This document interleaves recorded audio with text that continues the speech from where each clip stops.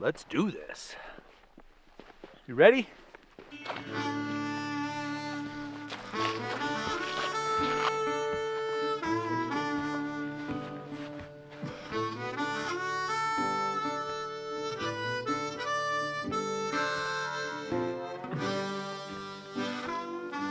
So I was driving down a dirt road and found a stranger that looks kind of cool, so I thought I'd pick him up and we'd go on a backpack trip together. I was surprised. I just showed a little leg and you were ready. It's all about that thigh, right? Ooh, icy. Well, it is desert season and I am so stoked to be back down in the Escalante area. It's awesome to have Eric with me today on this trip. We've been planning this for a long time and we've got some really, really neat things to see and check out that we're going to show you, obviously, but it's just good to hang out with Eric and be back in the desert. So we're going to have some fun. Let's do it! Woo.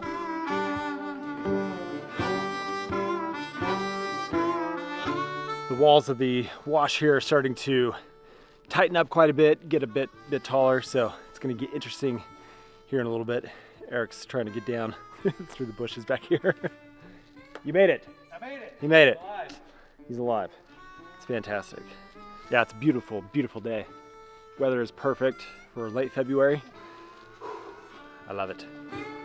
I might have taken us down a bad direction choice. Whoa, Devin, what is Whoa!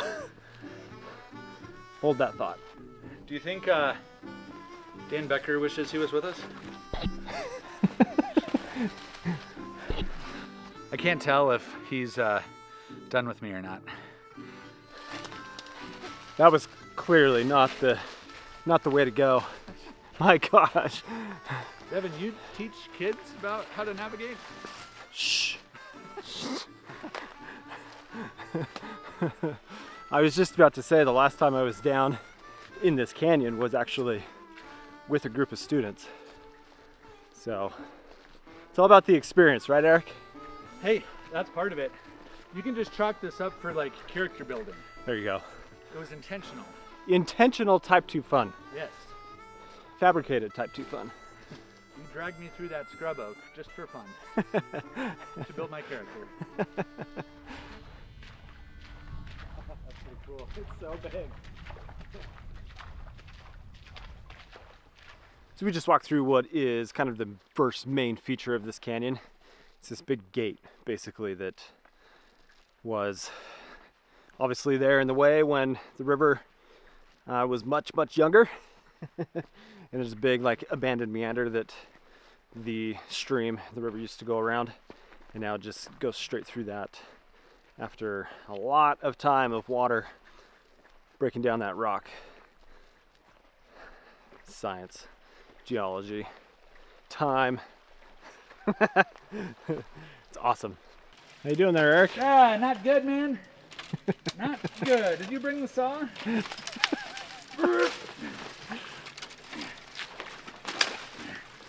You can watch me struggle my way through this. Would you like a hand?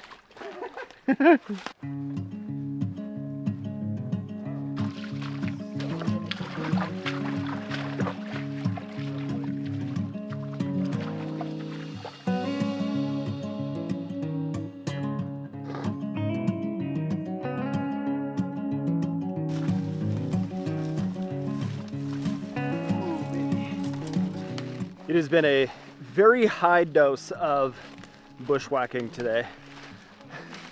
Eric got all scraped up on his calf, and the travel here in the Escalante area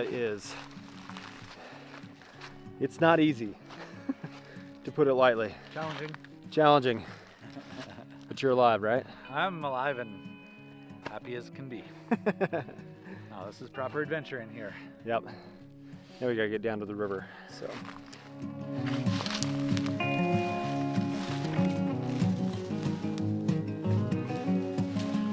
Not too bad. Doable.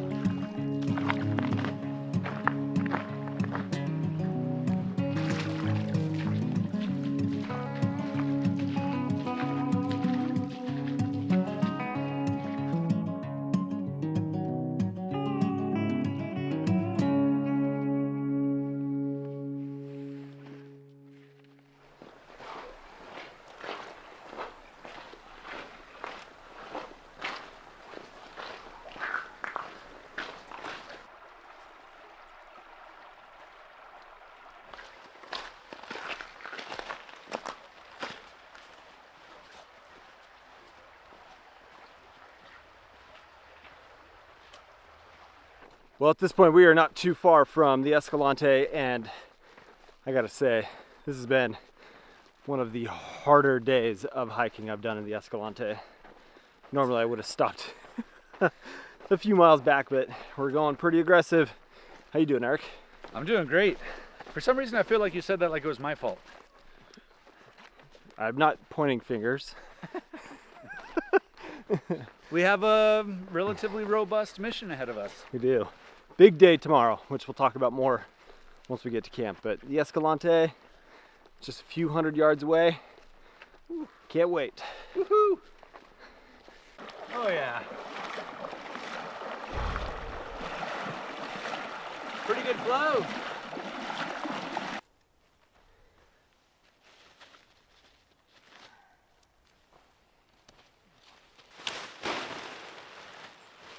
Okay, so I am working with a new sleeping pad on this trip. This is the Zenbivy Ultralight.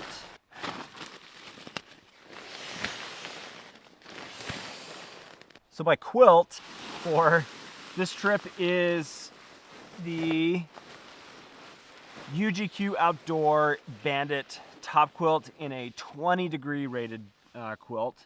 So I'm really excited to get another night on this. I've already had one night on it out in Michigan,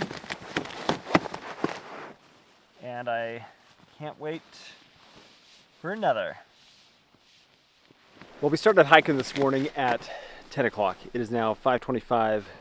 Both Eric and I have basically got our tents and beds set up, and so we're just moving towards getting water filtered, getting all the camp chores done, and then working on some dinner, which got some totally new things for dinner that we're going to talk about in a different video, so look for that. But Eric? Yes. How was your day? Any day in the canyons out here is amazing. I'm a happy guy. I feel like I'm in that point of like, okay, I'm exhausted until I get food in my belly. Yeah. Oh yeah, I feel that big time. I have an emergency rations of M&Ms just for such an occasion. Hey, there you go.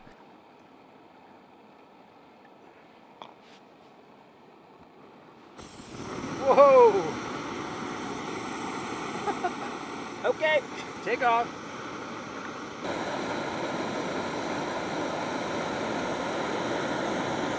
It's hopefully better than that.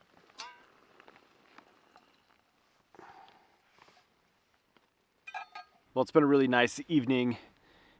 Eric's already done with his dinner, and I haven't even started mine yet. Oh, shots fired, bro. I still have half my meal left.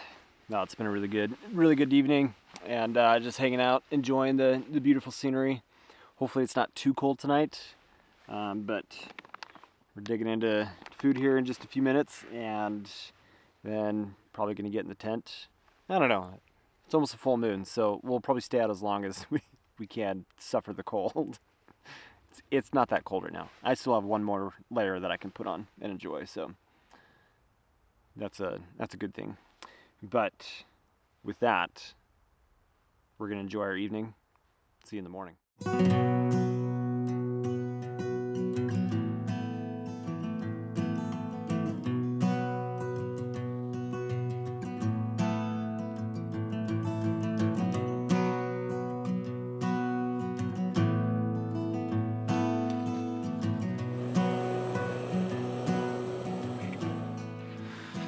Worried about this water bag just being an ice bag this morning. Yeah? Luckily there's still moving water in there.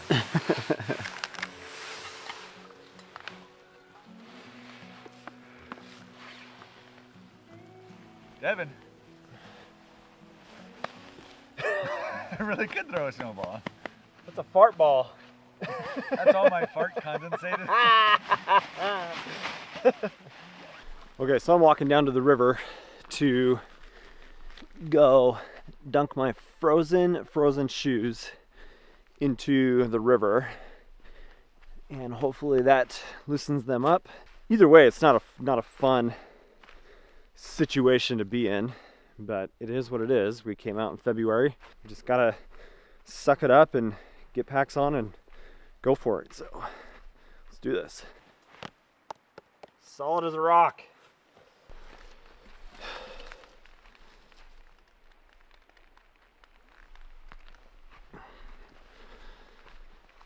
I'm not looking forward to this. Oh, good golly, Miss Molly. I'm not gonna lie, that hurts. That is a hurt cold. Eric's about to get his shoes on and then we're gonna get walking. But the plan today is we've got about 6.5 miles of river time. We're not gonna be in the river the whole time. Fingers crossed. The flow is a little bit higher than I expected it to be, so that's gonna be an interesting part of the game. Then from there, we're gonna go up a big sand dune and climb out on top and make our way to some potholes that hopefully have some water in them. We'll fill up with water, and then from there, we've got a really cool feature that we're gonna go check out that has been on my list to see for a long time, so I'm looking forward to that.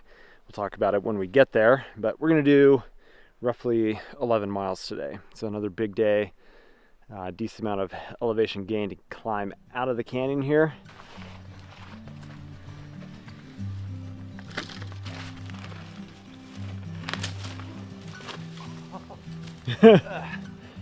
Low bridge.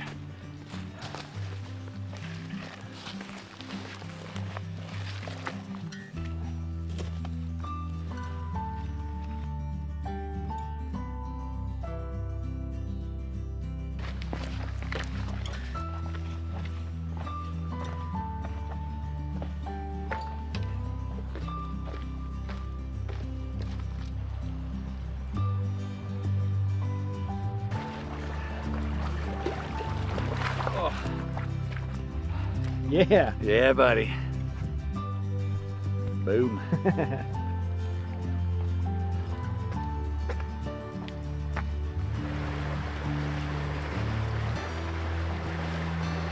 little swift.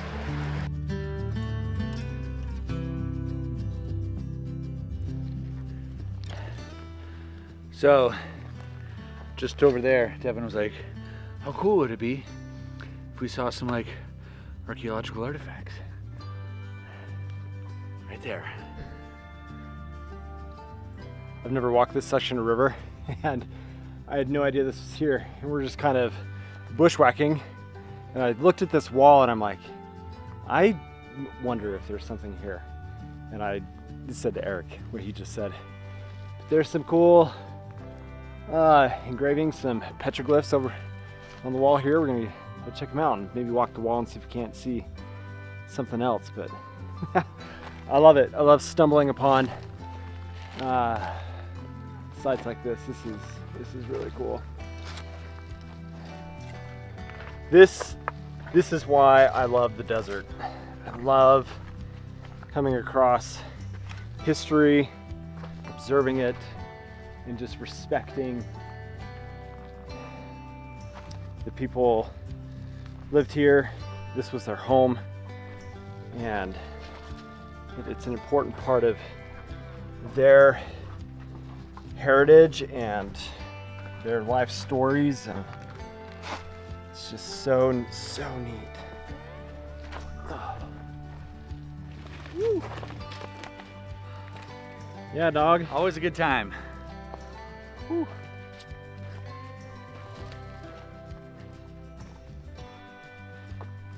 Well, at this point, it's been a good almost 4.5 miles of walking. It's been a lot slower than we anticipated, but that's okay.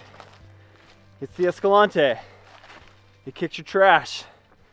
We've just been following cow paths pretty much the whole time. There's not established trails down here, but there are a lot of cattle paths, and it is bushwhack central. I'm getting beat up. Eric, you're a little dusty. Yeah, I'm leading the charge here right now. Devin's been lead bushwhacker most of the way. But yeah, you gotta take turns because somebody's gotta just push their way through all this trash. Look at this. Yeah. Doesn't this look like fun to everybody else? Woo! Yeah. It takes a certain soul that wants to do this. Luckily, I think this fits Devin and I's disposition. So we've reached the point where we're ready to exit the river, and I've got right behind me here mapped out as a potential exit opportunity. Otherwise, we've got to go around the river this way and add another quarter mile of river walking, which I don't think either of us want to do. Yep. So we're gonna go hopefully work our way up this ramp. Even if it's a little steeper, I'd rather do that than do more bushwhacking. The bushwhacking has been horrific today. I think we're done. Yeah. I think we're ready to be done with bushwhacking. Ready to be done. So wish us luck. We're going up a big sand dune, climbing out of the canyon. So here we go. All right, making the way up. It goes, and it looks like there's some other footprints here, which is so much nicer to climb these shelves than to have to go up a big huge sand dune, which we're going to be going into a sand dune, but this is way more manageable as an exit. So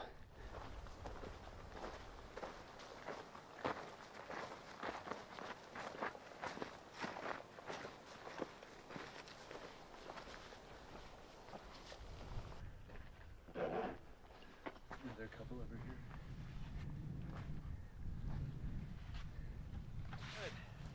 Good. Making our way out. Feels good. And the sand is actually really pleasant. Beautiful. Gorgeous color. Cool spot.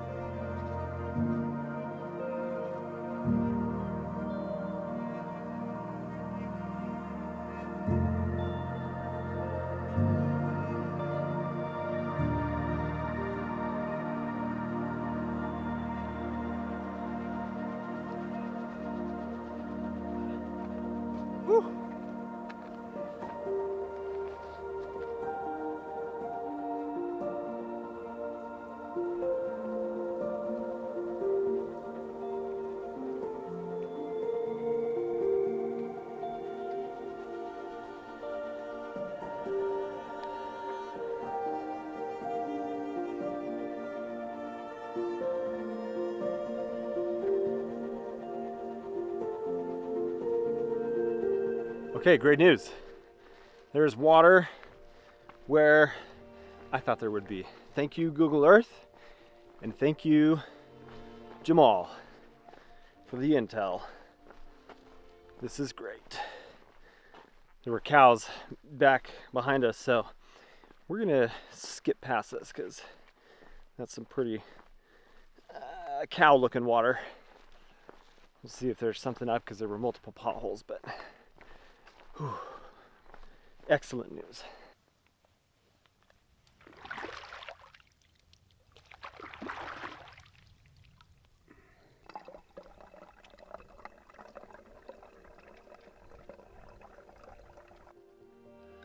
So right there in the middle of the frame, that is our destination. Seems like a long ways away from here.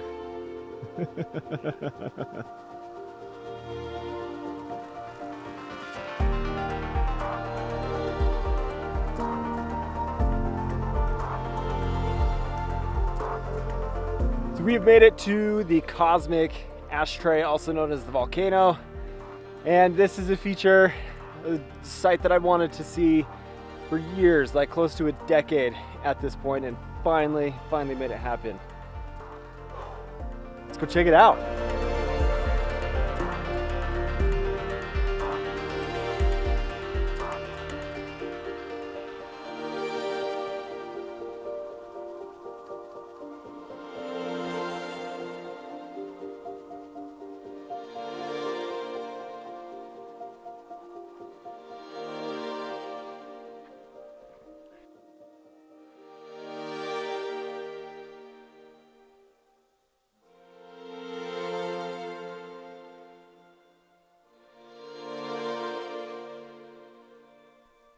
I love it. This is amazing. My knees hurt so bad that I don't really look how far Eric is over there. He's so tiny. Well, my knees hurt, so I'm not gonna go power through the sand. But good thing that's grippy.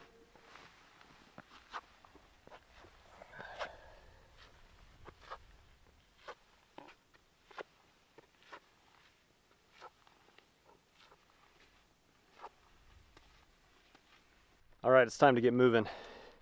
Bodies are tired. We got light just going away pretty quickly, some cloud cover. Just so happy to have finally been able to see the ashtray. That is a big checklist for me for the Escalante area. So, whew, did it. Let's go find camp and not die while we're at it. My knees feel like 80 years old. We have finally dropped the packs and we're posting up on the slick rock. And there's a pool of water over there. Carried all that water, all that weight, all that way to just have water right where we're gonna camp. Eric, dude, thank you for a solid day. That was great. It was a hard day. That was a hard day, but that's so rewarding out here. It's so fun. Yeah. Okay. We gotta get camp set up. Woo! Yeah, let's do it.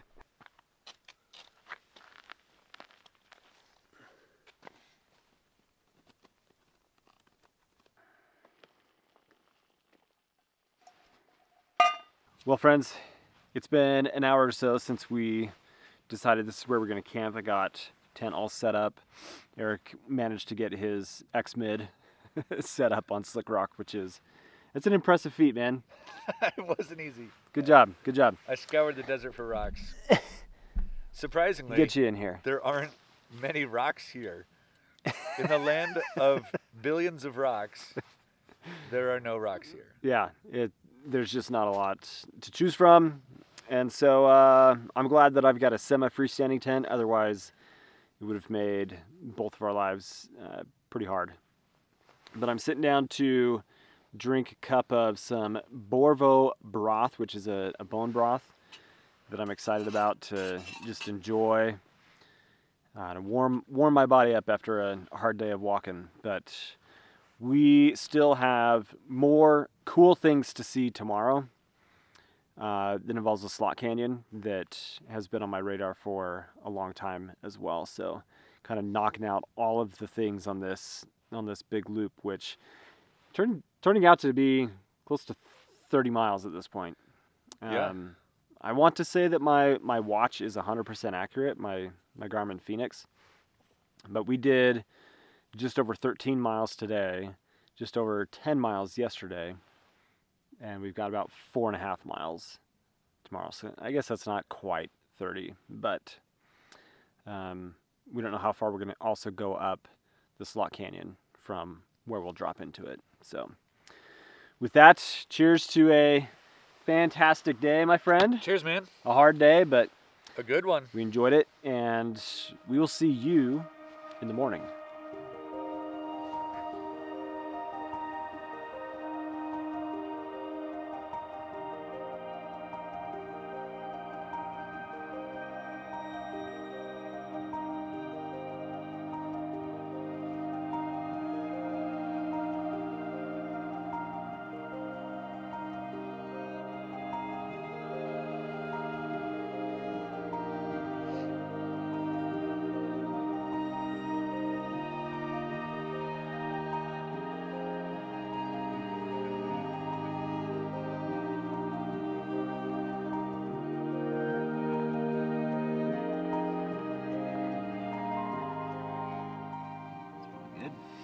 Thank you, sir. Morning is upon us, and it's time to get all packed up, starting to get things going. We're being a bit more casual today. It is way less cold than it was at 7 a.m. this morning. It was 29 degrees, so a full 10 degrees warmer than it was yesterday morning, and shoes are dry. We don't have to put on frozen shoes to start the day. We're gonna get packed up, and then we've got a slot canyon to go enjoy on our way back to the car. So let's get packed up and boogie on out of here.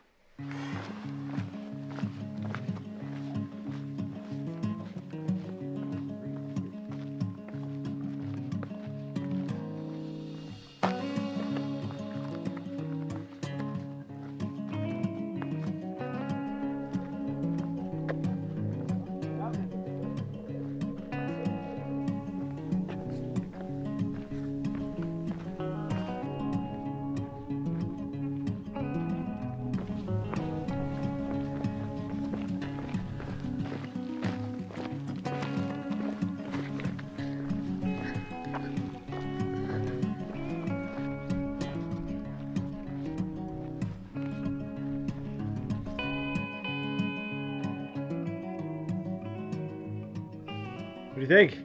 This wasn't on the map. It wasn't on the map. This is the joys of being in the desert in these canyons.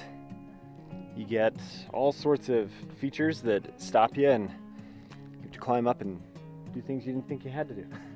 Yeah, I thought this was gonna be a cruise. And having never been here before, sure makes things interesting that way. I think we gotta go up. Yeah, I'd come up this. I'd come up over here. So it's possible that we could have gone on the other side. I feel like I led us astray a little bit, but we're trying to see if we can get down from this side. We got up all the way on the top, so this canyon's down here below me, and hoping that we're not totally cliffed out. Otherwise, we got to turn around and go to the other side. We shall see. So we're at the junction of where I had mapped for us to join the main fork of what's called Red Breaks Slot Canyon. And the gentleman that I follow that does a lot of hiking in this area, this is where I saw on his map that he made the jut out. But what we're trying to figure out is that's a decent drop. So Eric is actually trying to see if there's a better way up top that kind of bypasses some of this, or if it just makes sense to go ahead and shimmy on down that and let packs drag. But either way, it's just making smart decisions, that's all. How do we want to do the pack shuttle? Am I just gonna slide stuff down to you and just catch it? Yeah, I think so. So I'm going down. Here we go. Okay, so far isn't as steep as you would think. No, Devin, you need to see this is wild. This is like vertical limit, bruh. Oh yeah. Okay. That's the Committing. Oh. All right. You're in.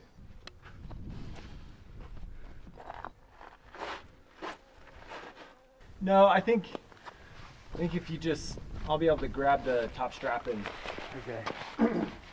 lower it enough.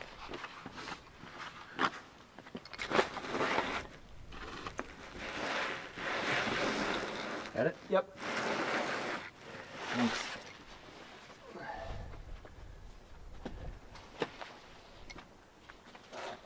Woo! Oh, okay. Nice.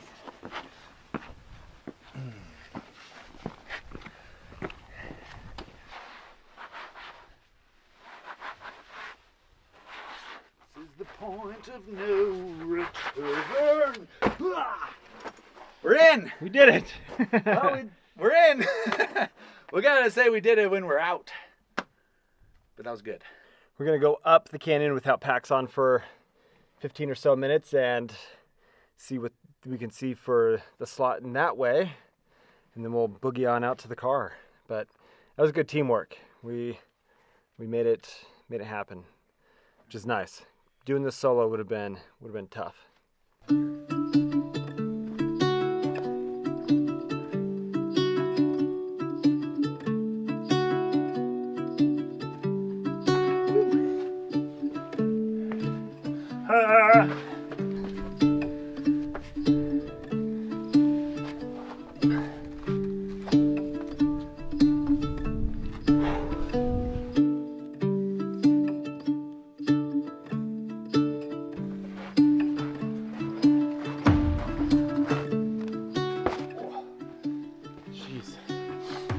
A lot more impact with the pack on. Yeah. That white pack looks awesome in this orange-red canyon.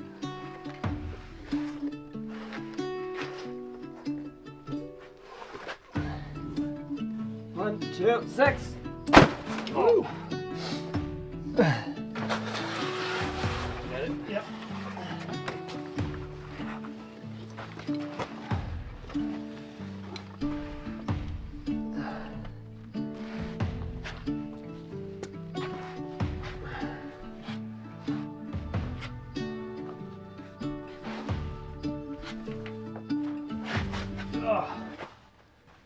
Tight.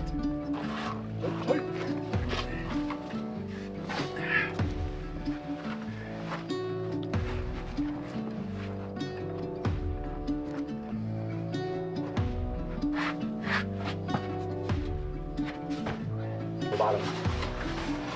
That was honestly pretty awkward.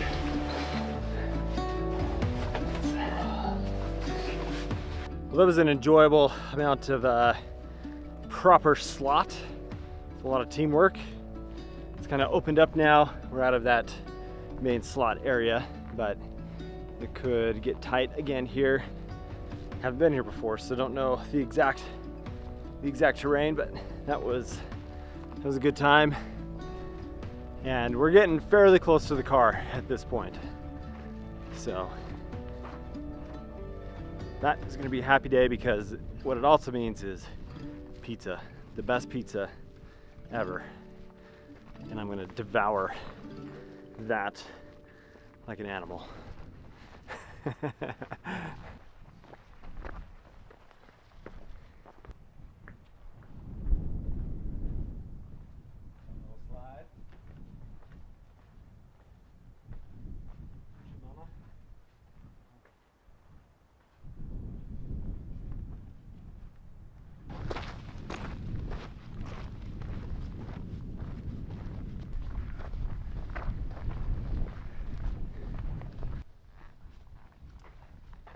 Oh, we made it! Dude. Back to the cars. Done deal. Ah, it was a fantastic, almost 30-mile loop, and it is so nice to be back to the car. Eric's the man. Such a good time to spend the weekend with him, get to know each other a little bit. Yeah, this was a great first date. And that was a good first date. I'll do it again. I'll go on a second date. Yep. And yeah, I don't really have much else to say, but that's a wrap. It was a great time, and it's pizza time. Should we get some pizza? Let's go get some pizza. Pizza time. Thanks, guys. See you later. I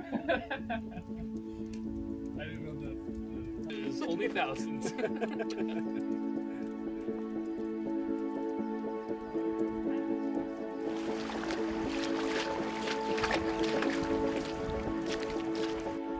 Well, it's an absolutely beautiful morning to be putting a pack on and going for a walk down the Paria River. This is a trip that I have been looking forward to doing for several years, since I did it about 7 years ago, 8 years ago at this point.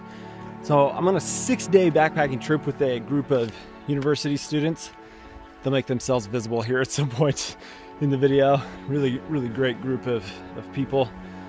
Excited to share the next 6 days with them.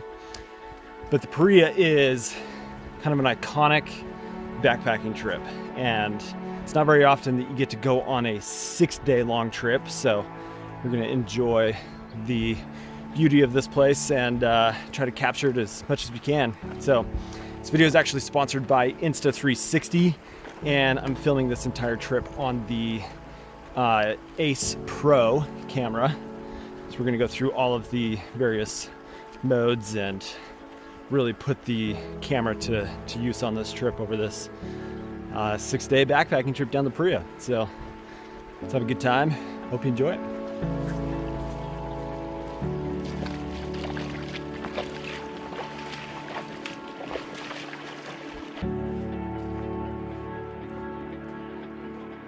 Making pretty good time here, and the walls are going to start to narrow up here pretty soon. We've been keeping a good pace because there's actually a pretty large group behind us that is pushing us a little bit. Want to make sure we get the best campsite possible. But I'm just so stoked to be down here. It's beautiful.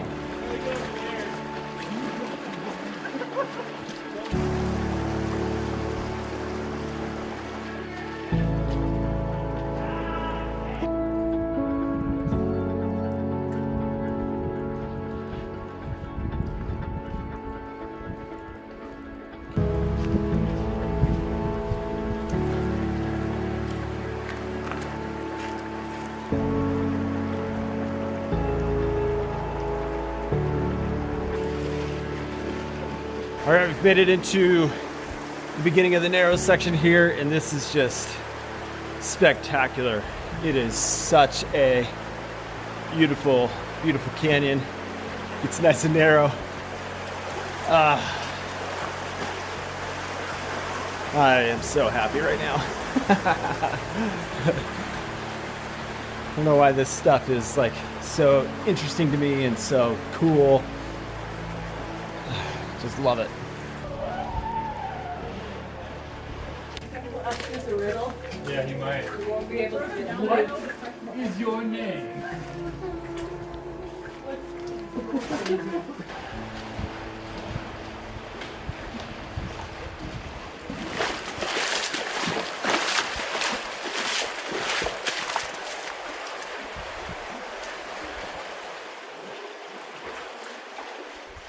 So the last time I hiked this canyon, the river was running at 90 CFS. For just comparison's sake, we're running at about 18 right now today. It's about ankle deep in most places.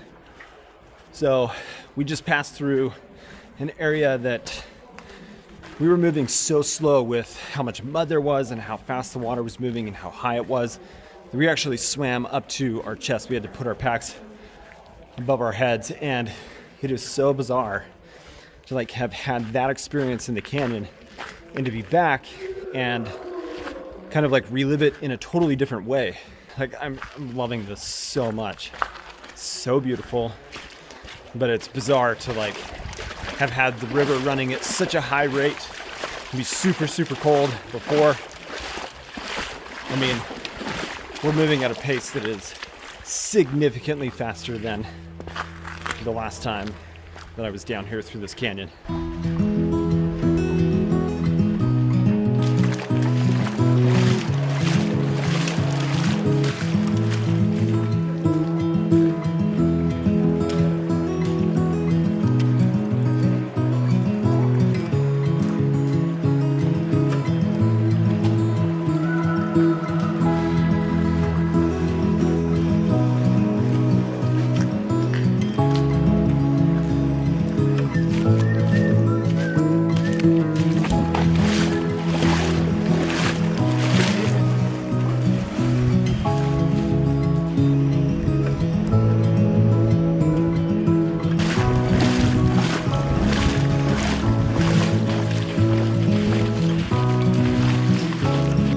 All right, we made it to the confluence. Yeah!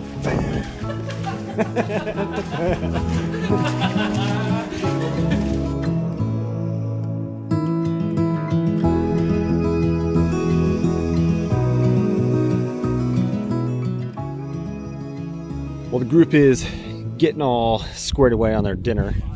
First dinner, they said. They're going to do a second dinner. But we're here at the confluence of Buckskin and got my tent set up here.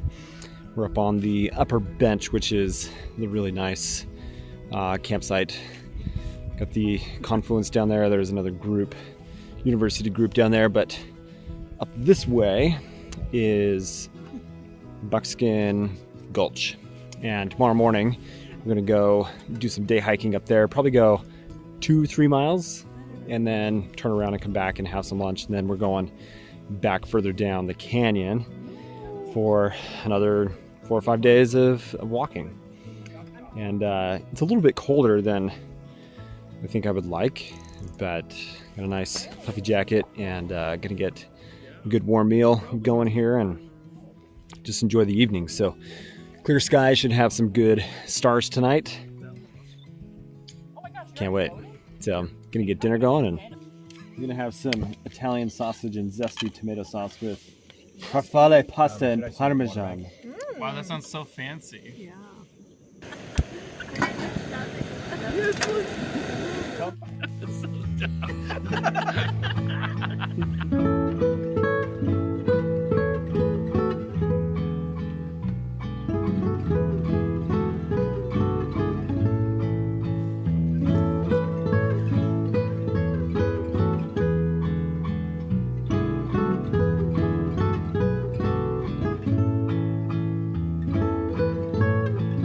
It's morning of day 2 here at the mouth of Buckskin Gulch. Everybody's getting packed up here. We're gonna head up canyon and go do day hike up Buckskin. And things are a little screwy time-wise with daylight savings being last night, but that's fine. We're just out here to enjoy ourselves. And yeah, we'll see how far we get up Buckskin today. It's cold. It's like freezing temperatures. About 35 is what it was this morning, but not too bad for the time of year. So let's head on up Buckskin and see what this canyon's all about.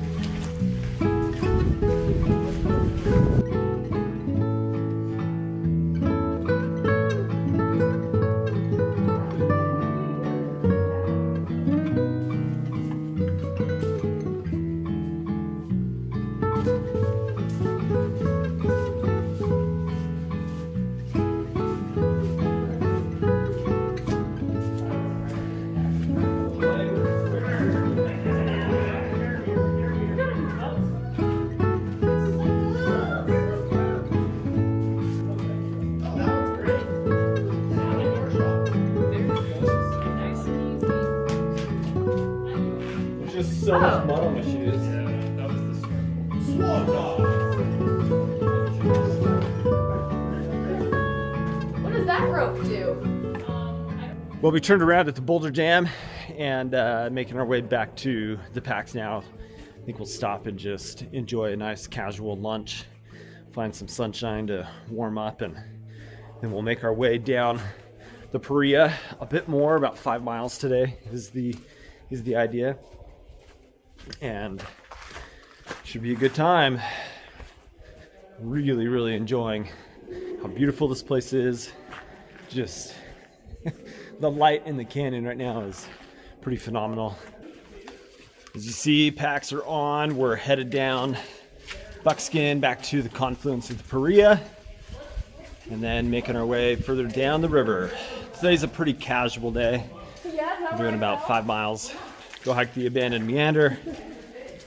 Just hang out. Enjoy a little bit more narrow section of the Paria. Oh yeah. Here it is. Wait,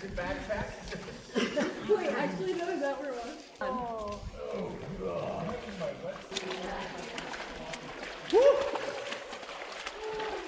Not gonna lie, that's some cold water. Fresh snow melt. I would say we're 45 to 40 degrees. That is cold. Good golly. All right, day 5, Devin here, just interrupting to share my experience here real quick with the Insta360 Ace Pro. I've been filming every single thing you've seen in this video on the Ace Pro, and it has been a fantastic experience. I love all of the different features that you have, the software being super user-friendly, and just the overall capabilities of this tiny little camera. I love the flip-up screen that gives the ability to like basically frame things really nice, and from a vlog perspective makes it nice to be able to see yourself in the frame and kind of what things look like. But when you're getting low down shots and such, you're able to flip that up and really get a good framing with the camera that way. I also love that the camera is an 8K sensor, but when you're shooting in a 4K, it's taking 4 pixels and creating a really sharp, high quality image for you to see that has a lot of information, really good dynamic range.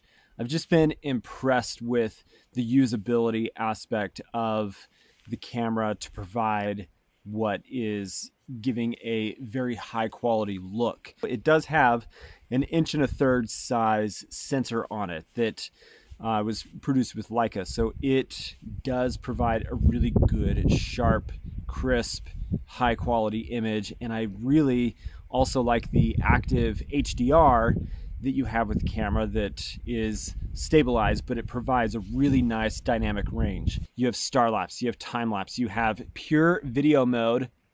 That's kind of like an AI type of thing where in low light, it has a really nice dynamic range and gives you really good picture quality from that. And then your standard video mode with a lot of like frame rate selections, just so much about this camera I have thoroughly enjoyed. And in this kind of setting, it's worked out really well. I've got it on the tripod selfie stick. I've got the attachment to the backpack, that quick release backpack mount. I like it. And right now you can save $50 on the Insta360 Ace Pro camera and get some free stuff when you use my link below. So check the video description for that link. I think we should all pull out a wag bag and take turns. So the canyon's opened up quite a bit, and you get these really big, huge, tall walls. Spreads the river out quite a bit. I mean, look at this. Oh, it's so cool.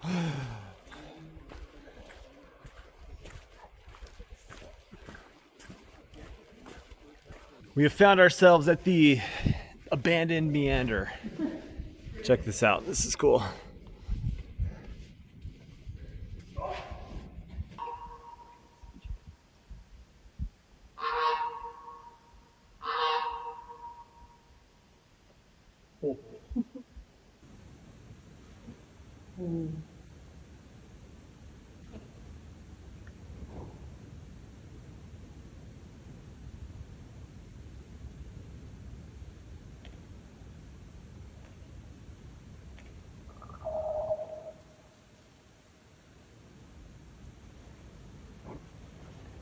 Well, we meandered the meander and now have meandered to camp. So we're gonna get things set up here. We're next to one of the main springs called Big Spring. I'm gonna set up over here and get things unloaded and packed and all set up so I can have a nice cozy night and eat some good dinner. And then we're gonna do some activities as a group and just enjoy ourselves. So it's a good camp setup.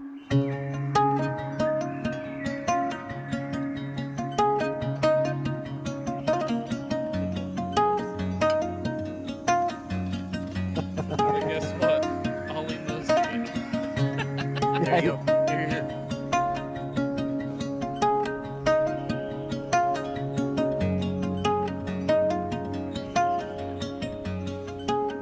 Well, it's been a busy evening and just kind of getting settled in for bedtime. I've been messing around with a mouse in camp, which happens very often with these like popular places that everybody camps every single year. So the animals just get trained on there being food available. So it was a good time, but it's time to call it a night and get a good night of rest and We've got some potential weather moving in, so that could make some decisions on kind of what we plan to do for the remainder of the trip. But we'll see what happens. So, see you in the morning.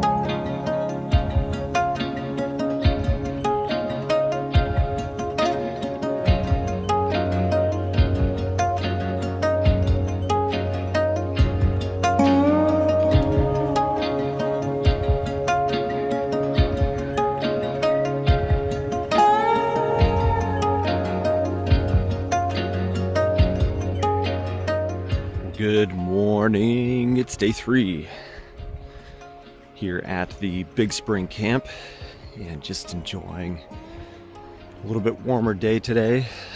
At least it's warmer waking up here and take a nice casual morning to get things packed up and just enjoy ourselves. Everybody's waking up. Love it.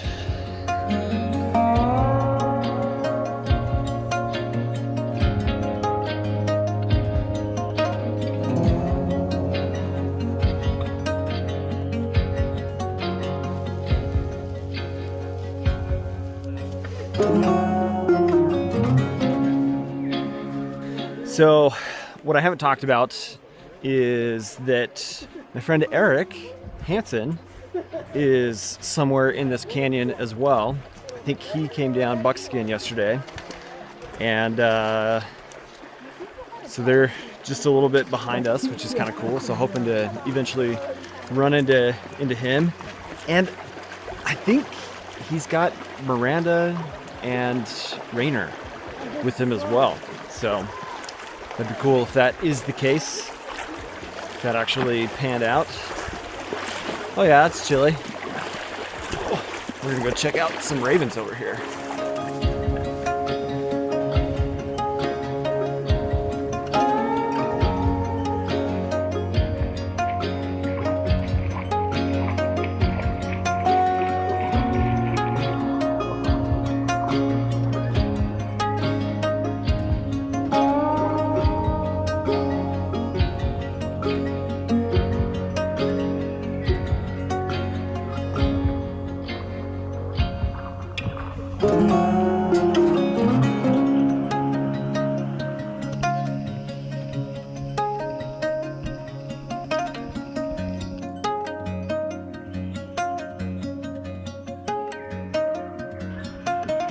Lunchtime, right? Maybe. Caleb is the leader of the day, so he's in charge. I am off the clock. You can eat lunch. I'm gonna have the same thing I've had the last 3 days. Actually, I'm gonna have peanut butter and jelly tortilla, and then follow up with cheese and pepperoni tortilla. Well, it's really turning out to be a nice day today. Canyon is still so pretty, and the walls down here are huge. Like, it's so tall. It's still pretty narrow, you can see behind me here, but we do potentially have some weather moving in, so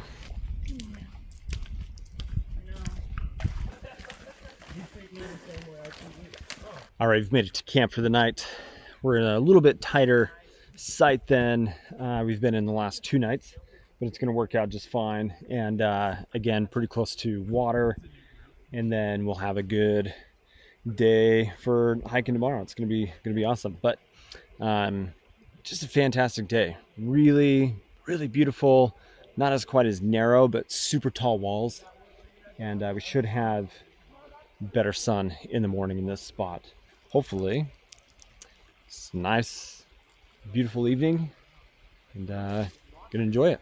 So this is my second trip with the new Zenbivy Flex Air ultralight sleeping pad, and this has an R value of 5, and we've been down into freezing temperatures and such for this trip, and for the last trip that I was on, 19 degrees overnight for one, and then 29.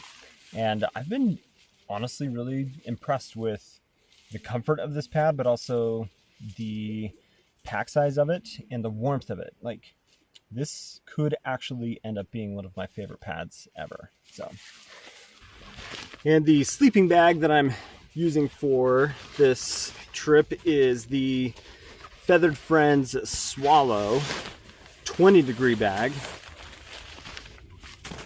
When I've had my Western mountaineering in the past, I've had more people say you need to check out a Feathered Friends and essentially compare it. And so far, this has been a very, very comfortable and enjoyable sleep experience. It's been plenty warm, it's lightweight, it packs small, and yeah, zipper doesn't get stuck hardly at all. It's been a great, great time so far. Love it.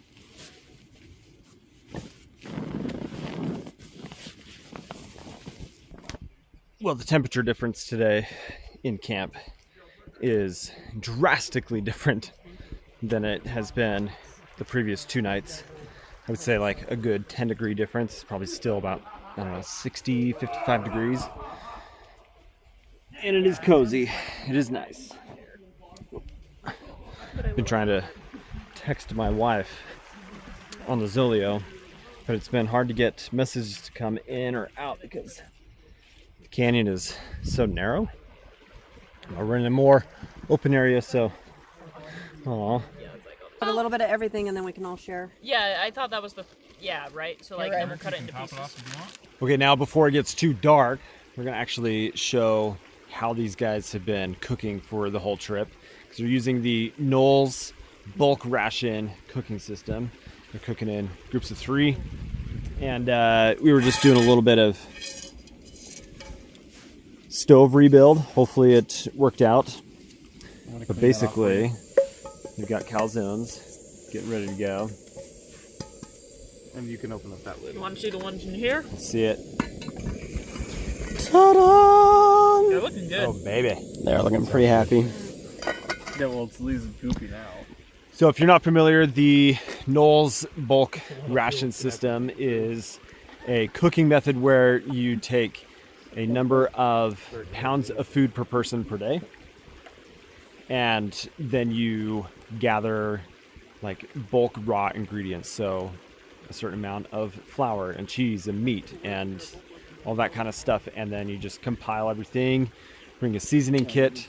And so they've made all sorts of cool meals. We've got calzones tonight. Last night, these guys made a like rice jambalaya that had beans and chicken, and I took a bite of it, and it was seriously really good. So it's a pretty cool way to have that one little braid coming down to do things.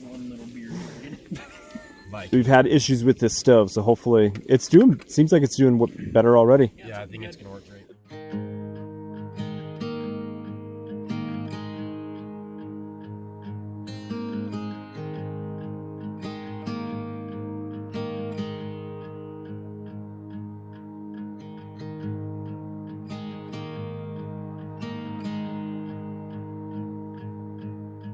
Well, good morning, everybody.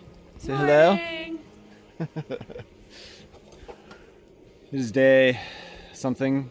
I don't know what it is. 4? Day 4. We are going to go check out Rather Arch today. Getting breakfast all done. About 8 miles of walking. And hopefully it doesn't rain on us. That's the hope for today. So, time to get packed up. Get in the cold water. Who's ready? Never readier. Never readier. Never readier. Let's do it. Walking has begun. The clouds are more present today. We're also getting an earlier start, so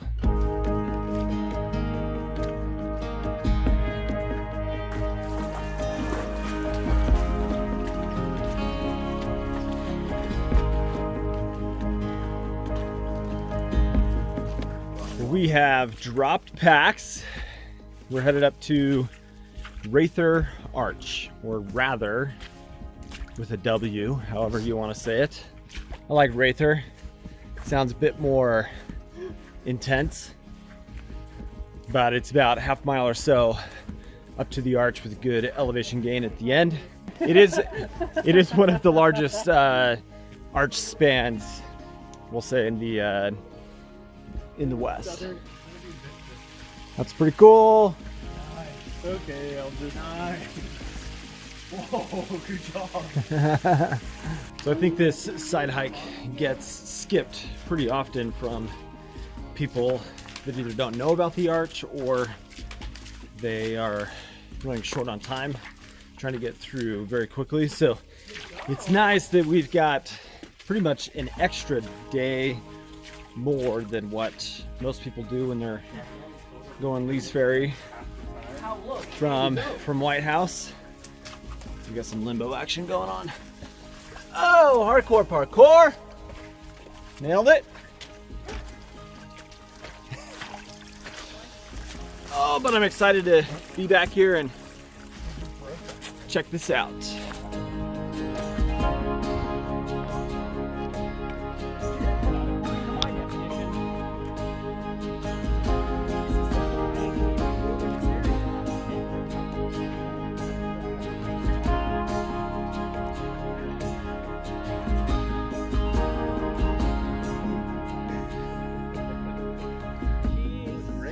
Super epic and Go, awesome. Okay, now Wait, close your mouth and smile. wow. He's so strong. I made the group stop so that we could go check out a panel of petroglyphs that I didn't know was here. Look to my left and boom. Oh, there they were. So we're gonna go take a look. Oh, cool.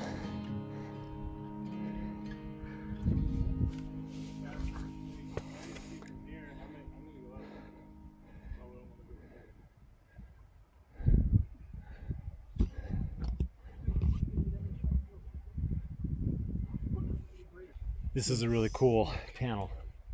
There's a lot more going on here than you can see down from the river.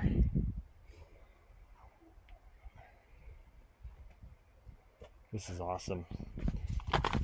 There's more this way.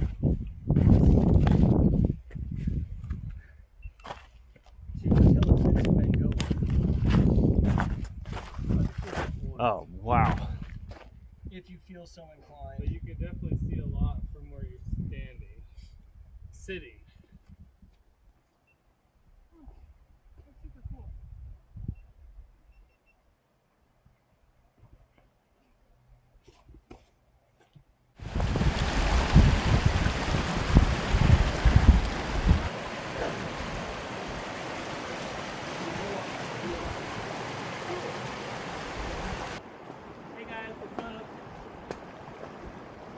We'll talk about experiencing 3 seasons in 1 week. The wind is still just kind of gnarly and it's cooling down and the sun is now getting lower in the sky, but we are in our camp for the night and hopefully the wind doesn't get too crazy so we can eat and enjoy ourselves without having to run off to our shelters.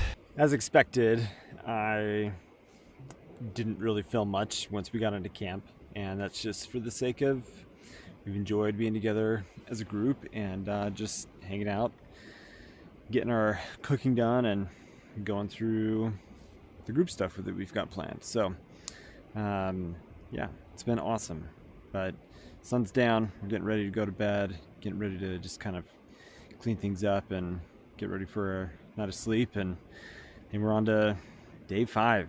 That said, I'm gonna go to bed and we'll see you in the morning.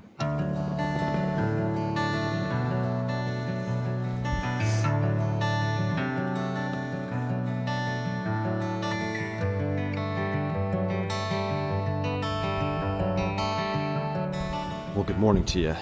It's just another beautiful morning here next to the river, and we're just getting things going today.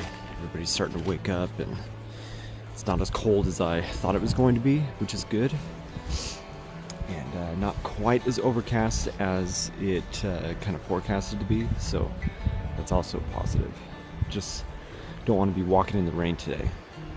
We're going to do about 9 miles to Wilson Ranch, and then from there we'll just have a nice short day out tomorrow. But logistically we can't go out today for a couple different reasons, but it's only about 12 miles back to the car, so definitely doable. But one more night. We're getting the party started. Blue skies, which is beautiful. So happy about that. But who knows what's gonna happen tonight. And it's windy, it's cold, but getting walking to get warmed up and get closer to the car today. Last night was a good camp. I like that campsite right next to the river. High enough though that if you had any kind of flash event, wouldn't be an issue. And yeah, should be a good day. We're doing 9 miles ish. We'll see how everybody's feeling. Make a quick exit tomorrow. And we'll call it.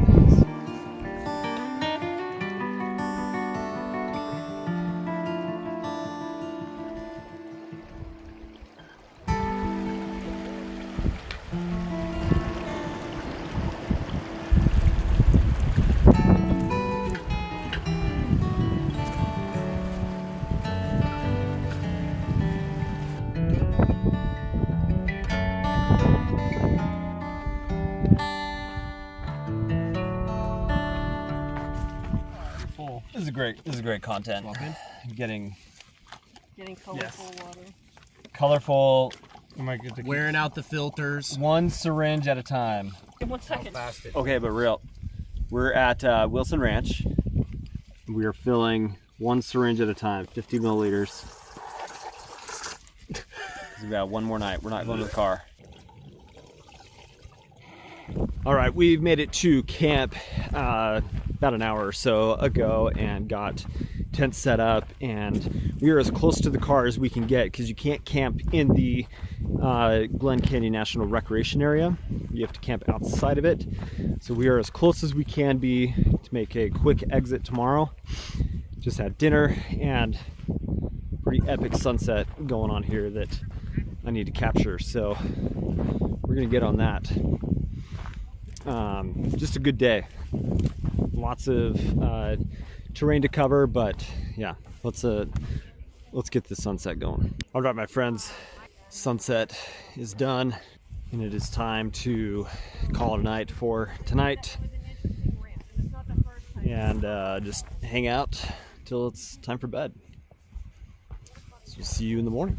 6 a.m. Getting things all packed up, and we had some rain last night. It's gonna make packing up hopefully not too difficult, but first rain of the trip, which is kind of nice. And just getting a quick exit out of here because we've got about a 6.5, 7 hour drive to get home. So here we go.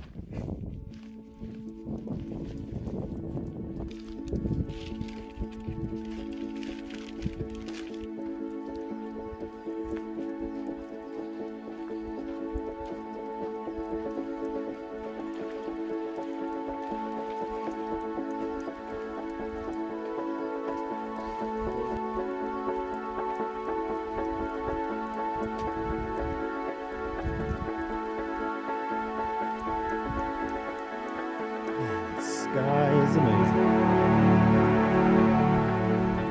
Man, despite having rain last night, it is a cold morning, but it is so pretty. The sunrise with clouds, like, it's so good. Oh, man. I'm ready to be done, be back to the car, which maybe have a mile left at this point. But what an experience this trip has been. So much fun to hang out with all these guys. Just an amazing group and an incredible place. Can't ask for anything better. Sorry to be a cliche, but I'm gonna be. All right, just a little bit longer.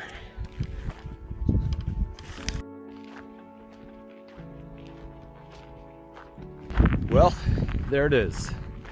The Paria is done. I am on the gravel road. The group is gathering as I am walking to get the van. What a phenomenal trip. Let's see if I can remember to get high fives from everybody here on camera. But if not, thanks for coming along. Thanks for joining. Thanks to Insta360 for sponsoring this video. Check out the Ace Pro camera. Super cool. And yeah, awesome experience. I'm just freaking stoked. Now it's time to get home for my daughter's birthday today. So thanks guys. We'll see you later.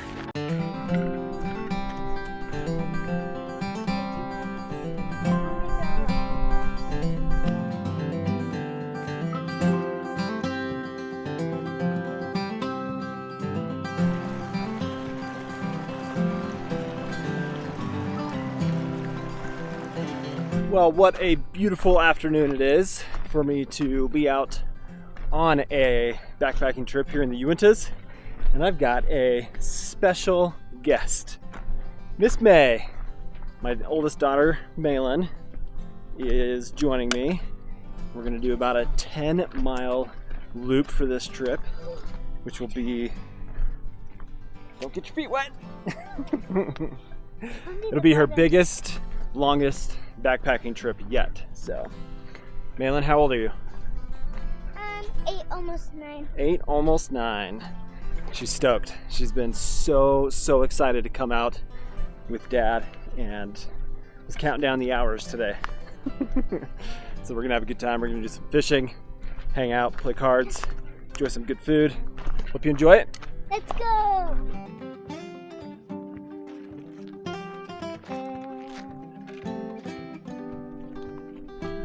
So I know there's a few curious minds out there of what is in Malin's backpack versus what is in my backpack.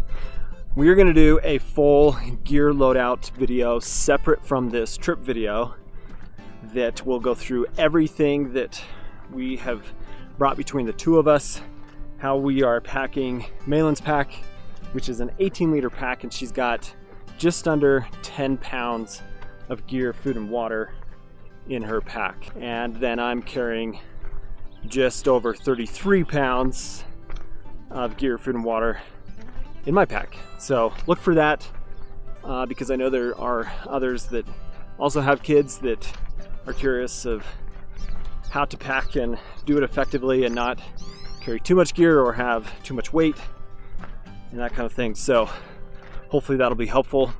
Okay, so Malin's most important piece of gear that she's got is what? Mr. Fox. Mr. Fox. He's got a front row seat for the trail in the back. Mr. Fox has been around since Malin was born, and he's been on every single camping trip that we've been on and backpacking trip, and he's seen a lot. He's a good hiking buddy.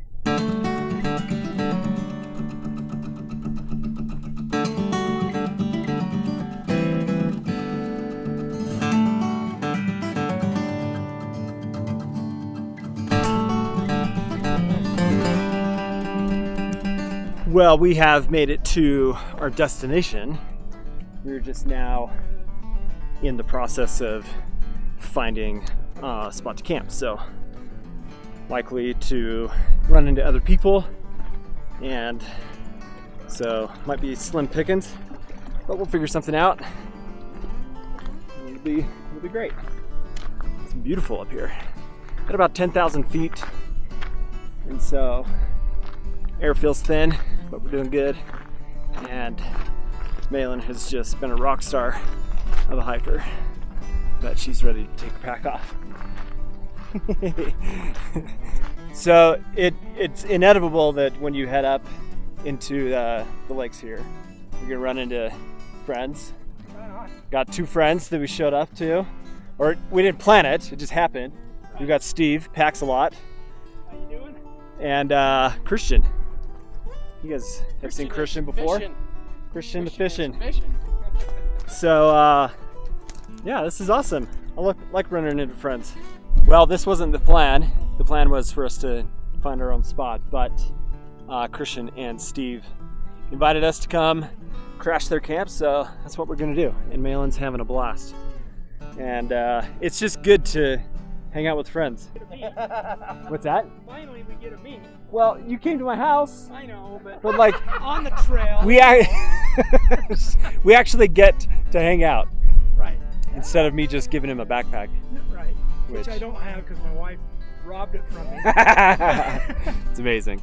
I gave him a Waymark Dark Sky to try at one point. So anyway, Steve's got a freeze dryer, and he gifted Malin she's just been a little dancing queen. She's freaking stoked. She's having a blast. Yeah, she's awesome. But yeah, freeze dried Skittles, and then Culver's. We have Culver's here in Utah, and they make amazing custard. You freeze dried custard. What was the flavor? It's just vanilla. Vanilla. Yeah. So we're gonna try that later. It's my favorite snack on the trail from the freeze dryer. Yeah, it's by far. It's an amazing thing to have ice cream around a campfire in the mountains. Come on. Yeah, it's fantastic. Anyway, I'm kind of feeling the elevation, and so I'm also hungry, and so it's time to eat some food, get things set up, and enjoy hanging out with our friends. So this is awesome. All right, May, what are you having for dinner? Rainbow mac and cheese. Rainbow mac and cheese.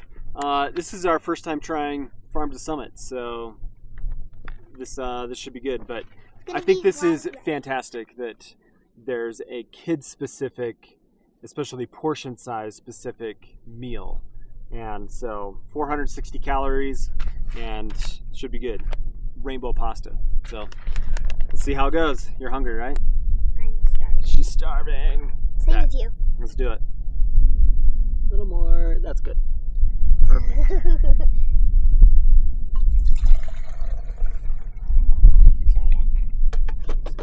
All right, so we're trying out all sorts of different meals after having a peak refuel for so long. So this is Mary Jane's Farm. I bought this to try cheddar herb pasta, and then we've also actually got some brownies. We'll see if we do brownies tonight or tomorrow night. We'll see how we're feeling.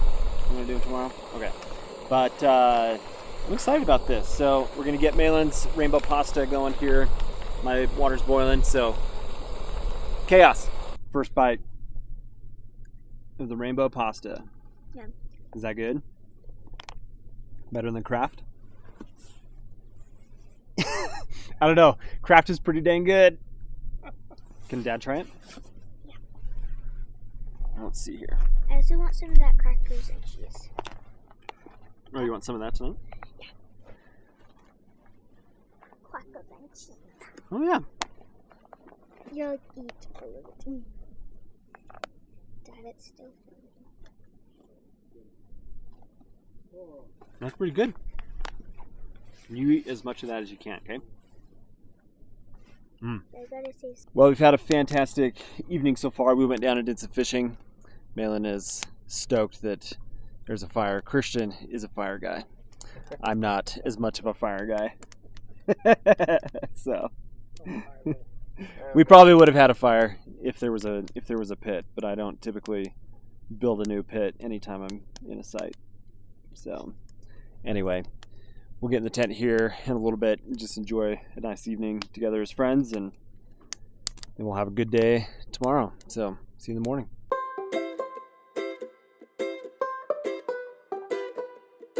Well, good morning to you. It is a fabulous morning. It's about 8 o'clock. We slept in a little bit, but you deserve that when you're just hanging out, having a good time.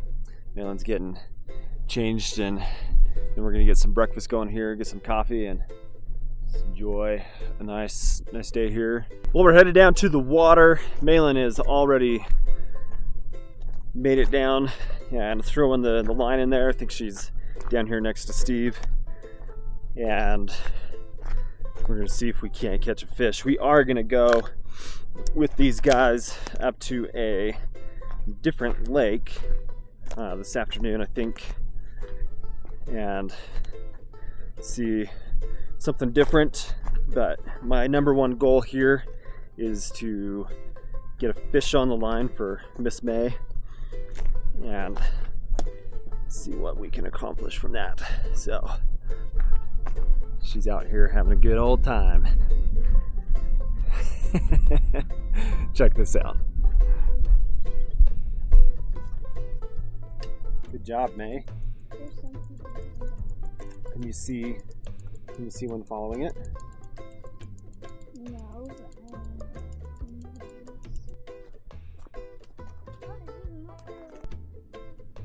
Kind of like you're trying to kind of make it dance. I got a fish. You got a fish? Yay! Hold on. Keep reeling. Just keep reeling it in. Malin! Yeah, girl! Steve, you're gonna get your close zero. I'm trying. Dad, help! Hey, hold on. I'm coming. Dad, help! I'm coming. That's so rad, babe. I can't. Whoa! Look it! Help! Nice job. Hey, Grab it! you're good. Malin! That is a good fish. You're aggressive. May, that was so awesome, dude. That's the first time I've ever caught a fish in my life. Not a joke. Yeah! Good job, girl. That was so cool. All right, she's going for round 2. Okay, here we go. Dad, I need you to be close to me. May's got another fish. He's got another fish. Hey.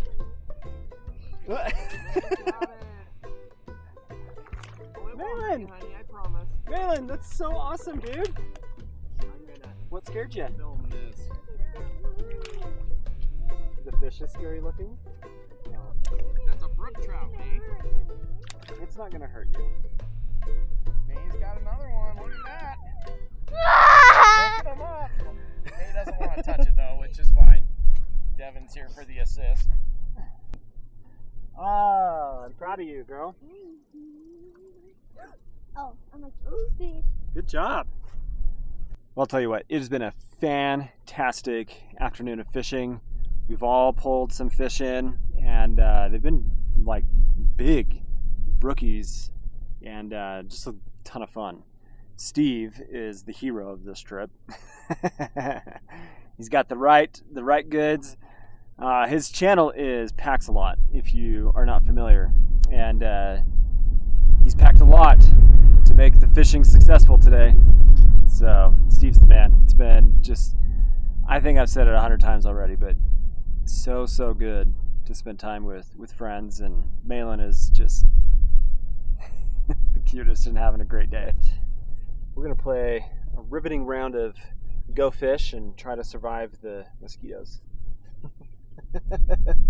The mosquitoes are pretty bad. It's not so bad once the wind is blowing, but the joys of this time of year. Do you have a red 3? I just barely got it. Got dinner going. Getting Malin all set up here first. She loves the Peak Refuel Alfredo. So for my dinner, I've got something pretty special here. This is a first taste of a brand new meal company, Trail Goods Co. that my good friend Luke is starting. So he sent me some samples to try. This is creamy Cajun chicken pasta. I've not ever tried this. I did try one of his other meals, which was an egg roll, and it was fantastic. So follow him on Instagram. He doesn't have a website yet. You're so funny.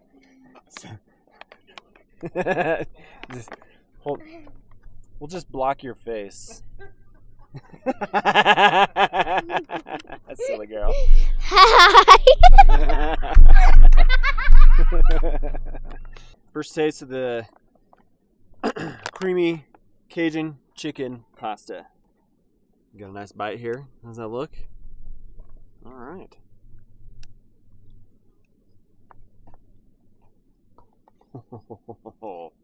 It's got a nice spice to it.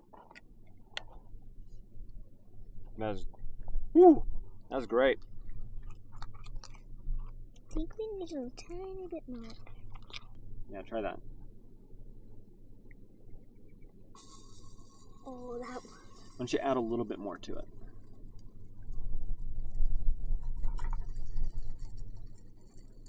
Okay.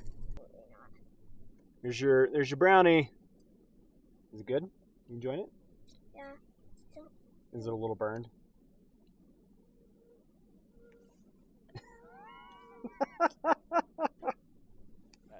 Well, May, you had a good day? I asked her just a second ago what her favorite thing today was. It was probably catching all the fish because it was super cool. It was the first ever fish I've ever caught in my life. All by yourself? Well, yeah, it is the first fish you've ever caught. Amazing. I'm so proud of you. Because I haven't gone fishing in like 3 years. I know. She's amazing. I'm like, if you have kids, get them outside, spend time outside with them, because they're just the funnest. They're just the best.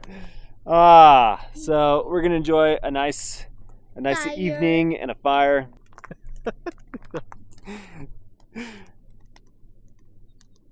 I love her. She's amazing.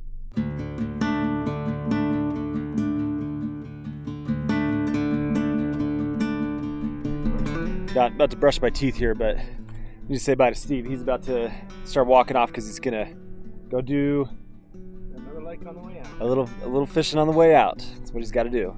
Christian, awesome having you. Thanks for having us. Oh, absolutely. Anytime, man. You guys are always welcome. It wasn't the plan. This was not the plan, but it worked out, and finally got to spend a weekend with Steve. Time, yeah. Another trip with Christian in the books. May had a great time, and these two gentlemen were so good to Malin. As the dad, it means a lot. Thanks for treating her so good. So, all right, we're gonna get on the trail. Malin's cold. Packs are ready. I gotta brush my teeth though.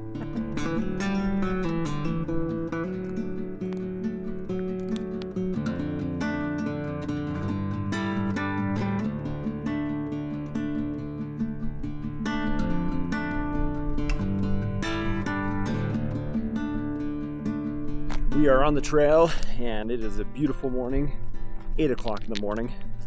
So we're getting a pretty early exit here. But man, seriously, just such a good weekend. Really proud of Malin. She has been such a champ. She's got some gnarly mosquito bites all over her legs. And that's not without like a lack of effort to keep the bug spray on you. Lathering up with Picardin and using the bug repellent devices, but sometimes they're just bad. So got a 4-mile hike out, and we're just gonna enjoy this beautiful morning. So enjoy it with us.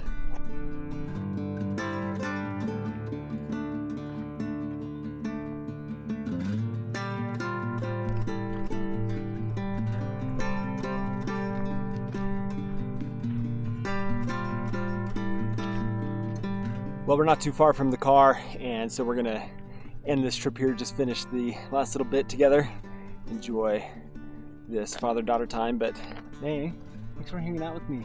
You're welcome. Did you have a good time? Yes. I want to go camping anytime that we can. That's my girl. And this is super, super, duper, duper, duper, duper, duper, duper, duper cold. Do you have any tips for other kids? No.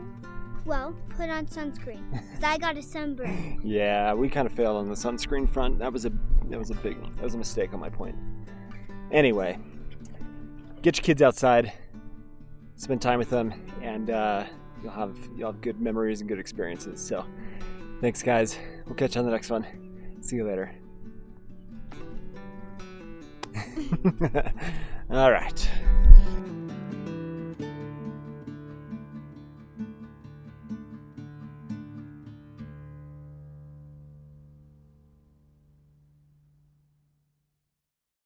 Got Ben Peterson from NAFS and Hamilton. I don't even know your last name. Noel. Hamilton Noel. I'm just showing up to hang out with strangers. Okay, this is how this is working. This trip is dictated strictly by coin flips.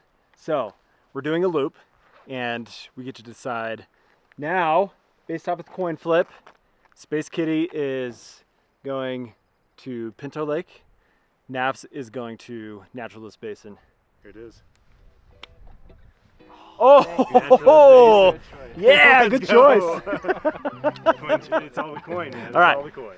We'll share more as we get on trail. So here we go.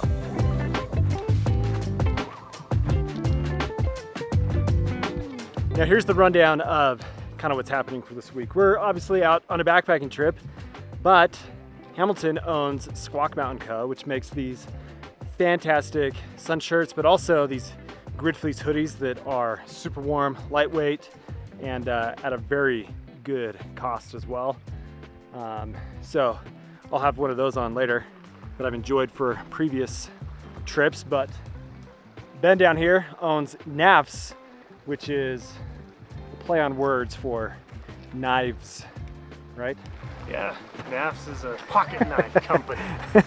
So he makes and designed this cool knife here. The Lander has several iterations. What do you got on your hip there? Dude, I got a Lulu, man. A Lulu. Check this out. If you've been to Montana, Cook City, man. Cook City. Check that buddy out. So we'll have some fun with this a little later. But I have questions for Hamilton and questions for Ben.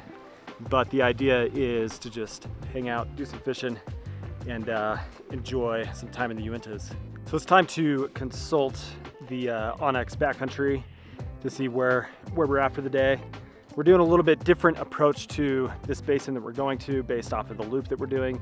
It's a little bit less of a popular route.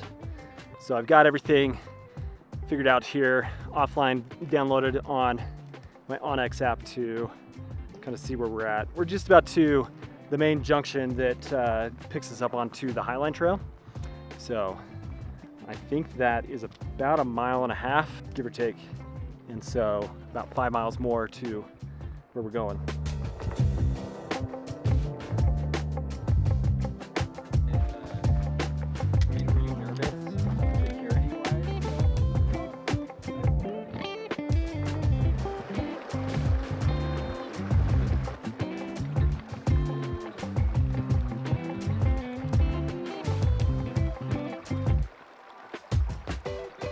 Okay, what are we? We're coin flipping. Have you guys seen this coin? I'm sure. Will it focus? It's not gonna focus. Forget about it. That's in Space City. Like, I can't see. I can't see it. There's your coin. What are we deciding? Everman Lake? Everman or Jordan? Everman is tails, Jordan is heads. All right. Ready? Everman it is. Everman it is. All right. Is that this one? No, it's Okay. not. Dang it. It's just 5 more miles. So. 5 more miles. No, this is fun because now we don't have to be around all the scout groups. Yeah. We'll see. They do have Rice Krispies though. They do have Rice Krispies and pork hoagies. The so coin has really worked out. The coin has worked out. The coin knows. We're going to Naturalist first. Yeah, which And is then, what we wanted to do. Everman. Yeah. So Let's go. yeah, we're going this way. So we have made it to camp. The mosquitoes are already bugging, mosquitoing, but we got water. Now we're trying to decide, do we actually swim or are we gonna wimp out? That's a coin toss. I'm nervous about this. Secretly, I don't want to swim now. Kitty is swim. Kitty is swim. Cats love water today. Oh, you don't have to swim. Oh, look at that. Okay, maybe tomorrow. I'm going swimming. You don't have to. I brought a hammock on this trip, the Superior Gear Starlight, with the Superior Gear comforter. So I've got a tree, a little small, but it's kind of the best option with all the dead trees that are around. So we'll see how that goes. But these guys are going to share a tent, and I'm going to be off the ground. Well, it's all set up, but I hope it goes well. Just because I'm not one that really loves gathered in hammocks, but we're gonna try the Superior one and see how it goes. And I'm going to keep the tarp probably not deployed tonight and see how the weather goes. It's supposed to be really nice. Fingers crossed. I want it to go well. Coin flip. Wait. Chili mac with beef or the Mountain rice House and flip. chicken. Okay, chili mac is heads. Chili Mac's heads. Oh, chili mac. Yeah! I'm sorry, Hamilton. Amazing. All right, flip for me. Outdoor pantry, home style turkey dinner, packet gourmet, Texas State Fair chili. Tails. Tails. Yep. Home style turkey dinner. Chili comes tomorrow. Chili comes tomorrow.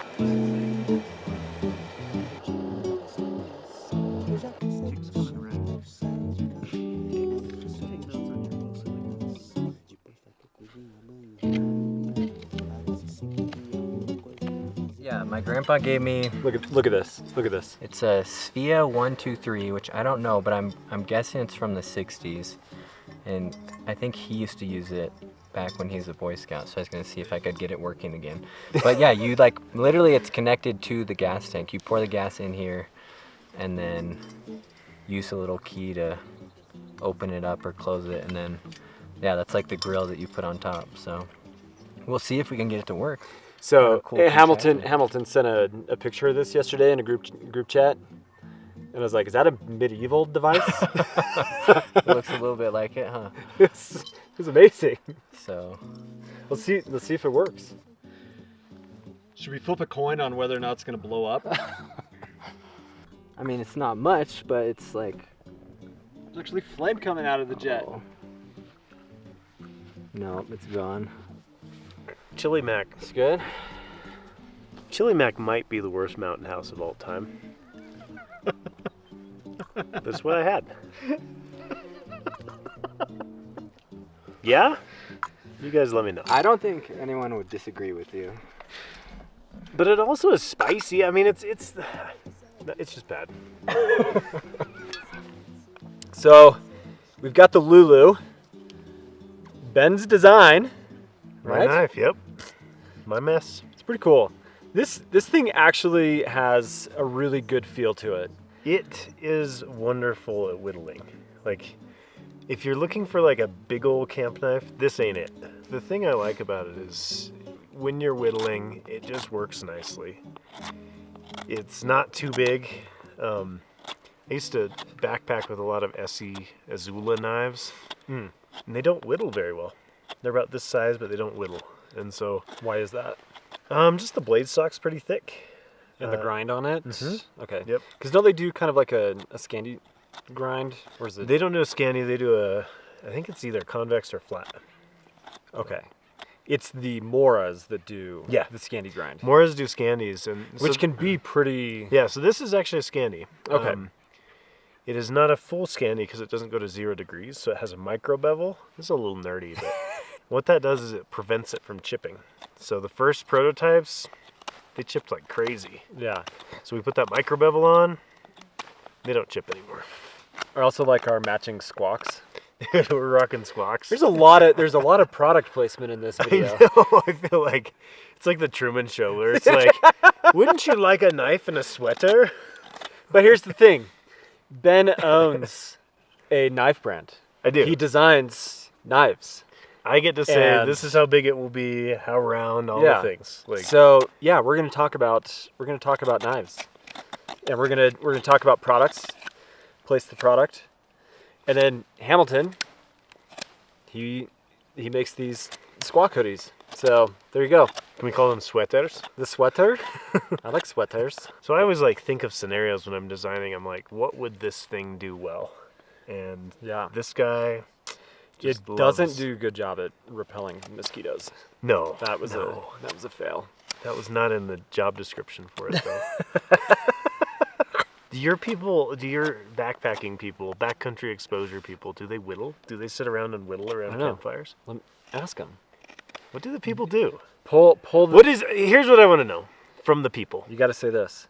Leave down in the comments. Oh, is this how we YouTube? Down in the comments, I want to know what you do when you're out.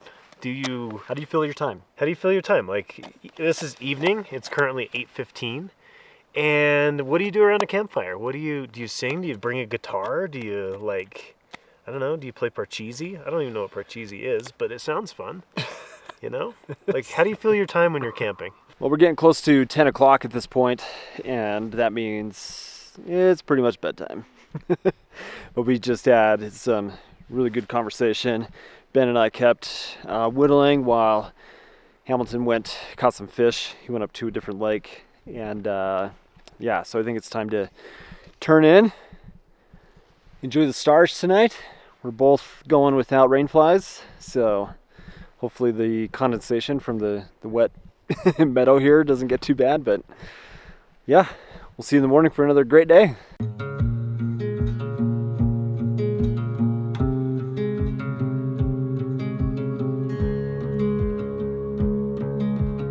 Morning is upon us. How did everybody do last night? Pretty good. Is the tent big enough? Not bad. Tent was great. It's a 3-man, so we got plenty of room. Yeah, it's a beautiful morning. Beautiful morning. Check out this bright orange. Yeah, look at this color. Do you like that? I think it's like sunrise orange or See something like that. through everywhere. Yeah. So what is this? Won't lose me. So this is one of our Alpha Direct prototypes. We'll probably come out with one in the next 3 months. It's ultralight fabric. For those who aren't familiar with Alpha Direct, it breathes super well. But then you throw a layer on top of it and it insulates really well, almost like a down.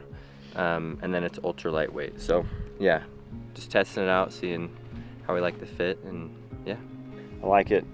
Yeah, between that, this grid fleece, and the sun hoodie you've got, it's a pretty cool, like an offering of options for some base layers and mid layers. So if you haven't checked out Squawk, check them out, because really good prices as well, which is huge. I think these are $60. Yep. Yeah. It's amazing price, and they pay for shipping.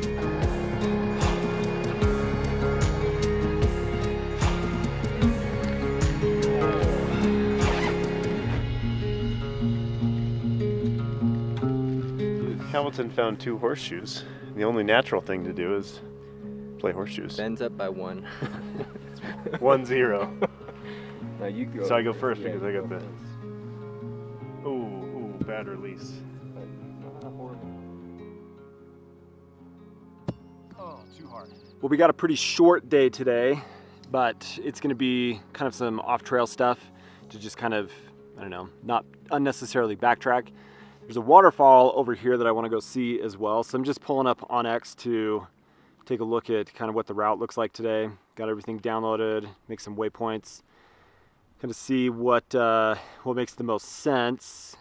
But I kind of want to go see that waterfall. I want to see the waterfall. You want to go see the waterfall? We'll go see the waterfall, and then we'll mark it, because I'm coming back to this spot next month. So that is something that I really like about OnX, by the way, is on here I've got a route mapped for my trip next week, and I happen to be right where part of that route goes through. So I can do some like surveying, I guess, of what's going on over there. And I'm going to use that to be able to get a better idea of what is going to be the best option, because it's kind of an aggressive route. So I can look at the topo lines on OnX, make waypoints, get that information while I'm out here in the field, and then I can use that to help plan better trips later. So really nice way to use the app. So shall we do it?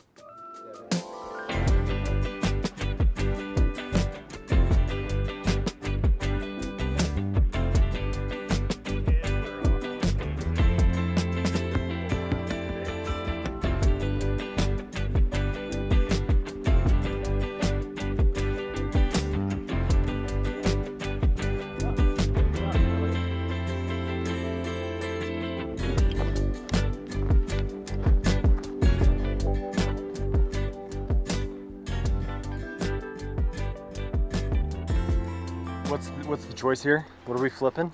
The choice is there's a waterfall on the other side of this meadow. The debate is, do we go up close and see it, or do we let it be? Kitty says heads is waterfall. Ready? That's heads. I don't know if I feel good about this one. We're having a dilemma. This might be another coin flip. Yeah. Sitch. Pull it out. The dilemma is, do we walk through this marsh and get our feet wet? Ben doesn't want to get his feet wet. And I said it's like pseudo swimming. And he said, no, it's not. Okay, tails is we walk through the marsh. Heads is Keto motherland. we find the tree line in the driest route. Praying for heads. Dang it!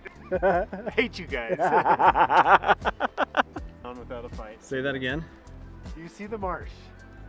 I lost. I will go down without a fight, but I don't agree with this. What's the best route here? On the tree line. Am I salty? Yes, I'm salty. It's not even 10 o'clock. I know.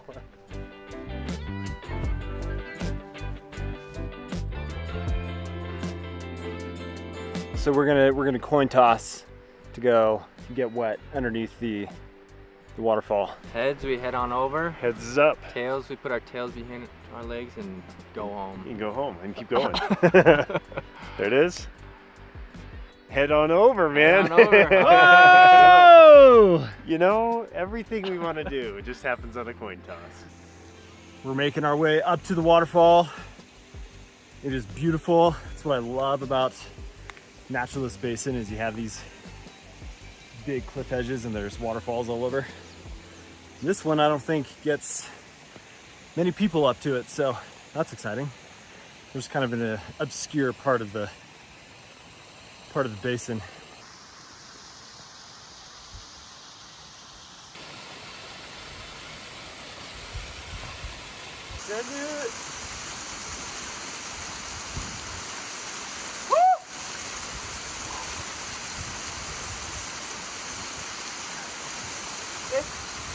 Really cold!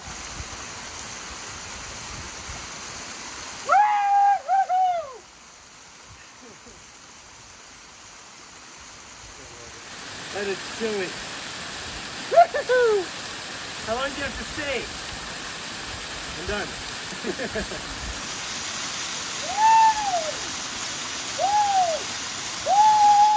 So we're just kind of working off trail here, following this stream that came down from the waterfall, which that was awesome. It was a beneficial coin flip. It's a hot day again today, so having wet clothes is a nice way to cool down. Well, I've injured myself. I just stepped on a flower that just came under my foot and I slipped from it being like vegetation. Wrecked my shin right on the rock. It really hurts. Those are doozies, man. I'm surprised it's not bleeding more though. It's gonna scab like crazy, but man, ouch. Do you do this stuff on purpose for YouTube? No, totally planned that. It was totally planned. No, I think that's like a good mention. Is like anything can happen anytime. We're off trail. We're going down this kind of steep area through these boulders, and that could have been way worse. Like my foot could have got caught, and it could easily be a broken tib.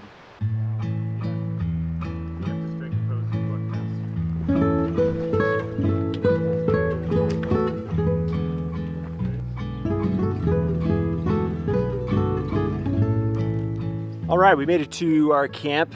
We're here at Pinto Lake, and this is a site that I've not been to before, and it's really nice. Got some good hammock trees, which is nice. Don't have really any dead trees around to worry about, so excited about that. And lots of action on the water, so we'll get some fishing here in a little bit. But I'm gonna get my hammock set up. It's been a good day, really nice day, and just really enjoying the company. These guys are a lot of fun to hang out with. Good conversation.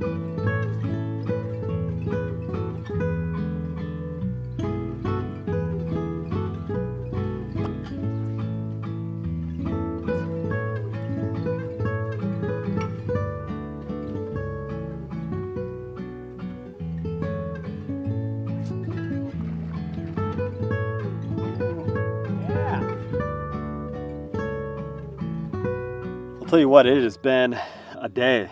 Today was supposed to be like a more casual day, less miles. But we went up to Margot Lake, which I've always wanted to go there, and it was beautiful. That place was so stunning.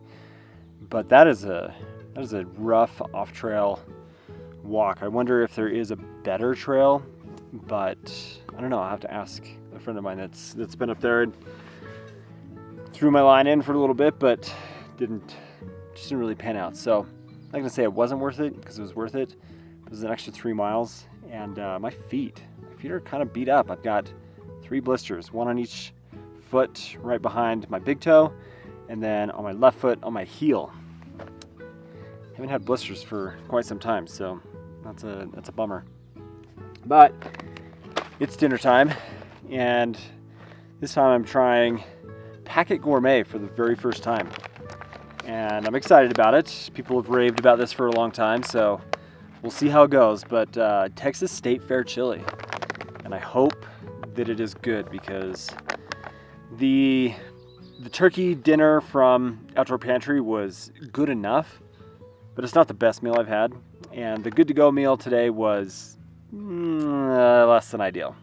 I was not a fan of that. So I hope that this experiment has a better payoff than the previous meals that I've had on this trip.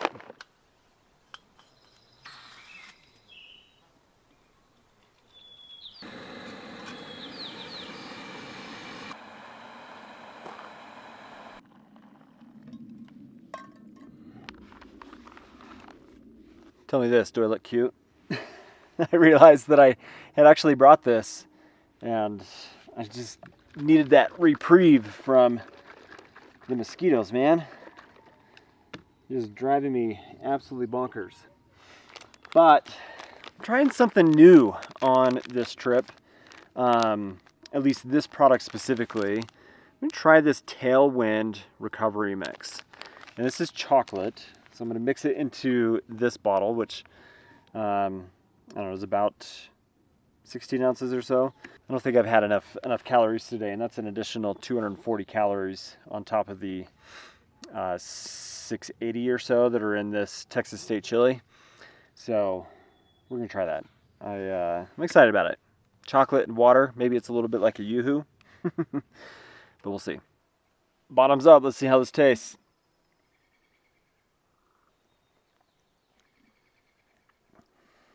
Ooh, that's good. That's really good.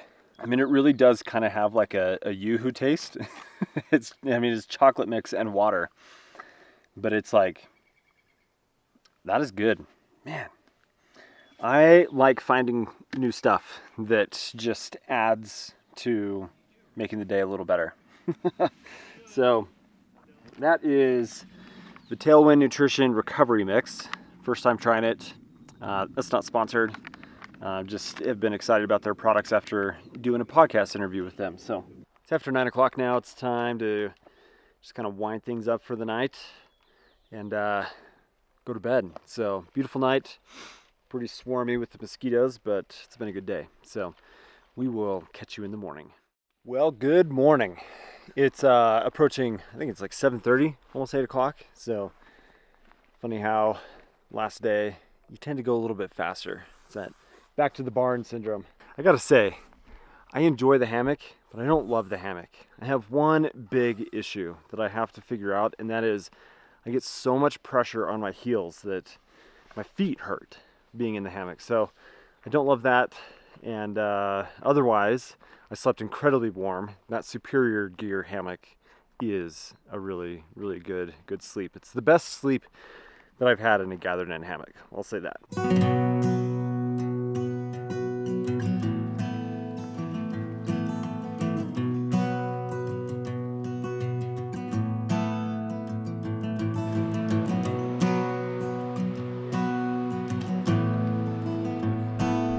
Oh, there's a moose!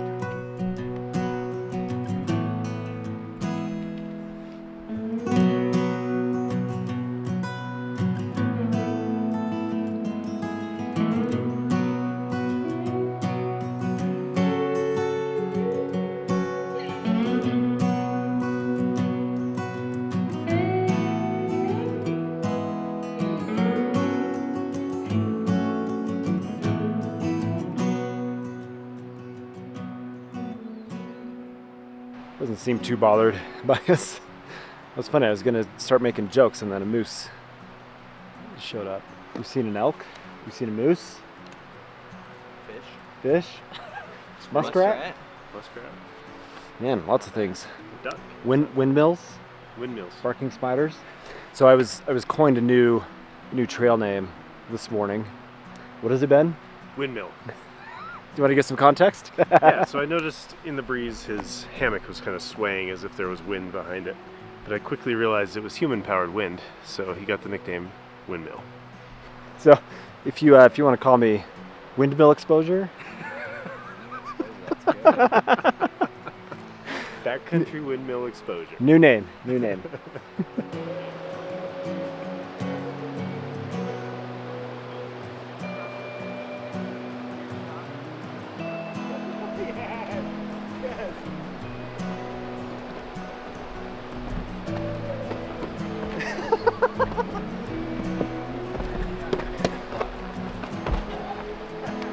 Introvert Devin didn't like that. What happened there, Ben? We coin flipped it. He set up the shot. I said kitty equals skip. And then we skipped because we won it. How about look? Give me a rating out of 10. 10 being amazing, 5 being semi-amazing, and 2, please don't ever do that again on camera. So this is a classic gas station knife, which is amazing. In fact, it is missing. Right. No, and that's cool. It's missing a back screw, which I love. Character. So it's all wiggly. See that? It's because you have a screw missing. Not you. Your knife does. But this is a cool knife because this to me is like where you start in knives, and I love it because nobody buys my knives until they buy this knife. So I get a kick out of it. This inlay is fantastic. The blade coating is fantastic. This partial serration, like this is a classic starter knife, which is amazing. Good for you. Oh, thanks, man. Well done. Well, we just met some wonderful gentlemen out on the trail. You saw here on the video, and I didn't capture it, but Ben did. We ended up giving them a couple landers. They had to have them. They had to have them. They needed them. They needed them. It was awesome. So, Braden and Blake, if you're watching, thanks for hanging out with us for a few minutes. that was cool. Hope you enjoy the knives. But we're making our way to the car, and it's steep, and it's shade time. How's everybody doing? Good. Good to be in the shade. Yeah. But it's beautiful. I love this big canyon right here. We're kind of walking through a burn scar. Limits the amount of shade. Well, I ran out of water, and thankfully there became access to the stream again. It's nice and cold. Get some electrolytes in here. It's way hotter than I thought it was going to be today. But we're working through this burn area, so there's like no shade whatsoever. So thanks to these guys for letting me stop to get some water because I ran out. Yay. We did it. We made it back. It's awesome. High five. High five. Gentlemen, thank you. And that's a wrap. That was a good time. Yeah, thanks. Really good loop and good conversation. Just awesome. So, why don't you check out NAFs, check out Squawk, and links down in the description. Thanks for hanging out, guys. Yeah, thanks. That was fun. So, all right, we'll keep it short. See you guys.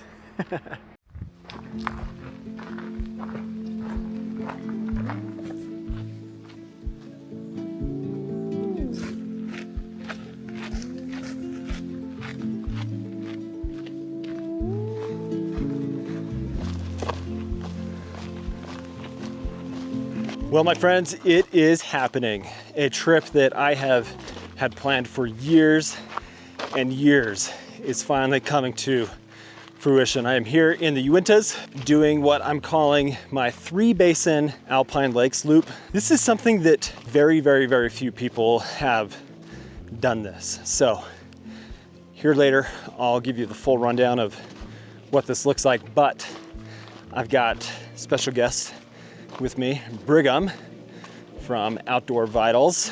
He's their lead designer, and there's already been a lot of gear talk and design talk, and it's awesome because I love that stuff.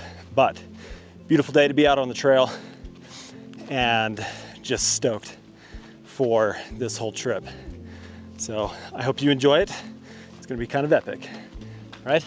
Definitely epic.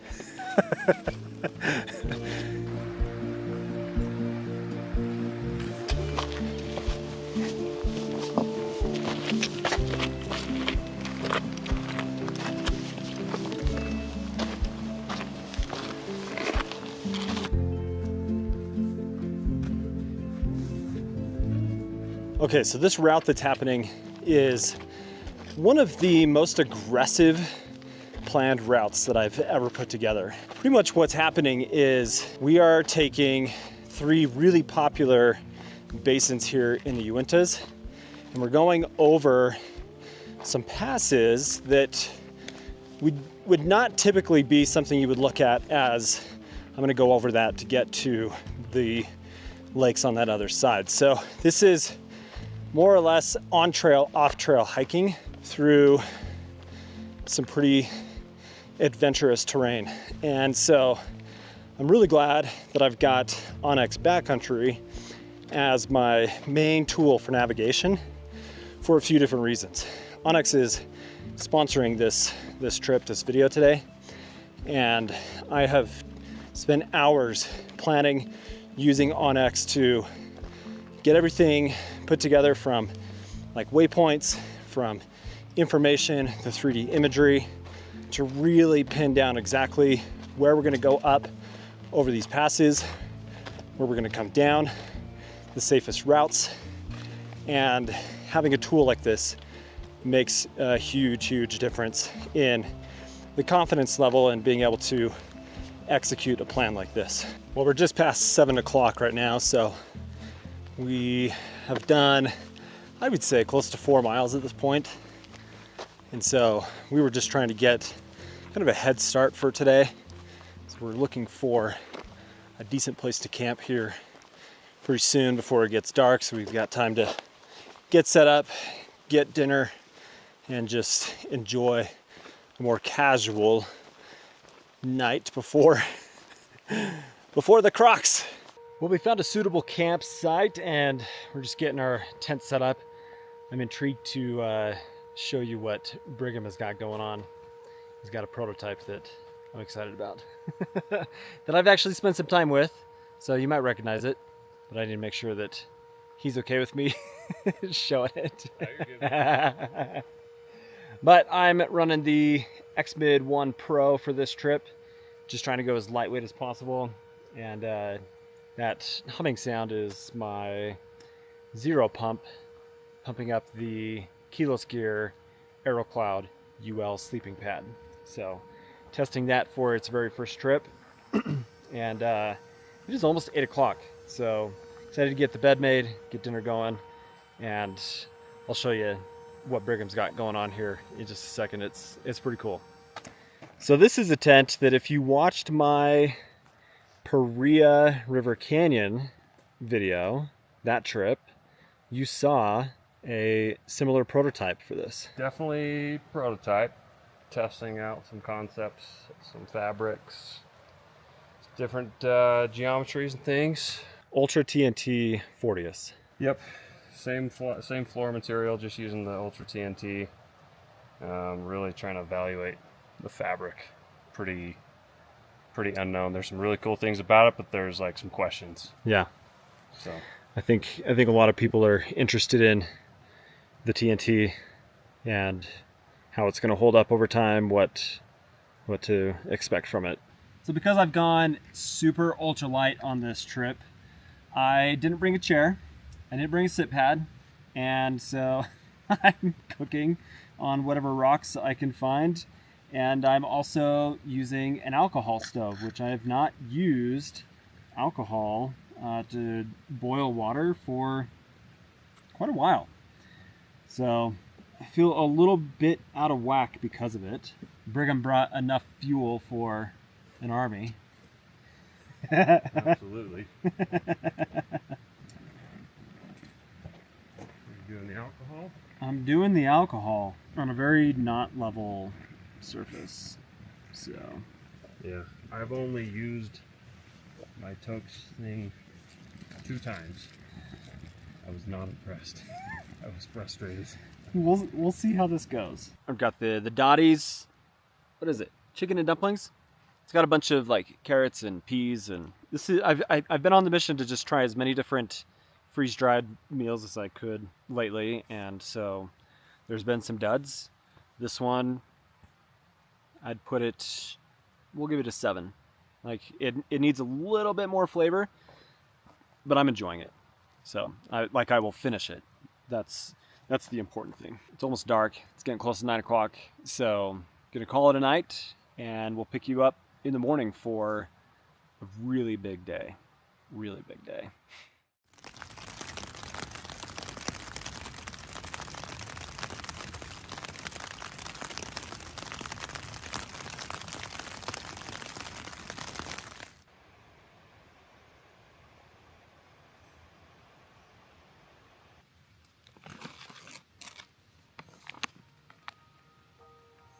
Well, good morning to you. We've got a pretty big day today. Huge day, actually.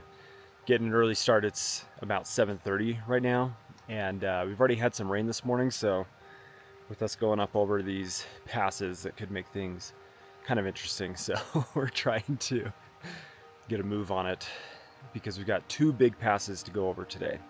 And there's an unknown with this first pass because I've never been up into this basin. I've been up on the ridge for where we're going over into Naturalist Basin, but I've never approached the saddle from this side. So it could be interesting in just what kind of logistics it is to get up over top of that. So I'm going to be heavily reliant on using the map on Backcountry to be able to get everything figured out. But I think it's time to get on the trail and see how this goes today.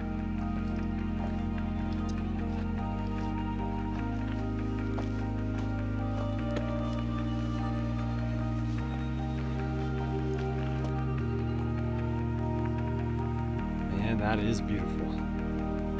Okay, we have left the trail and we're in marshland. My feet are just about soaked through. We're getting a lot closer to where we're gonna have a better perspective on the best approach to this first pass, which is between Spread Eagle Peak and Mount Agassiz. The options are to go up the pass right here. This is Agassiz right here. Or we can go up this side, which is the ridge for Spread Eagle Peak, which Spread Eagle Peak is all the way over here. But you've got this big ridge line for it. So we'll make our way up through the trees right here and then really scope out what's going to be the best way to zigzag and switch back up the pass right there, and then we'll drop down to the other side into Naturalist Basin.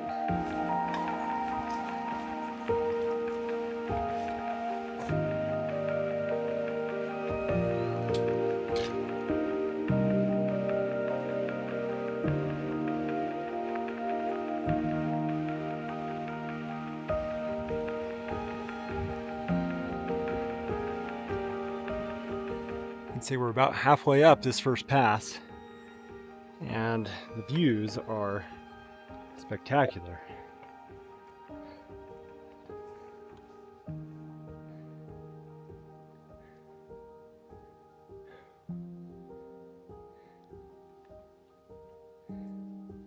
If you're wondering how steep that is, maybe that shows how steep it is. Man, we are close to the top though.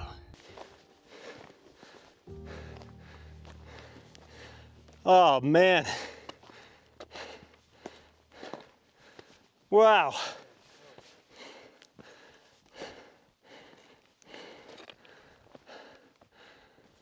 Whew. That is an amazing view, and that was hard. And we have got another beast of a climb if we want to do the shortcut that we got planned. Look at this. Sorry for the wind. We've got Naturalist Basin here behind us, or behind me. And what a stunning Stunning view. Easy. Exit off that rock real quick.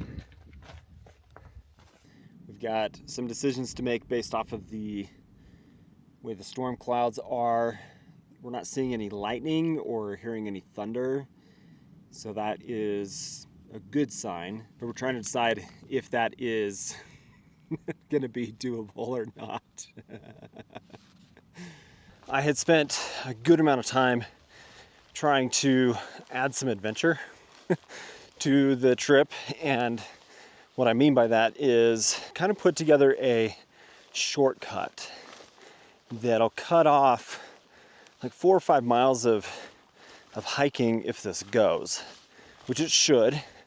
It's looking pretty promising from what I'm looking at here right now. We're making good time and just hoping that we don't have any big issues with like the storm clouds. It's pretty clear around where we're at, and so we're still not seeing any lightning or hearing any thunder. So feeling good about getting up there and making it happen. Nice, dude. Well, sorry if the wind is being crazy, but we've made it up the steepest part. And now we're up on top.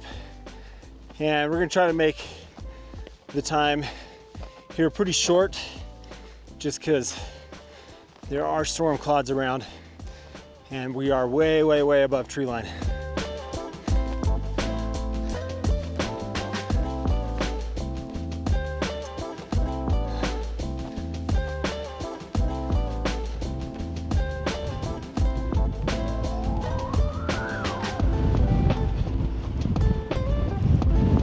I'm sure you can't hear me with the wind. It's absolutely crazy. Look at this.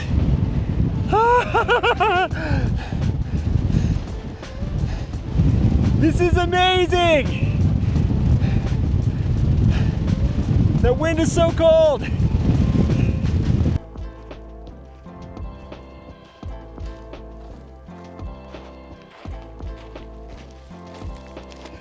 On our way down. Dude, Haven't taken anybody out with rocks yet, so that's good. That's steep. Well, that was amazing, if I'm being honest. Super hard. If you can see back here, we just came down that. So it's 2 big passes in one day, and it went a lot easier than kind of expected it to. So I'm not going to complain about that, but my legs are pretty shot. How are you feeling? Good. It's been fun. So we've got Margie Lake here, Rosalie Lake. We're kind of on the top west end of Rock Creek Basin. So we started in Middle Basin this morning. We dropped into Naturalist Basin off of the Highline Trail. And now we're in Rock Creek Basin. So on the west end of the Highline Trail, you have Rocky Sea Pass, which we bypassed by going over that big tundra area, which was a really, that was a blast. That was beautiful, and that pass was easier than the Middle Basin Pass above LeConte Lake. So now we're trying to find a place to camp. At least that's the plan. It's only 1 o'clock in the afternoon, so it went faster than we thought. I think it's time for some dinner. It's been a phenomenal day. I'm making some Pinnacle jalapeno biscuits and gravy. So I'm going to say something here that goes kind of against the grain of what this whole trip has been about from a gear standpoint. And it has to do with the fact that I have really enjoyed having a super ultralight backpack. It came in at 17 pounds. It's made being able to like move around and stuff on the passes really simple. But I want my chair right now so bad. Like, my back hurts. I want to just kick back and relax. I don't want to sit in the dirt. My butt hurts. So I think next time if I go this route, I'm gonna carry the extra pound for a chair. It would be so nice to have right now. Otherwise, like, I'm pretty good. I'm questioning whether or not I need a pair of pants tonight. Brigham has like gone full. He's got jacket on. He's ready to go. Speaking of eating, this is what we're having. I love and adore this meal. Jalapeno cheddar biscuits and gravy from Pinnacle. Oh, it's so good. It's so good. What's your assessment of today, Brigham? Today was fun. Like a really cool, adventurous, physical, but really good scenery, really beautiful, Yeah. and great weather. With that, it's bedtime. And we'll see you in the morning for another epic, adventurous day that I'll explain more about tomorrow.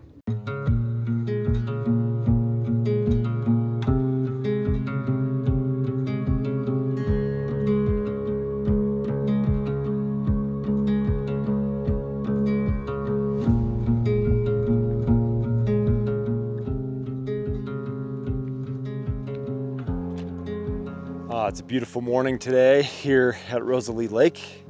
We have got quite the adventure ahead of us today. I think we have about a mile and a half, maybe 2 miles. It could be 2 miles. This is the pass that I'm most concerned about.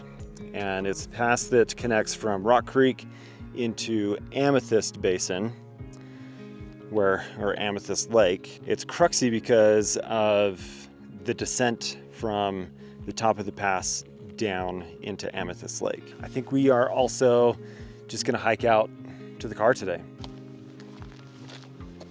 God, that is beautiful.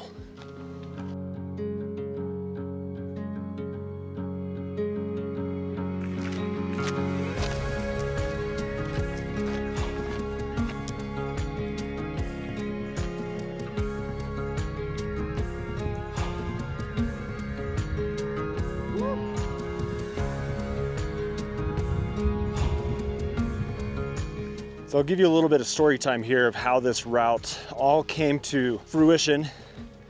So basically, several years ago, I think 6, maybe 7 years ago, I hiked into Naturalist Basin to go summit Mount Agassiz.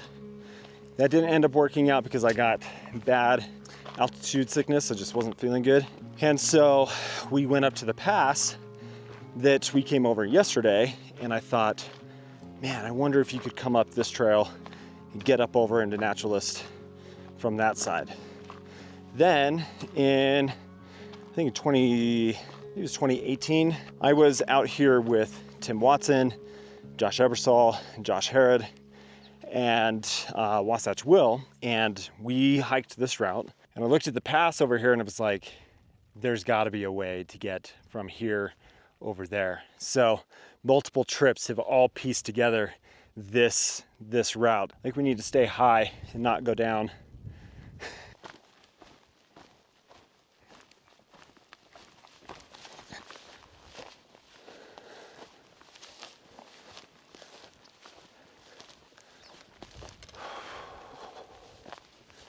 Man. Look at this. Goat. Goat fur. Nice. And a goat trail.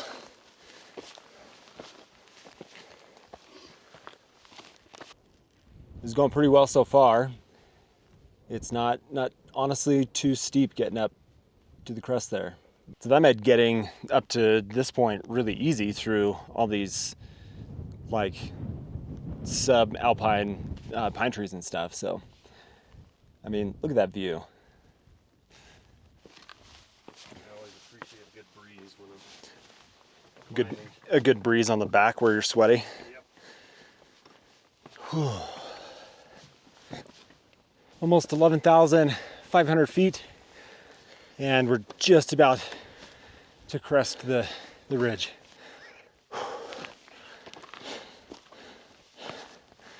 This is a butt kicker.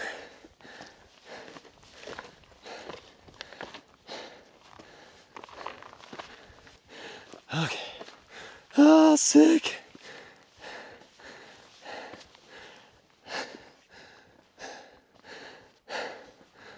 Oh, wow.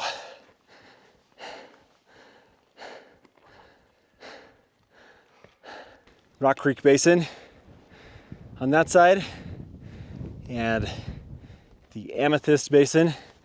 We got Osler Peak up here and Amethyst Lake. I am so glad to be up here. This is phenomenal. What a cool place to be. Behind me, Osler Peak, one of the hardest peaks I've ever summited with my good friend Dane.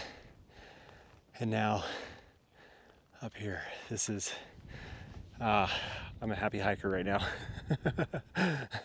So we're just at the point of trying to figure out best place to get down, and it's not obvious. So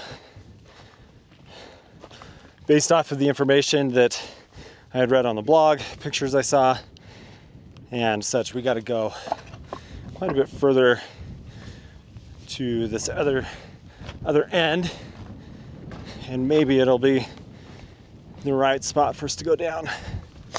I don't mind steep as long as we're not pushing big boulders and stuff down on each other. Yeah, I'm okay with steep as long as, like, if I fall, I don't fall indefinitely. Yeah.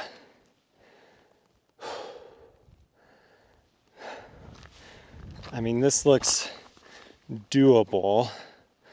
Best I've seen yet. It looks like people have been on it. Yeah. Yep. That is no joke. Just got Brigham making his way down now. We're just kind of going to go in stages to make sure we're not pushing anything down on each other. It's just really loose, bouldery stuff. So I want to be smart. Nice work, dude.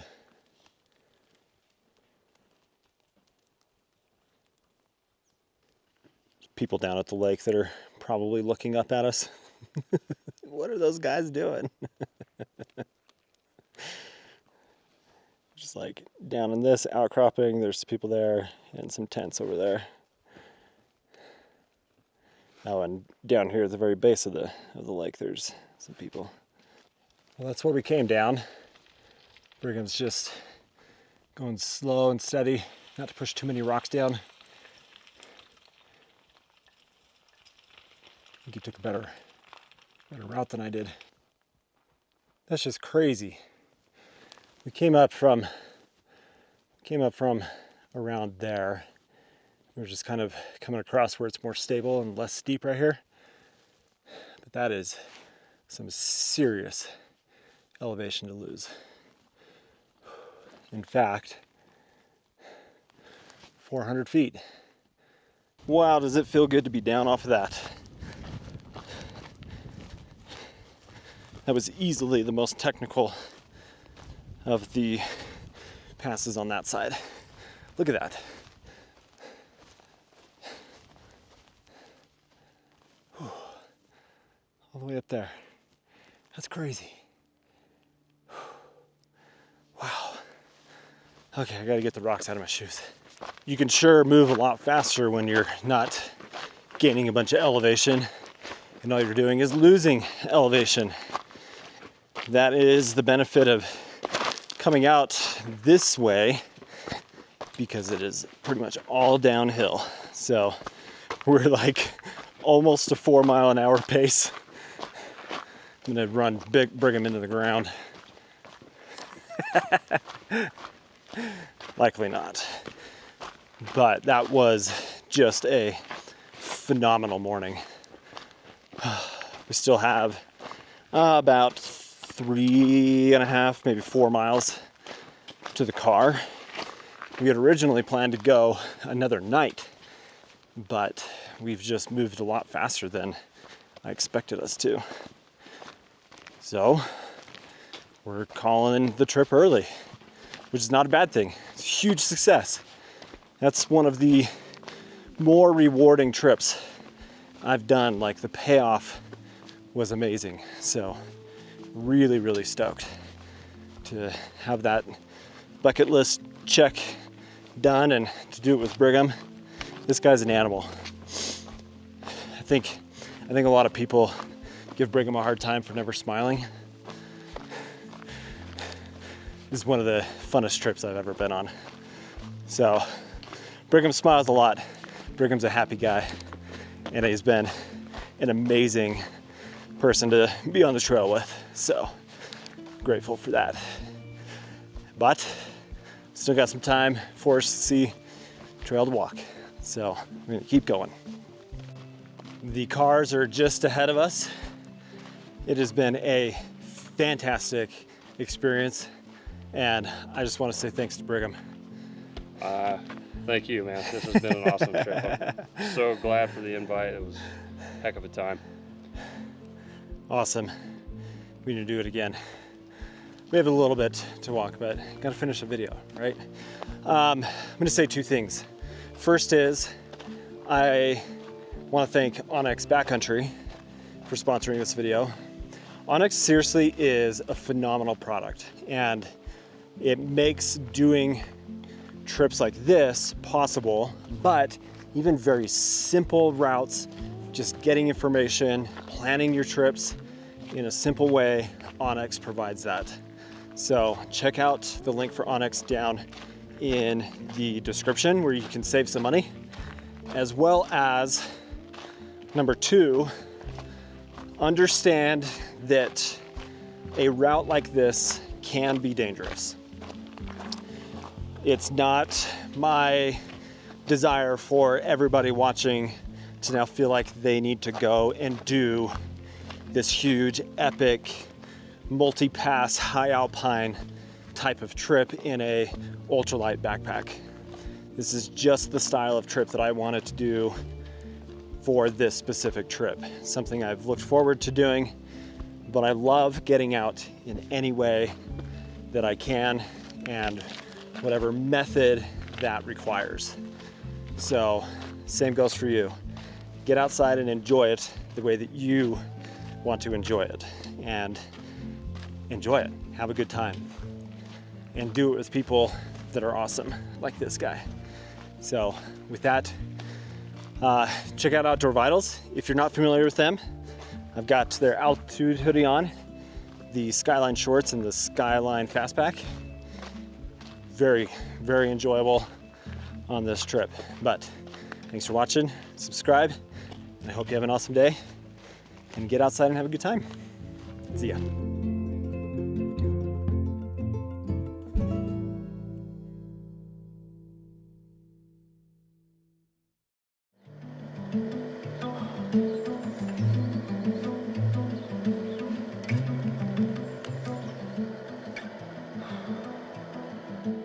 I have found myself over the years seeking for opportunities to experience Type 2 fun. Not in the sense of trying to fabricate Type 2 fun, but planning trips that I know will push my limits, push my skill level, and push me mentally. In 2018, I joined my good friend Will to help him complete a route in Capitol Reef National Park that he had poured hours and hours of planning into that would truly push us from a navigation and mental standpoint. That route, known as the Beehive Traverse, has stood as one of the most enjoyable backcountry experiences that I've ever had. And now, 6 years later, Will and I are back to repeat the trip, with my friend David joining us as well. But things with this trip took an unplanned turn, causing us to make some hard decisions.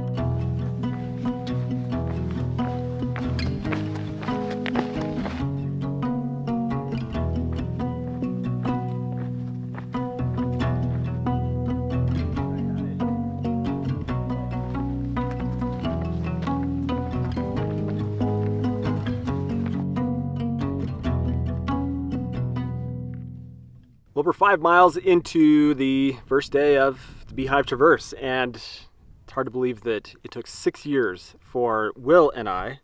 We've also got my good friend David that has joined us for this trip. But 6 years since Will and I did the Beehive Traverse, and we are back. I'm so stoked.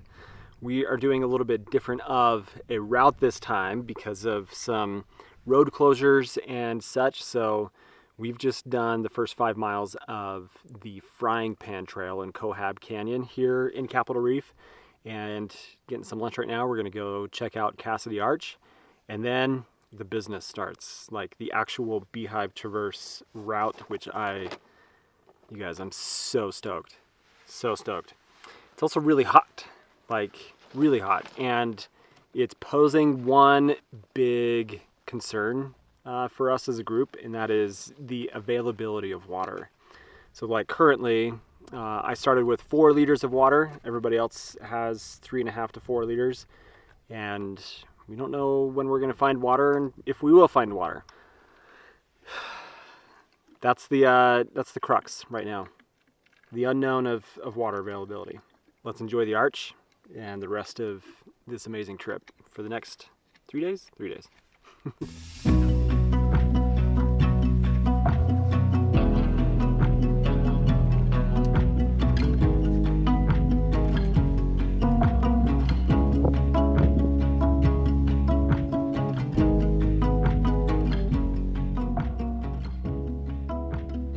Well, that's a pretty phenomenal arch with a huge canyon below. Just a really, really neat feature. But what's behind me here is where we're going. Got some elevation to go up and a lot ahead of us. We've only done 5 miles of 22-ish miles, I think. So we're only halfway done for the day. Let's go. It is hot today, like stupid hot. We're a little behind schedule at this point, but not terrible. Water is still the big concern. It's been so dry. We just talked to a couple volunteers for the park that said water's scarce. Look at this beautiful canyon.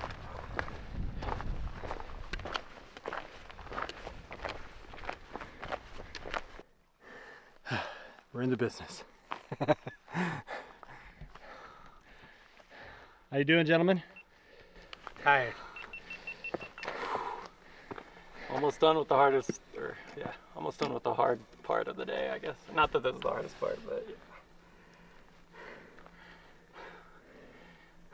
Just looking forward to being done with the strenuous, steep stuff, and yeah.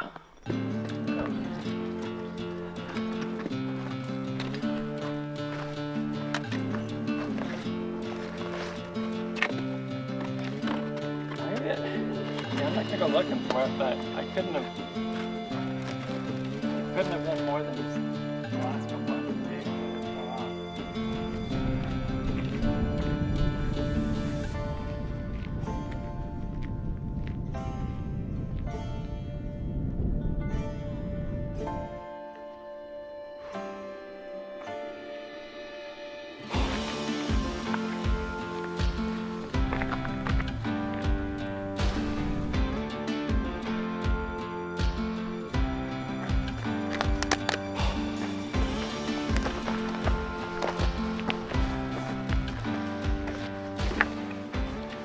Let me just say, like, it's really special. Like, I hate to be cliche or anything like that, but it's really special to be back in a area that means so much to you from just like a memory standpoint, and to like see some of these features again here on the trail.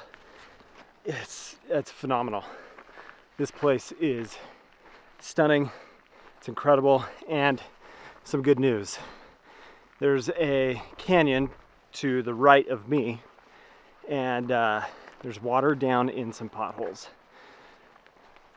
which is, my goodness, that is a breath of fresh air, because it's like 85 degrees. It is way hot, and I know that I'm already slightly dehydrated. All of us are, and so it makes me a little nervous, if I'm being honest.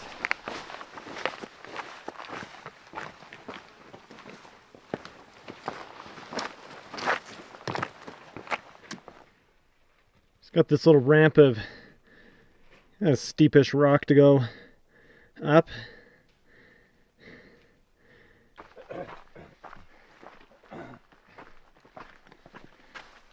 Not gonna lie, really feeling it right now. It is just after 4:30. We started hiking this morning at 9:45, and we still got at least an hour and a half more of walking. But trying to stay positive and fight through the type 2 fun. We're so close to being kind of at the high point for the day and the hardest part. But I do also want to say one thing. This trip was kind of made possible by Stio, who I'm wearing their pants today. I've got base layer and down jacket from them, and just doing some good testing of some new outerwear that I've never used before. So thanks to Stio for helping make this trip possible. But also thanks to these good gentlemen. Epic. Whew. They are amazing. Good, strong hikers. Just feeling a little defeated right now. This is no joke. I gotta switch to ultralight.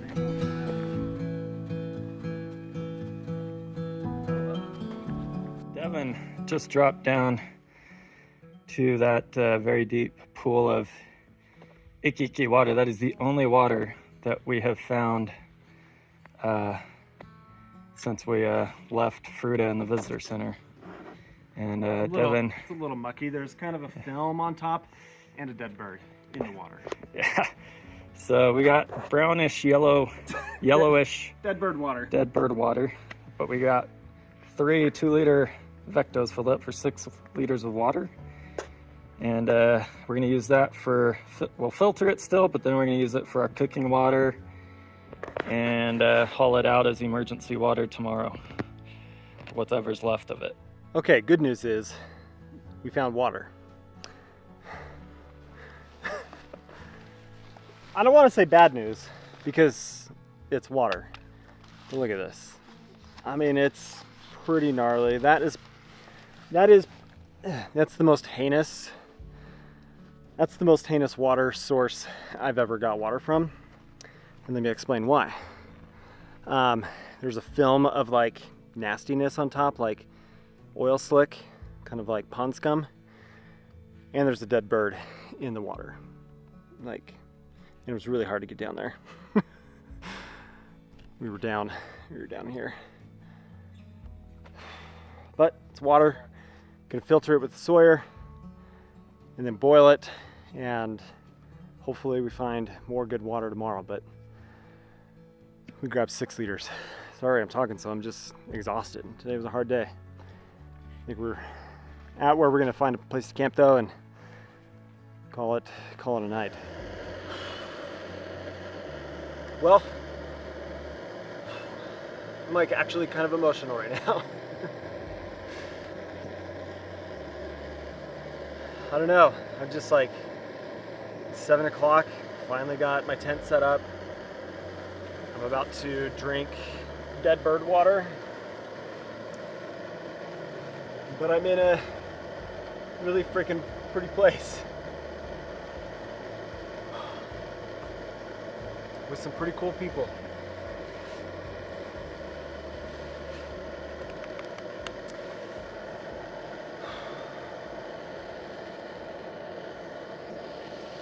All right, dead bird water it is. Well, good morning to you. It's about 7:20. Much earlier start today than I had on the previous trip for this route. But it was hot last night. Slept in my underwear. Nothing else. I think that's going to be the theme. The theme of this trip is finding water and staying cool. Because it's a little overcast today, but I imagine at some point it burns off pretty quick. So we have about a mile extra of walking to do than we had planned to do, just because we stopped early yesterday. So we've got that. We've got a big like ramp to go over today to drop into Red Man Canyon, and then a big like obstacle to go through, and then up another little hill, down, and then up a really big hill. So we got our work cut out for us today, but should be a better day than yesterday, like distance wise and just difficulty. The start of this route is tough. So just getting some breakfast going, doing the Alpenfuel today. Good calories, good carbs, good fat. So feeling okay. But here we go. Up we go. I'm just kind of scouting out, see where the best place is to go over. It's weird being back in a place that like you experienced for the first time 6 years ago, and then to be back and it like be familiar, but it's like been long enough that it's not familiar enough, if that makes sense. So, oh, it's a good leg burn to start the day.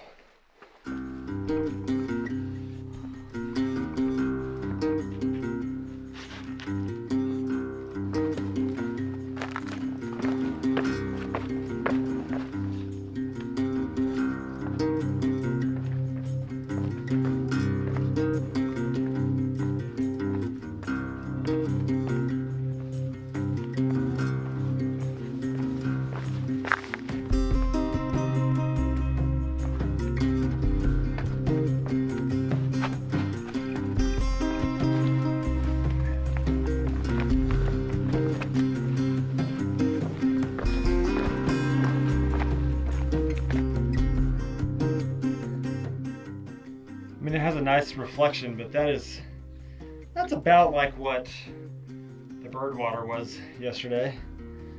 You can see the pond scum, but woo! That is stinky. It doesn't stink, it's just, well, that's good. Good sign.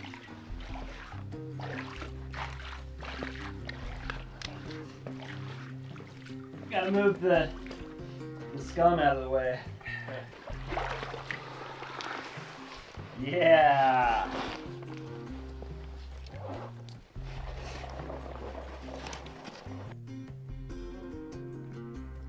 So we've got the big pour off right here.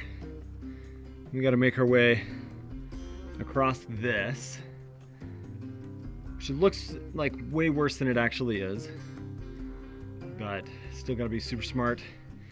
Kind of working our way out into that area of bushes, and then we'll come down the big gully.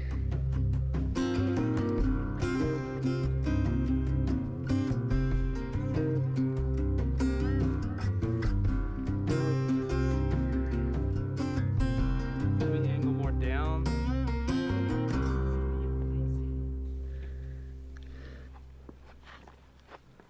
Tree. You're my favorite tree.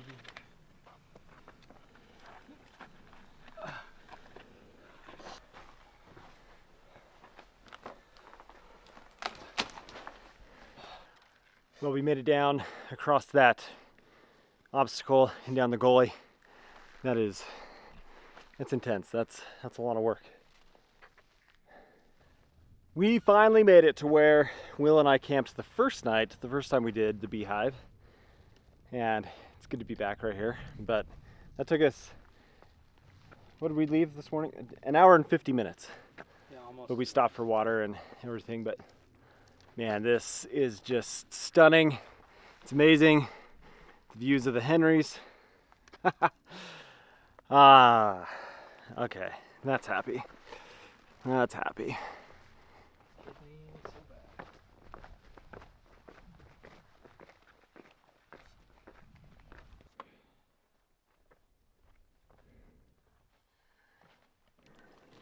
Well, we've had an unfortunate situation take place coming down from this steep section, which this is the nature of backcountry travel and off trail travel.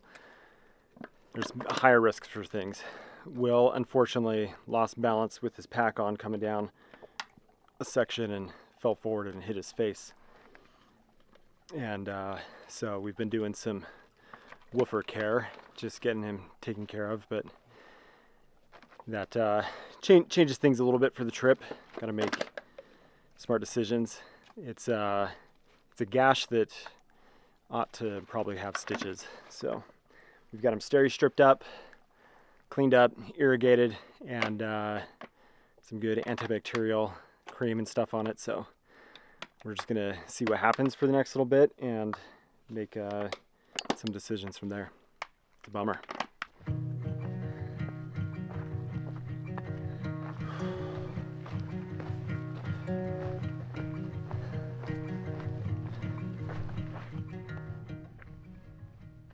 Well, we're making the decision we don't want to make, but that is for packs to fall over. But we are bailing. We are exiting and taking an overland route to be able to get out of here. Will needs to get seen. Will needs to get stitches. Needs to go to urgent care. he's doing good considering, you know. But yeah, it just doesn't make sense. It's also incredibly hot. Water is scarce. Water is gross. The water is just bad. I mean, we drank dead bird water yesterday. Like, we need to be done. So that's what we're doing, unfortunately. But gotta get Will taken care of, and that's what's most important. So that's the focus. That's the priority. And hopefully it's not too hard for us to get out from here. Fortunately, we're in a spot that we feel like we can get out. And that's the plan.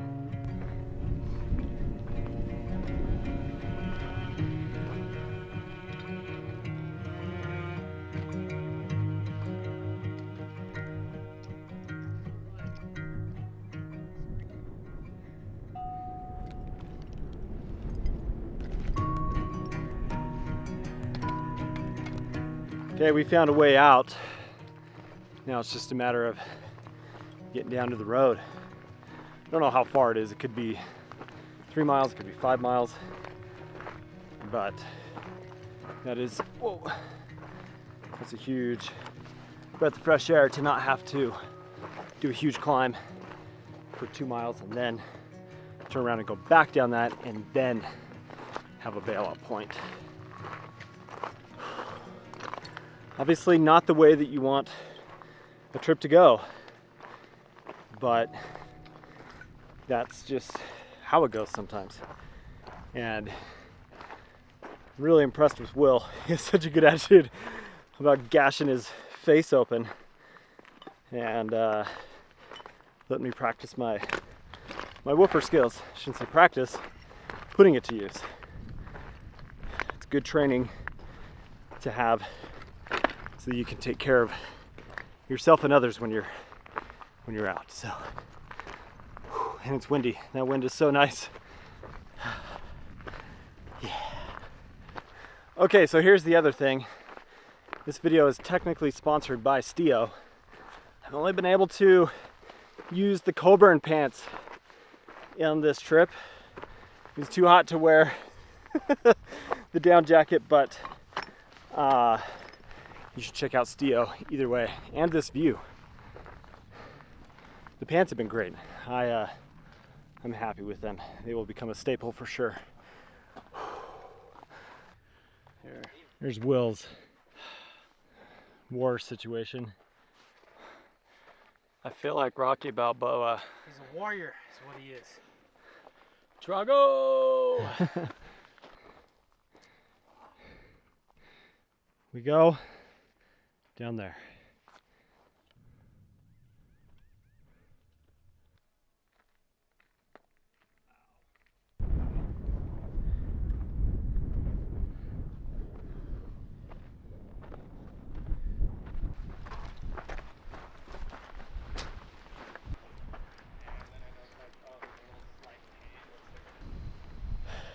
There it is. We've made it to the highway, the road. Will is in one piece. And I'm gonna end the trip here because that's that. Will, dude,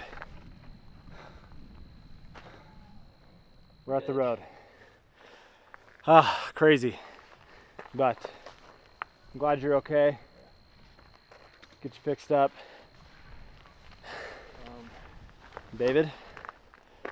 Brother, pleasure. This was awesome.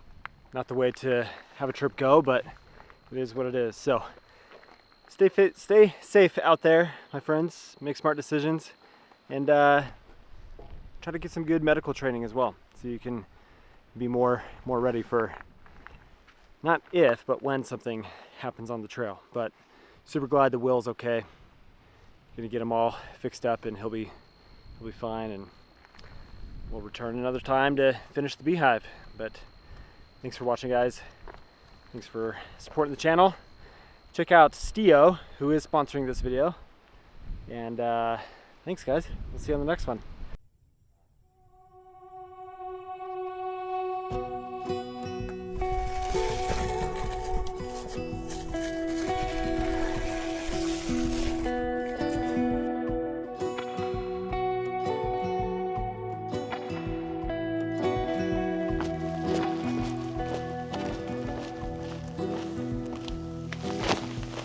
So, where to? My friends, it's a beautiful day to be out in the desert, walking with the pack on. So we're in an area of southern Utah that I have wanted to come back and visit for a very long time. It's been like 7-8 years since I was last down here, and it was such an amazing experience learning about the ancient people here, like the ancestral Puebloans and such, that lived here like hundreds and hundreds, thousands of years ago. So that's the goal, to explore some canyons, see some ruins and artifacts, and just try to learn about the people that lived here. It's gonna be a great time. I hope you enjoy it.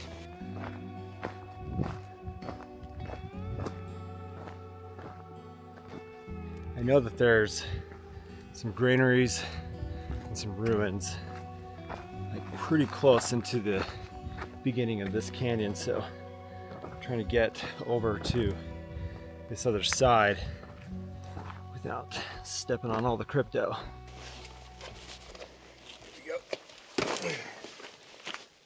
What do you think of this place? It's so breathtaking right away. It is so different than what I'm used to. Like, everything is like, I wouldn't even know how to navigate. Like, I'm fully under your guidance here.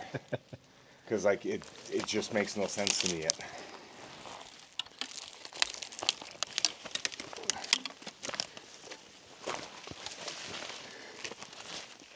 Gotta love the bushwhacking.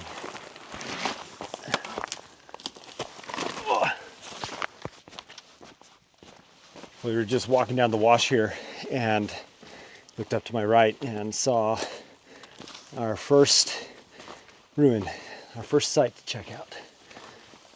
So let's go see. Let's go see what we got. Oh, this is cool.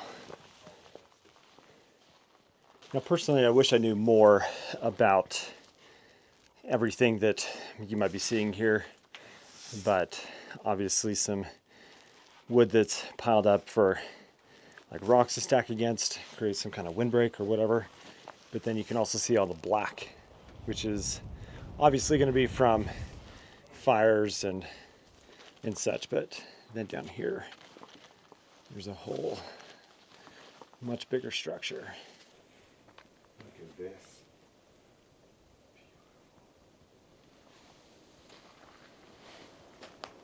What a good place to shelter from the element.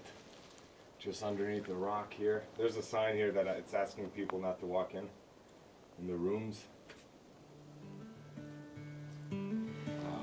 That caught my attention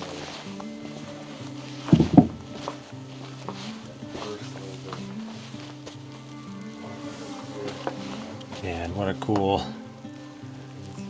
cool structure.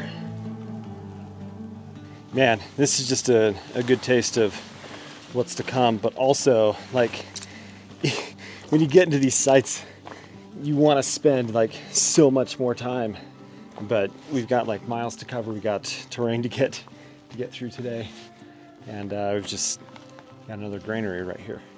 This is a cool site. This is just amazing. This is a granary, but I like seeing that you've got the stone that was used for covering it up. Whether or not that's the actual stone, but I would imagine it would have been sealed off a bit better to hold the food storage a little better. But I just love seeing like all the finger indentations. Like, oh, it's so neat.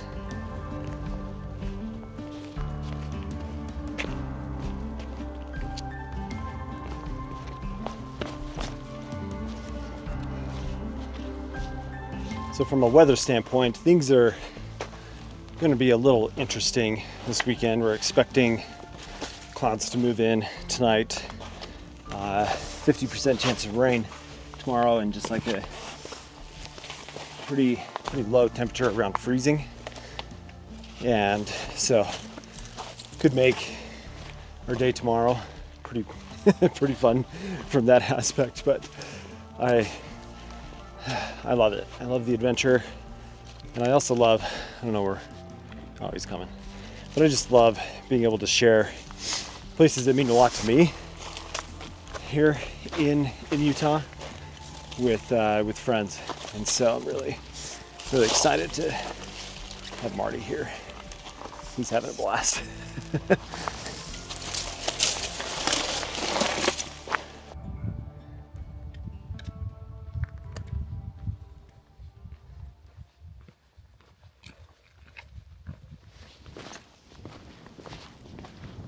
Oh, wow. That's incredible. What a neat structure.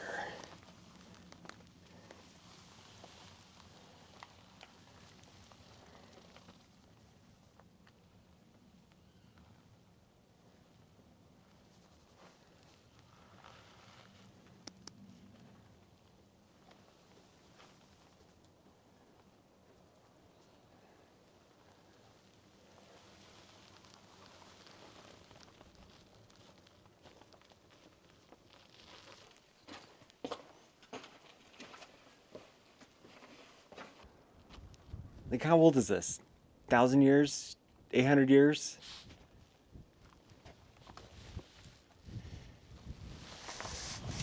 I'm just amazed.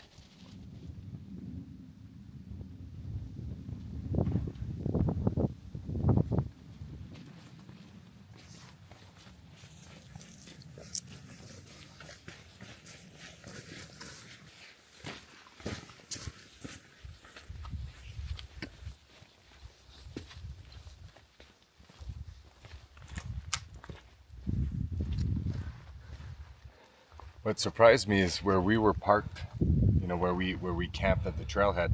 You could see the big rocks at the back there, and I figured the canyon would be in between what appeared to be ground level and the rocks. I figured we'd walk through that, but next thing you know, we just disappeared into the ground.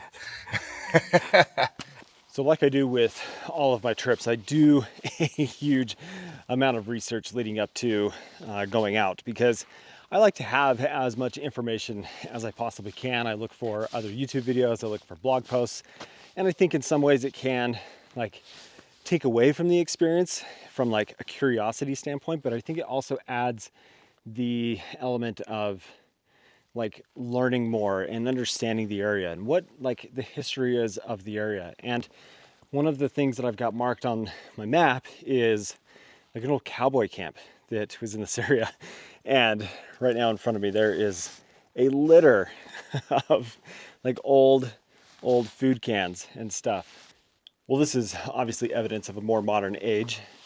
We've got a glass jug here, horseshoes, some kind of pan, like a pack saddle. This is cool stuff. There's like Some cans right there. Even have.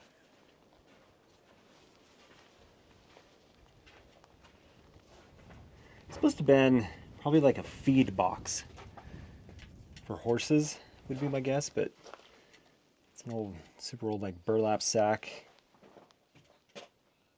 I find all that stuff really fascinating, you know, like there were ancient people that hundreds and hundreds, maybe 1,000 years ago lived in this canyon, and then you've got modern day cowboys that are also hanging out. Like, what was their life like? What were they doing? What was their point in being in these areas and such? Like, it's just, it's so fascinating to try to understand that and try to get a grasp of what life was like 100 years ago, and then go back even further, 1,000 years, and then you've got structures like what I'm walking up to right now, another granary. Like, I'm blown away. I'm just absolutely fascinated by the feelings that I'm having of what it was like to be here.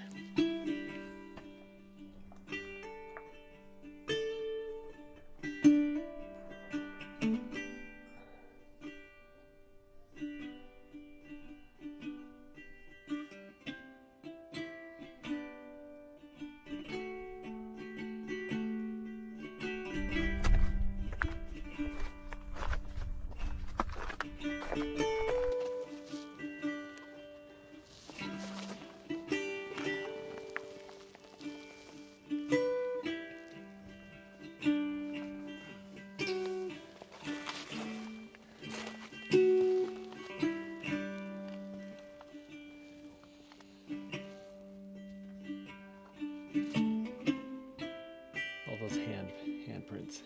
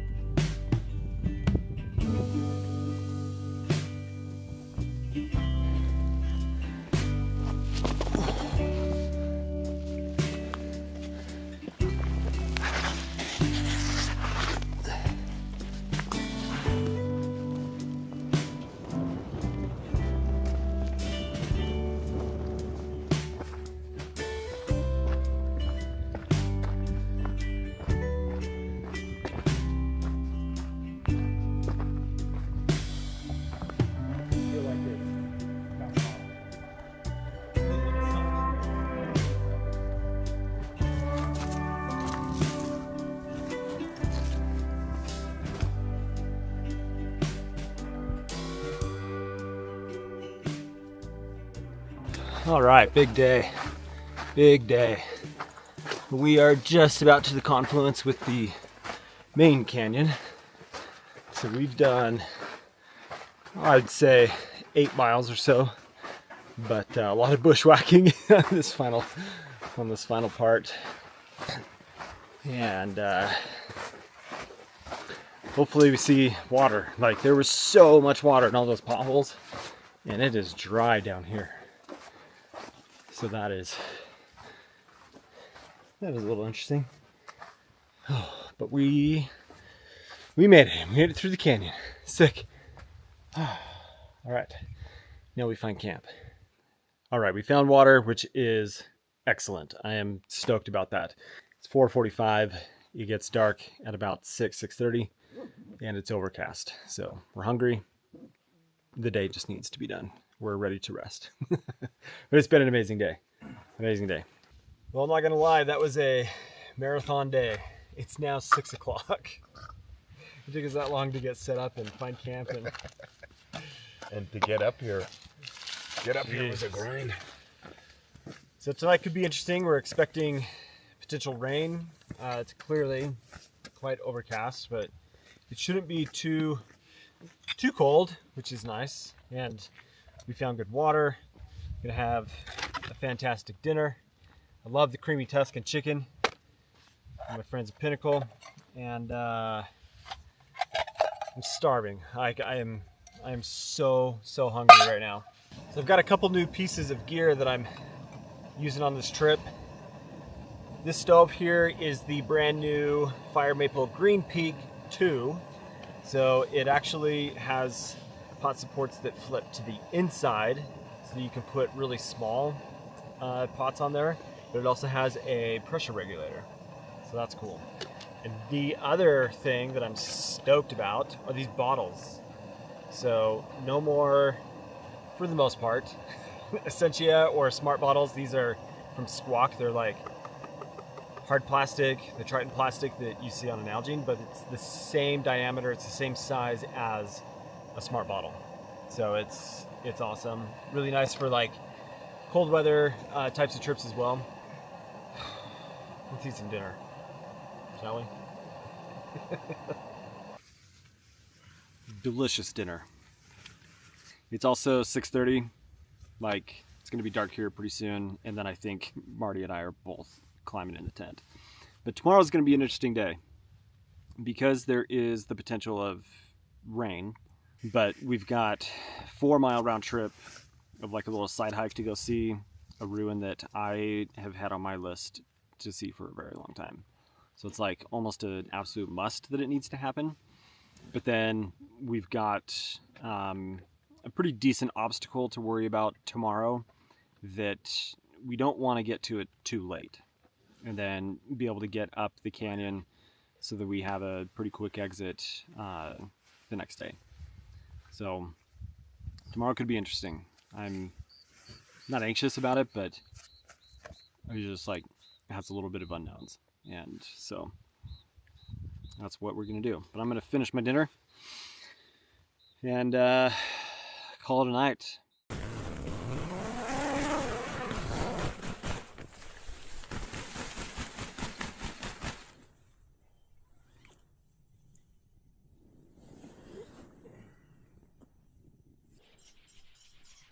Well, good morning to you. It rained a lot more last night than expected it to, so it's pretty wet today. And I think that might change our approach to today. I don't know. Marty and I have some decisions to make and just see what makes the most sense for the day, but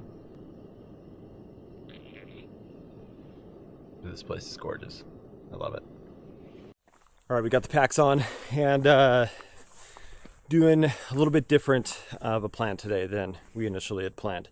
The ruin that I had basically planned this trip around to go see is just, it's just not going to work out. We are 4 miles round trip from going to that ruin, coming back to where we are at this point, and the rain's just posing too much of a problem. And it'd be like a 12, maybe 11 mile day, and we did 8 miles yesterday, and that was pushing it. So we're not going to go see that, and it makes me sad. We're going to see some really neat stuff today, some cool canyon, and just enjoy it. And it's fun to be out when it's wet and rainy like this. So let's enjoy it together. All right, we are working our way up. We took our packs off just because it's pretty steep, and we're just going to see this next like group of structures. So this site is, from what I understand, called 2-story ruin, and you'll see what that means here in just a minute. Well, here's the first structure that's on this upper bench that we're looking at. Pretty cool stuff. Like, oh wow.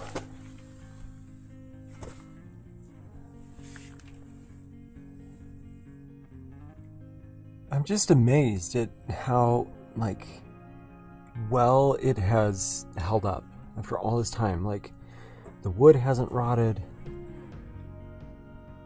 It's just so neat. Obviously not going to go inside, but you can see like support piece of timber here. I'll raise the camera and try to get a view inside.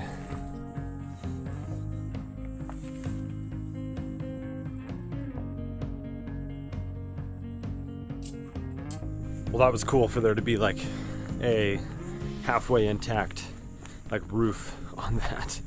It's seriously, I feel like I'm saying the same thing over and over again, but it's fascinating to see the engineering and just like how well it's all constructed and that it's lasted for all this time. Like, I love it. Just absolutely love it. This is neat. That wall is built like all the way to the edge. Let's go check it out.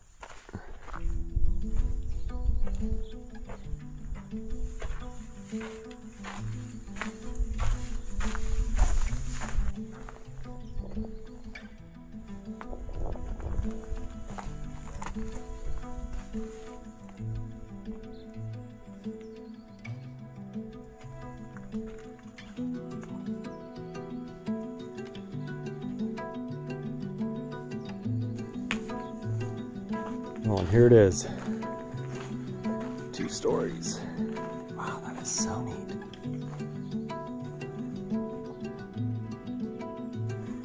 This is incredible. Wow.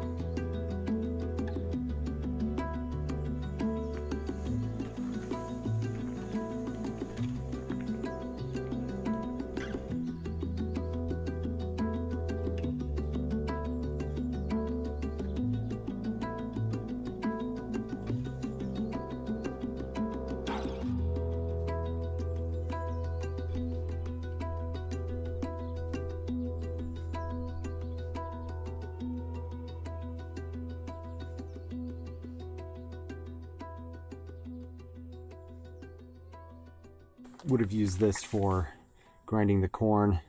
You can see corn cobs and stuff right here. I mean, the corn's so tiny, but so intricate. It's so just well thought out and so many details. And strong. Like, this is amazing. And I still just like, I get so psyched on seeing all the hand, like finger pushing the mud in.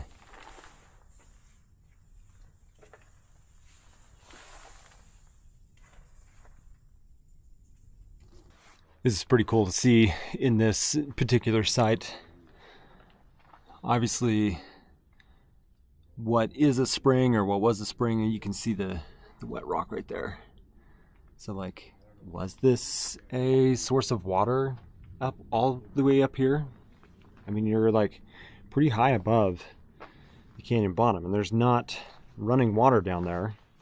Now, I don't know if that was the case when this was being built and the people were living here, if there was water running down in the canyon, but for there to be a spring,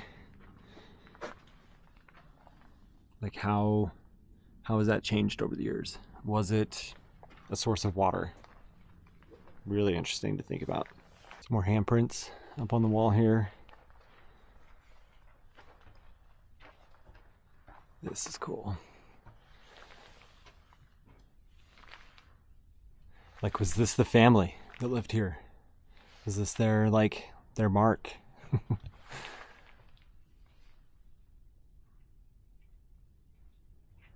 Well, that's certainly an incredible sight. I'm just amazed at how well it's preserved, and you can't help but think, and I said this before, like, what was their life like? What were they doing day to day? And it's humbling, honestly, to just like be here and like try to understand like the way that the sun comes across the sky.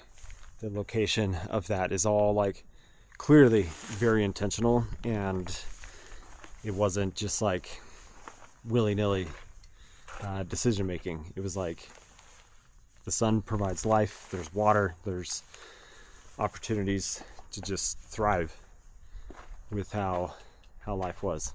It's hard to comprehend, but it's amazing. Like truly humbling. I love it.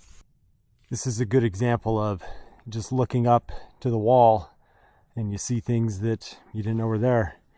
So you can see a little zigzag and a couple figures right there. I think for the sake of time we won't go up to it, but it just goes to show there's like evidence of people here all over the place. It's very, very rich.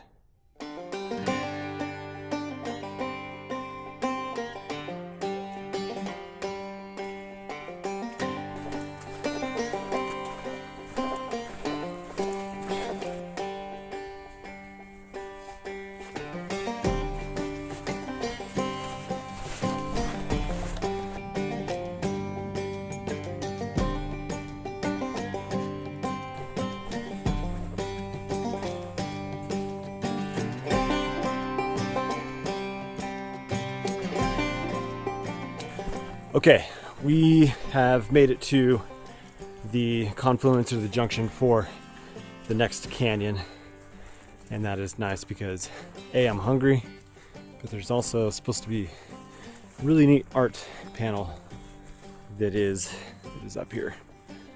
So we'll find a way to check that out, but I think lunch is the first priority, so I need to get back down to the wash. It might be hard to see here on the camera, but we just stopped for lunch. But you can see right there, there's petroglyphs, and then even just like over in this area, some pretty big figures. I don't know if we're gonna try to get up there or not.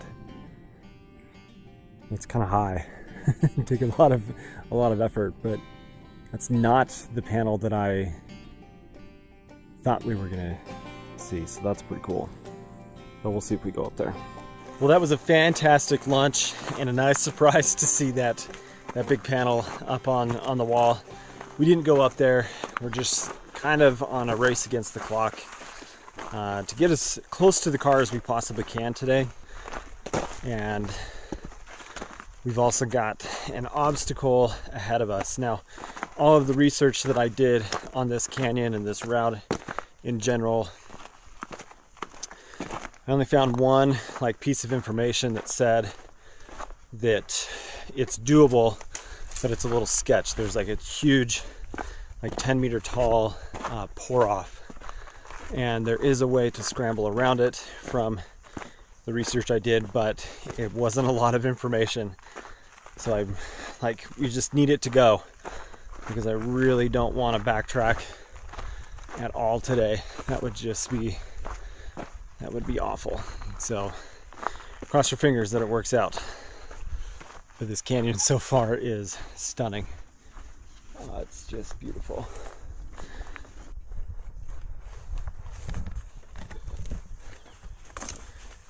There's like an odd, almost like eerie calm in the air right now. Like it's really quiet, and there is a pretty mighty storm cell right in front of us. Okay, no, you could scramble up to that shelf and then go on top here. Yeah, I think we'll go up through this boulder field, get up high behind the trees. Yeah. And then there's that ledge. That totally is the way. And that's what I had seen a photo of what made this doable.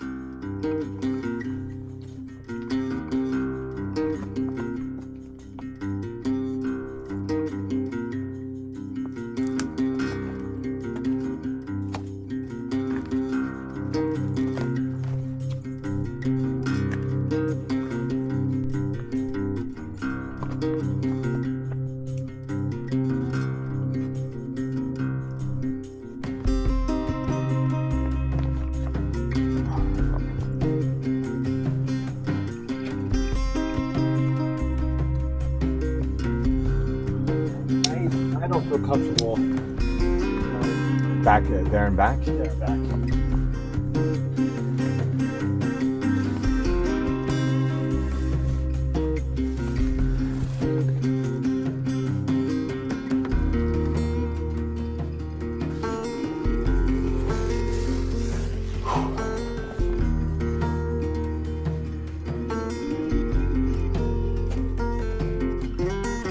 when it starts raining, like right as we're doing this.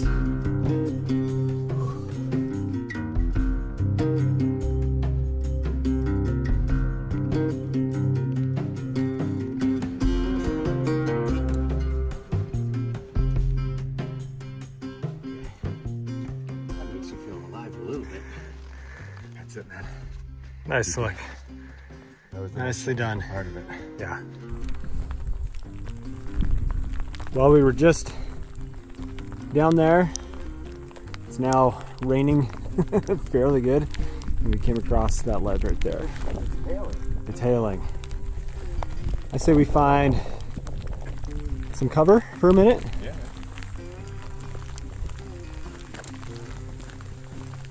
Man, the timing of that was impeccable.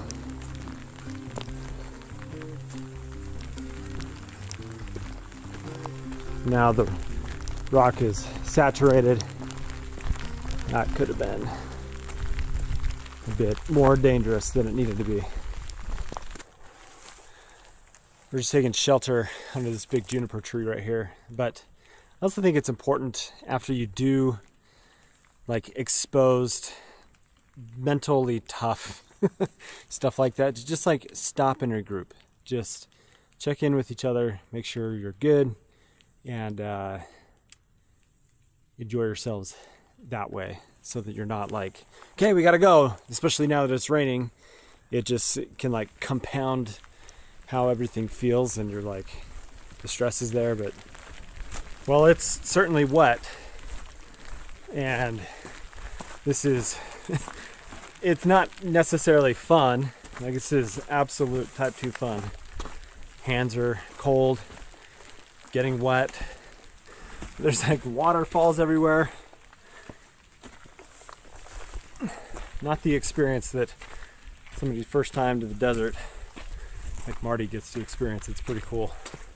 And flash flooding is not a huge concern. You have the opportunity to like get out of harm's way pretty easy. This is a nice wide open canyon, but there is a lot of water coming off the walls.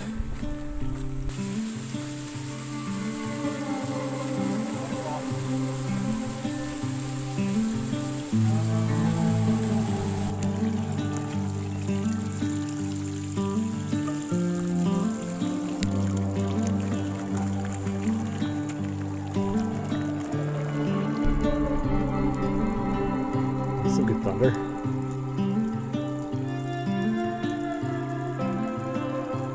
Just look at that canyon.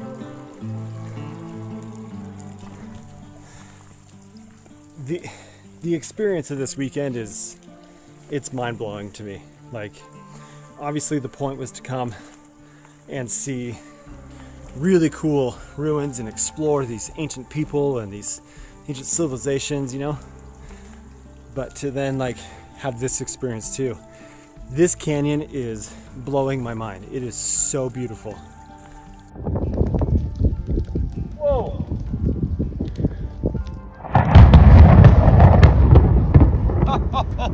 4 seconds.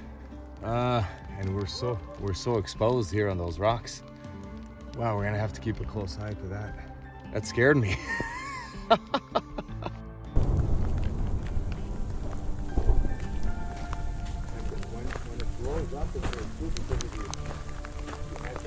Jeez.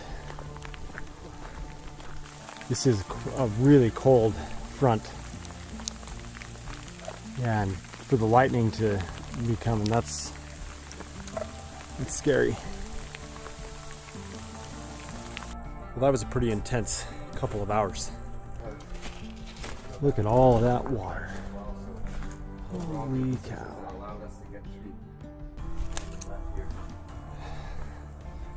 Gonna go up again.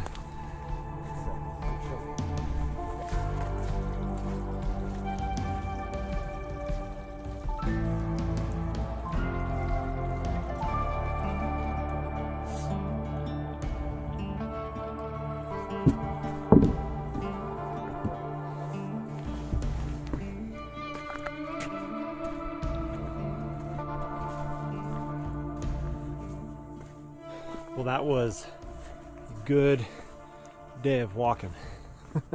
We're getting like right to where we need to find a place to camp. Oh, this looks like it could be a decent option up in here, but we are way further than we had initially planned for our camping tonight, and so let's see what there is up here as a potential campsite. This could be nice up here. Well, my friends, that was a wild day. We've seen so much on this trip. It's crazy. Like all the ruins, all those incredible sights, the structures, and I'm not gonna lie. Today, like, tested my abilities from like a mental standpoint, and just like my resilience. Walking in that 2 hours of really cold rain and sleet and snow was hard.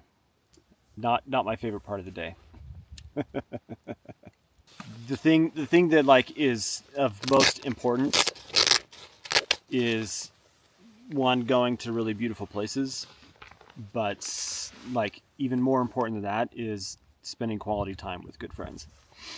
And Marty coming out all the way from Eastern Canada, it means a lot to me. So I'm really excited that I had the opportunity to hang out and eat some food, brother.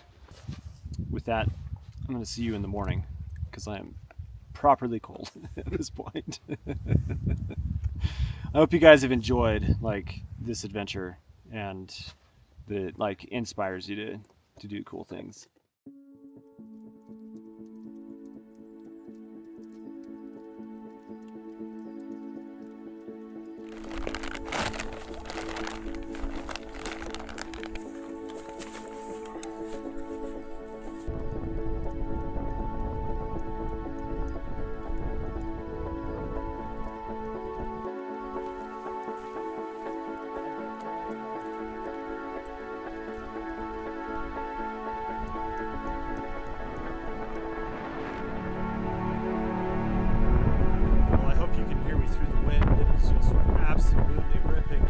Friends, I appreciate you.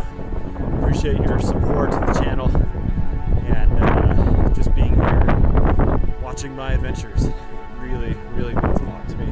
You're awesome. We'll catch you on the next one. See you later.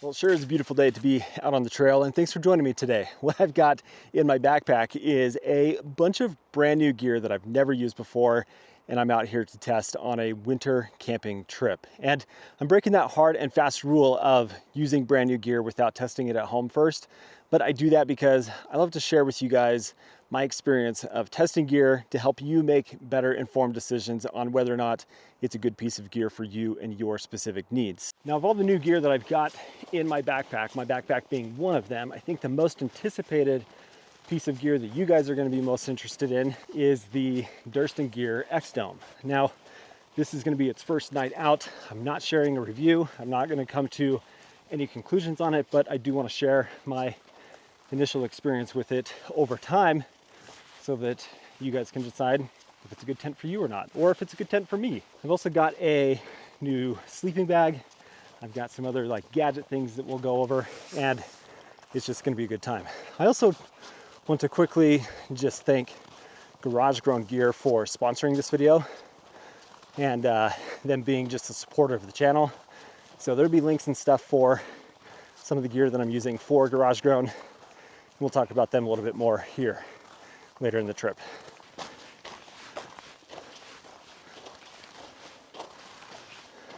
Well, I think I found a good spot for me to get set up for the night. Nice clear open area. Never been to this exact site before, so It was kind of a gamble to know whether or not this is going to work out, but I'm pleased with this, and it's kind of off the trail and should be good. So let's get set up because it's 3:50, which means I've got about an hour of good sunlight, and I want to be totally ready because I've got an amazing dinner planned as well. Steak dinner, ribeye and potatoes over to the fire. So it should be awesome. Well, this definitely is a really beautiful sight. I love being in these pines, and there's just not a lot of snow, which I guess in this case is really nice because it's less to manage and the ground is not yet totally frozen. So it's going to make driving stakes into the ground a lot easier, which is also nice. And the temperature is not too cold right now. I got pretty sweaty on my back coming up because it's just a lot of uphill in elevation gain, close to like 800, almost 1,000 feet from the parking lot in about a mile and a half, I think is about what I walked. And so, yeah, I'm just trying to like stay moving and get dry so that I don't get too chilled. But we're gonna get the tent set up first so that I can get my sleeping gear set up and get my sleeping bag all lofting and such.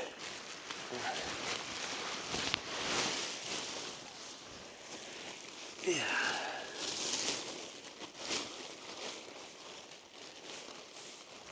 That ought to do pretty good, I think.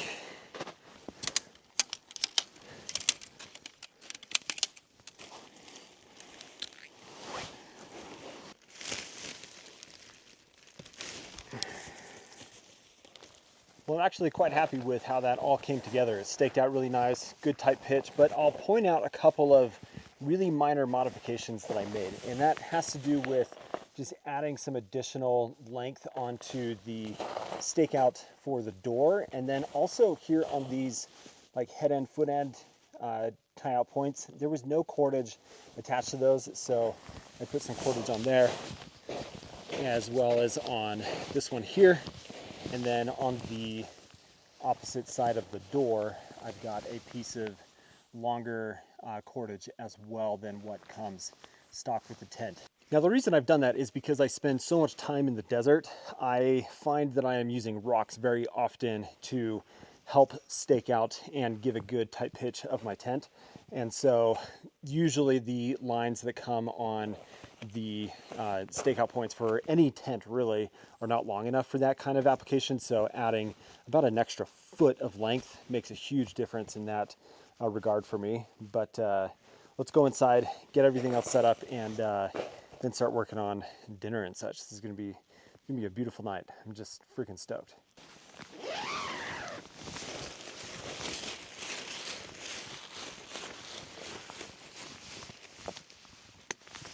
Now, the sleeping pad that I've got is the Zenbivy Flex Air in the long wide version. So it's the 25 inches wide, 78 inches long.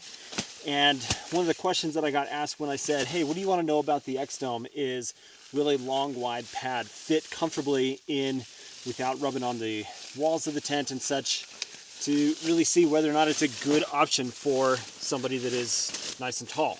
So I brought this to also kind of see how well this R value of 5 does sleeping on the snow. Now, I do have an 1/8 inch foam, close-up foam pad that I'm going to put underneath because I don't want to sleep cold, but we're going to see how well this does. And I just also really like how comfortable this Zenbivy pad is. The Flex Air is a little bit different than the ultralight pad in the sense that the top fabric is a like full stretch fabric, which makes for that weight distribution really nice and for nice, just very comfortable sleep. So we're gonna get that inflated, and then I'll show you my sleeping bag, which I'm quite excited about. So now my sleeping bag is also completely new for me. This is the Nortent Ling, L-Y-N-G, I think that's how you pronounce it. But this is going to be pushing the limits of this bag. It is comfort rated for, it says it right on the bottom of the bag, comfort rated for 23 degrees Fahrenheit. It's going to get down to about 20 degrees Fahrenheit tonight. So I do also have my UGQ Quillo. It has a extra bit of insulation, plus my Goose Feet Gear down socks to put on my feet to make sure my feet stay nice and warm. But this bag is pretty cool because it's got a center zip, and then also these zippers here. I'm holding it upside down, but zippers here on each side for your arms to come out, so you can have all of that insulation on top of you, but still stick your arms out and do whatever. You could hang out around camp. You can sit up in the tent and cook inside of your sleeping bag. It just provides a bit more flexibility to also stay nice and warm in the bag that way as well. So I'm excited to try this out, and thank Nortent for giving me the opportunity to try this and share my thoughts on it. I think it's a brand new bag from them, so that's pretty cool. Okay, well, now that I've got the tent set up and I'm losing light, I need to get some firewood processed, because my plan is to cook my steak and potatoes over a fire. And that's one of the other little pieces of gear that I brought, is a very portable, very lightweight fire pit called the X-Fire 19. And so I need to get enough wood for that. It's also going to provide some good warmth and just be a fun way to cook dinner, as opposed to doing a freeze-dried meal like I'm typically doing on most of my trips. But I thought, you know what, let's go exciting on this trip. Let's cook a steak and enjoy just a nice hearty meal of steak and potatoes. So this is the fire pit. It just like packs flat, and then it's also got this little grill grate. I may do the steak on here, I may do it in my fry pan, but I mean, I've got a fire pit right here, but this is going to provide just a smaller space and be able to contain better, and I'll be able to cook right on top of the fire pit that way, which will be really nice. And yeah, I mean, I didn't know that this fire pit was going to be here, but it just makes things a little bit more convenient and better airflow with how wet everything has been as well. It'll make it so that that fire burns good and hot and clean and such. So I've got a bunch of wood here that we're gonna get broken down and processed, and got my Look 46 saw here, which is fantastic, super cool.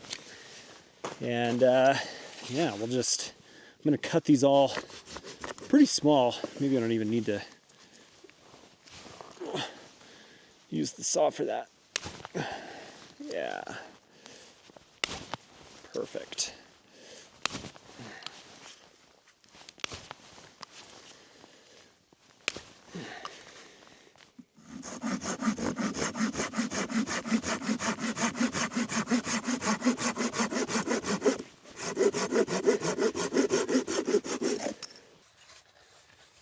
Now, something else pretty cool that I'm checking out and putting to use for the first time is this Dandelion Buddy table from Fire Maple Gear.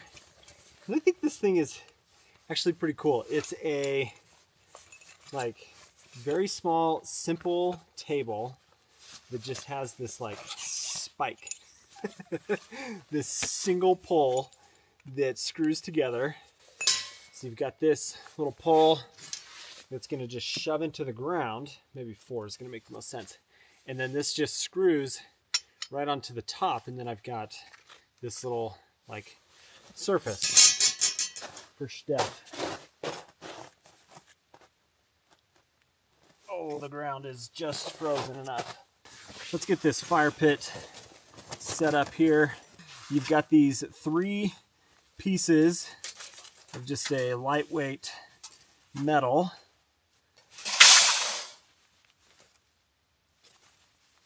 This is kind of tricky with gloves on, but essentially these just interlock like so, and then it creates a cylinder. I'm going to wrap that around. Make sure I capture all 3. Boom, just like that. And then you've got this little ash plate.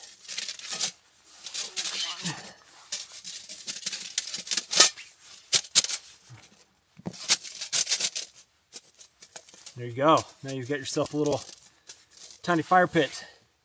Maybe it's a little ironic for it to be inside of a bigger fire pit here, but like I said, there's all these airflow holes for better burning. It'll make it burn cleaner and hotter and not have to deal with the wet snow here in this, and it just contains it a little bit better. Plus, then you've got this piece here, these little pieces that connect there.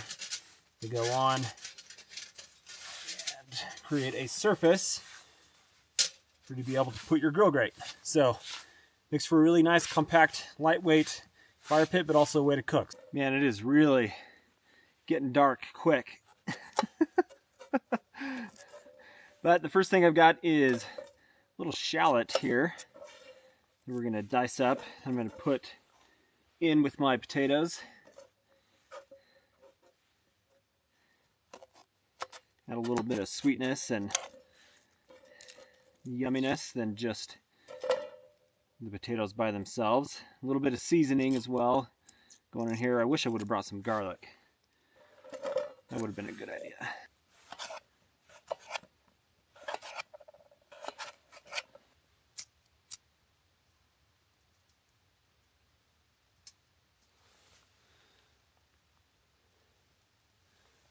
There we go.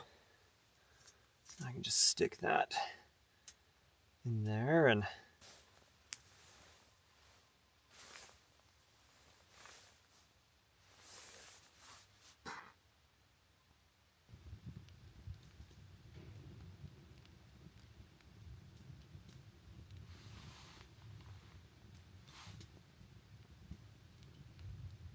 well, it's not super ideal to be doing this in the complete dark from a filming standpoint, but I mean, I'm enjoying just a beautiful night. Got my potatoes all burnt up. I had a feeling using a titanium fry pan is kind of interesting, and I'm just trying to get the potatoes done so that I can cook my steak, which is still like slightly frozen, but I need to get a really good coal base. And so like I'm hungry and I don't want to be up until like 9 o'clock cooking. It's already 6 o'clock at this point, but I mean, they're warm and that tastes really good in this fire pit. This is really, really neat. So like I very easily could have just done a freeze-dried meal and already been done by now, and it is what it is. But like, I don't know, sometimes you just want a little bit different of a food experience, and this little fry pan is really easy to carry. I've also got the plate to go with it.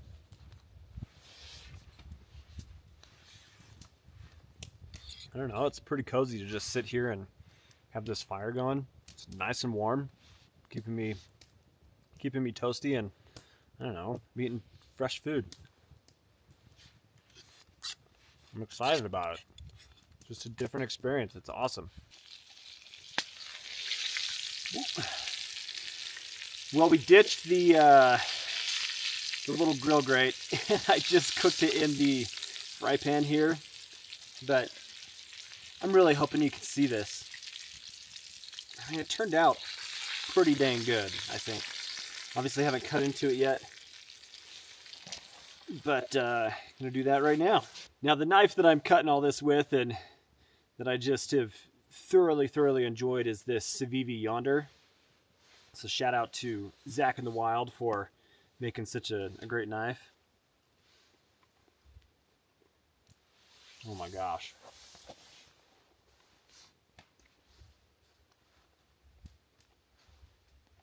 That is so good. That was so tasty. Way better than a freeze-dried meal, that's for sure.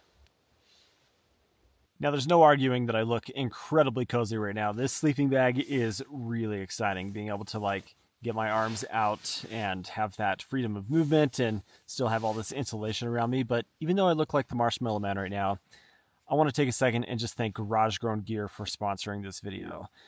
Garage Grown is amazing. They support small businesses. They provide so much opportunity for small businesses in the outdoor industry and cottage brands to have a way to sell their amazing gear. And there's so many cool, unique gadget type pieces of gear that you can find on Garage Grown, and they're the one-stop shop for everything ultralight, for everything backpacking. They are amazing. I just appreciate what they do for the backpacking community and being a place for all these like-minded people to come together and find really, really cool pieces of gear. So if you are looking for some Christmas gifts, or you're looking for some stuff for yourself for the next season of backpacking, go check out Garage Grown, because they are amazing. I appreciate their support of the channel and for sponsoring this video. I'm just going to enjoy the rest of the evening here inside of the tent. As far as the X-Dome goes, like, this is pretty cozy. It's an enjoyable space to be in. I've got plenty of peak height. I don't have anything that's standing out so far as like, ugh, I hate that. Or, it's cozy. I like it in here. So in the morning, we'll talk more about just some of the other pieces of gear that I've got, what my experience has been like with them, because it got dark quickly and needed to cook and just kind of take care of myself that way. So I'm going to get a hopefully good night of sleep, and we'll see you in the morning. Wow, what a nice night of sleep that was. I was warm, I was comfortable, cozy, just really, really enjoyed myself. This sleeping bag is fantastic. I am impressed. Like, I really, really like how well this did. Now, I did have my UGQ Quillo with me inside as well, and my Goose Feet Gear down socks, which made a big difference in just ensuring that I was totally warm. And in fact, like, I slept for several hours without ever feeling a chill, without anything like that, which is not super common for me in the winter.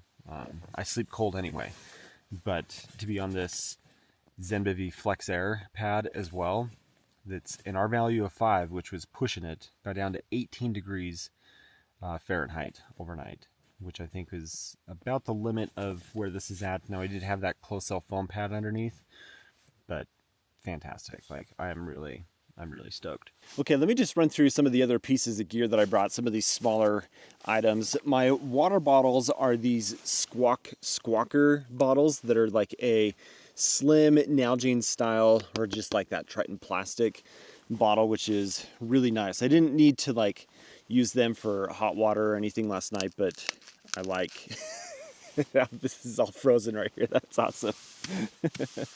Then in this bag here, I've just got all of the food related items that I brought with me.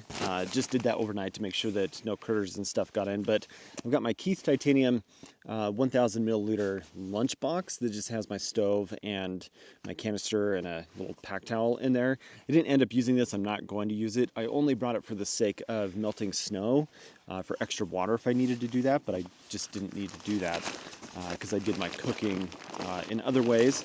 I didn't use freeze-dried meals. But I've got my food bag, my Backcountry Exposure food bag, and then my Toaks Titanium fry pan with the plate, and then my Keith Titanium utensils. That's what they're called, utensils. I put all of that just in a garbage bag, or a Ziploc bag, I should say, just to contain the mess of all the butter and oil and stuff that I had with the steak last night. Suluk 46 folding camp saw. This thing is fantastic. It just runs through wood so easy, and it's a pull stroke saw. It's actually the silky Gomboy blade, but then the Suluk 46 handle that is super lightweight. This thing is awesome. If you do any kind of winter camping or taking a saw with you out on any kind of trip, this is definitely worth checking out for how lightweight it is, and it's very comfortable as well. I've been impressed. Got my Zoleo satellite communicator, got a fire building kit, an extra pair of gloves, even though I didn't need them. I'm not even going to wear my gloves right now, but I do have my Okupa little hand warmers that I got recently. That these are so fantastic. It's just shove them in your pockets. Makes for nice cozy hands. Even though I've got somewhere in here another pair of like soft shell type gloves. Some little like knick-knack ditty bag stuff. So my ditty bag from Gossamer Gear that has my electronic stuff in it, headlamp, and my car keys, chapstick, charging cables. So this thing's pretty cool here. This is the Nightcore Summit 10,000, and what this is essentially the Carbo 10,000 or the NB 10,000. They're both very similar, but it is the Summit series, so it is designed to operate in cold temperatures, and it even comes with this like insulated sleeve for you to put it into, so that makes it so that the cold doesn't sit and drain the battery, which is really, really convenient. And then I've got, as always, a first aid kit, poop kit, and the dandelion table that I brought to do my cooking and eating off of, and then the insulated chair cover for my Big Agnes Skyline UL chair. So all of this makes for a really cozy, really comfortable, not over the top winter camping trip, and stuff that just like, I don't know, it works. It's great. I very much enjoy it. Then let's talk about all the clothing items, everything I'm wearing to keep myself warm and dry, comfortable that way.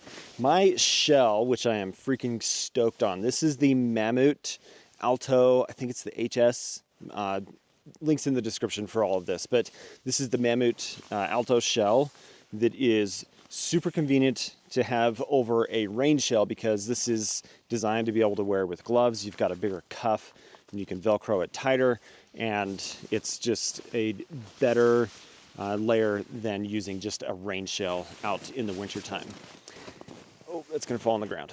Then my insulation pieces, I have the Decathlon 4-Class MT500 for this down jacket. And then underneath that is the Outdoor Vitals Ventus synthetic hoodie. And then underneath that is the Vigor pullover from Outdoor Research. And then I have the Outdoor Vitals Altitude t-shirt on underneath that. So I have just all those polyester and synthetic layers, and then a down insulated layer. It's very dry out here. The humidity is super low, so I'm not concerned about the down having any issues, but being active and such, it's nice to have that like synthetic layer as well underneath as my mid layer. Then for my pants, these are the Zinal, I think that's how you pronounce it, Mammut softshell pants, which I'm so glad to like finally have a good softshell pant for my winter hiking and stuff. Breaks the wind really nice, keeps you warmer, and it's just a much more enjoyable way to stay dry and happy and just more comfortable while you're out there. Then I've got a pair of Smartwool 250 weight pants underneath for my base layer, my Danner 2650 mid waterproof boots, and a pair of nice Smartwool socks. And I am also wearing a beanie under here as well. And that pretty much rounds out all the apparel. It's been really comfortable and super enjoyable. So, and then just before I pack up here, let me give just some more thoughts and feelings on the Durston X-Dome after using it for this one night and for this one trip. This thing I think has a lot of potential. There are a lot of things that I'm really enjoying about it. I love the amount of vestibule space that is out of the way of the doorway and the amount of space inside of the tent. I mentioned yesterday about how the way that the door and everything is oriented, I think most of the time you're going to want to sleep with your head at the wide end of the floor, which isn't necessarily going to pose a problem, but if you are wanting your door a certain direction and you don't want to have your head at that end of the tent, then maybe you're sleeping downhill a little bit, which is exactly what I'm doing right now. That could be something that could be an issue, but that's like super, super nitpicky. But I like that all the way around, except for on the door itself, you have a good piece of solid fabric that just helps with dust and dirt and sand and such blowing in. And I don't know that it's going to necessarily help all that much with keeping you a bit warmer, because there's still a lot of mesh and the fly doesn't go all the way to the ground. But the pitch of it is really simple. It stakes out good and tight. The structure of it feels really solid. The magnet tiebacks for the doors are convenient. I think that this is going to be popular. I mean, it's obvious that it's already popular, but I think it's going to be a really good solution for a lot of people. And The 25-inch wide by 78-inch long sleeping pad fits in there perfect. I never felt like I was pushing against the wall too much. My sleeping bag is a long length sleeping bag. It's longer than just your standard regular bags. Outside of that, I need to just get more time with it. I'm not ready to give any kind of definitive, like, yeah, you need to buy this tent. This is amazing. Like, I'm enjoying it, but let me get some more time with it and share that experience over more time. Now, what's kind of tricky about this tent is the way that the floor is shaped. It makes just folding it a little bit more tricky. But one of you did ask, like, how does it fit into your pack? How to make it fit really nice and that kind of thing. So I'm going to show you what I do, which I've done in another video, but I like to fold everything lengthwise, and then I fold at a width that is as wide as I want it to go into my pack horizontally. And then to just save me the amount of rolling to do, I fold it in half, which puts all of the ends and the cords and stuff at one end of the roll. And then I just start rolling from there. And I go about halfway, and I'll tuck everything in, make sure it's still the width that I want, and then I fold this end in, and I can get all that air out. It gives me a place to tuck all of my cordage and ends and stuff. It's a little weird because I've got the footprint attached to the bottom of this. But that's that. That is rolled up, ready to go inside the pack. So just because your stuff bag is as long as it is, doesn't mean that that's how it has to pack. Like, there we go. So then I can just take it like this and drop it right down on the top of my pack like that. We've got that space to put everything else. And then my poles, these always just go on the side pocket of the pack. So hardly, if ever, do I put my poles on the inside of my pack. They just sit upright that way. Super nice, super convenient. I like it.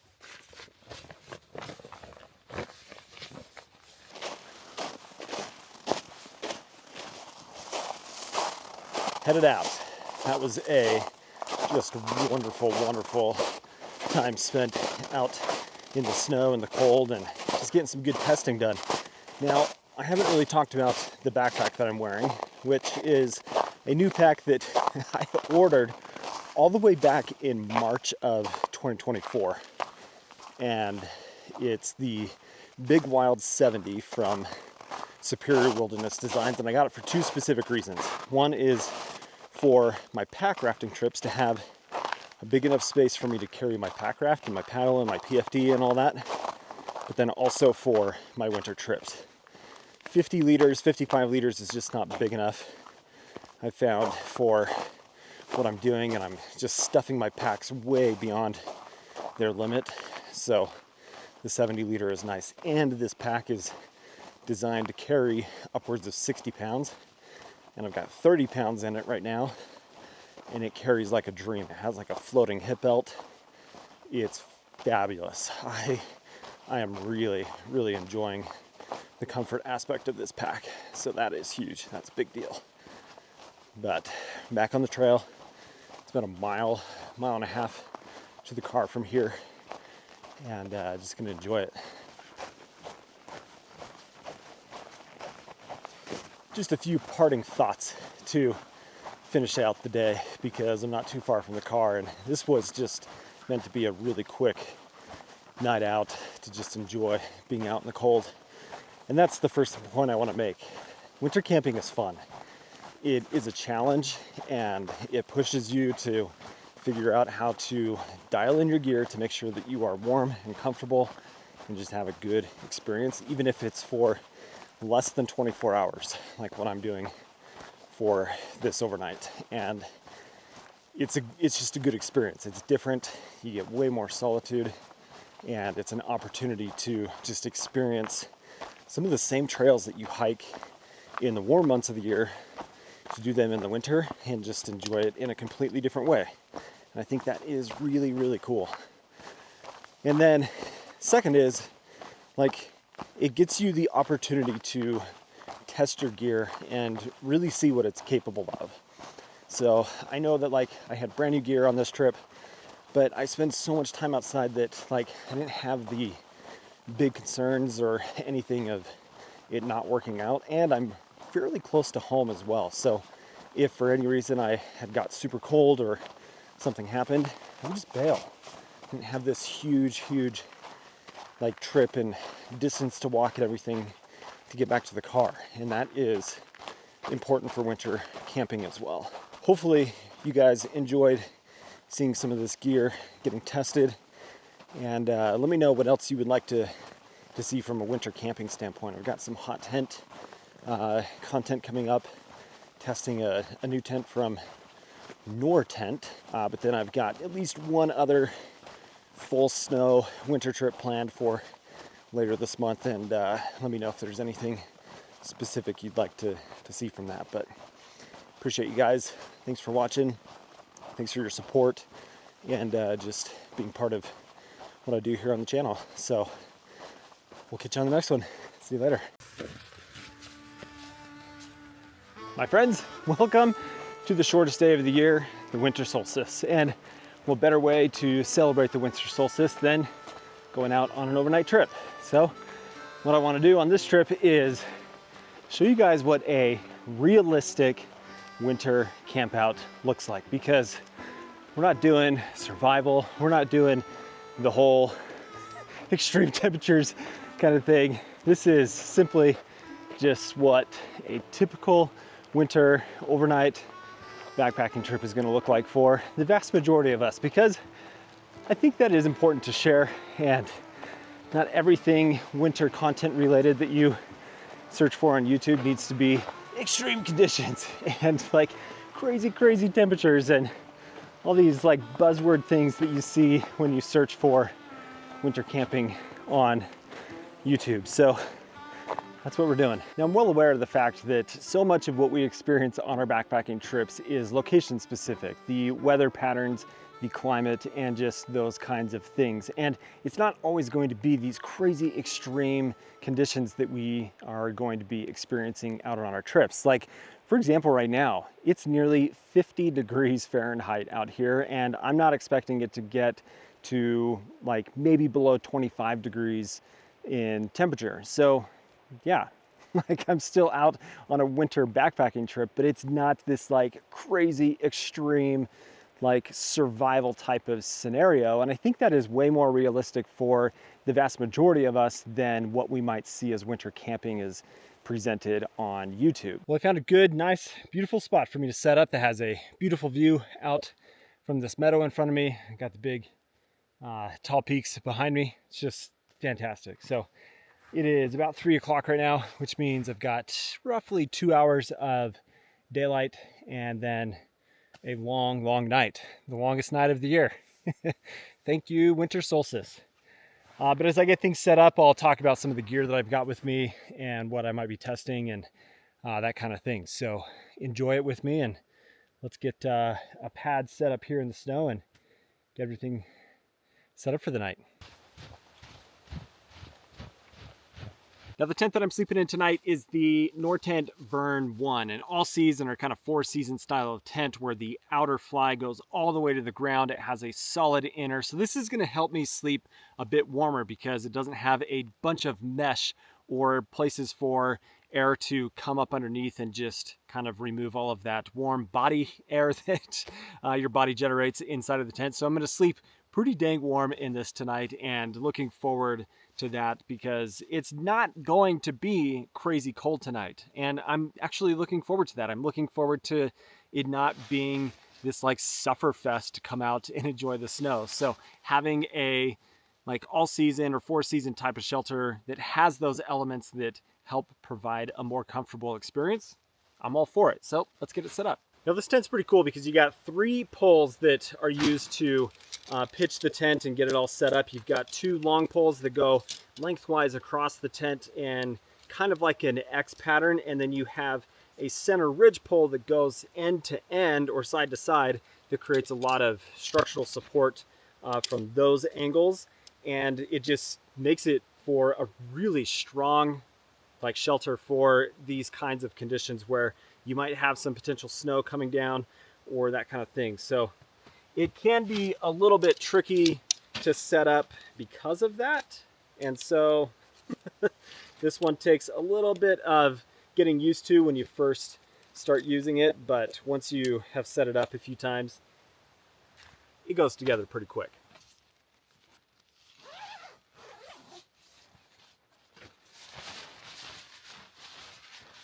So in the tent, I've got my sleeping pad, which is the Xped Ultra 7R that is really a great winter sleeping pad for the kind of conditions that I'm in right now.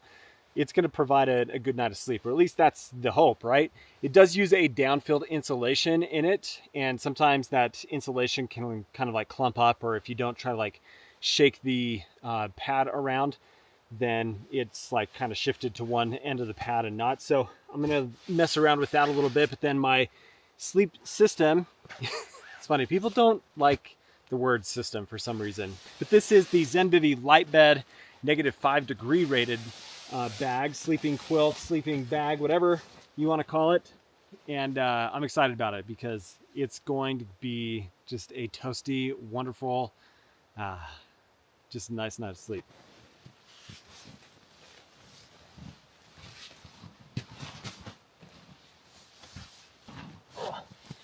Dude, that is a fluffy, fluffy quilt.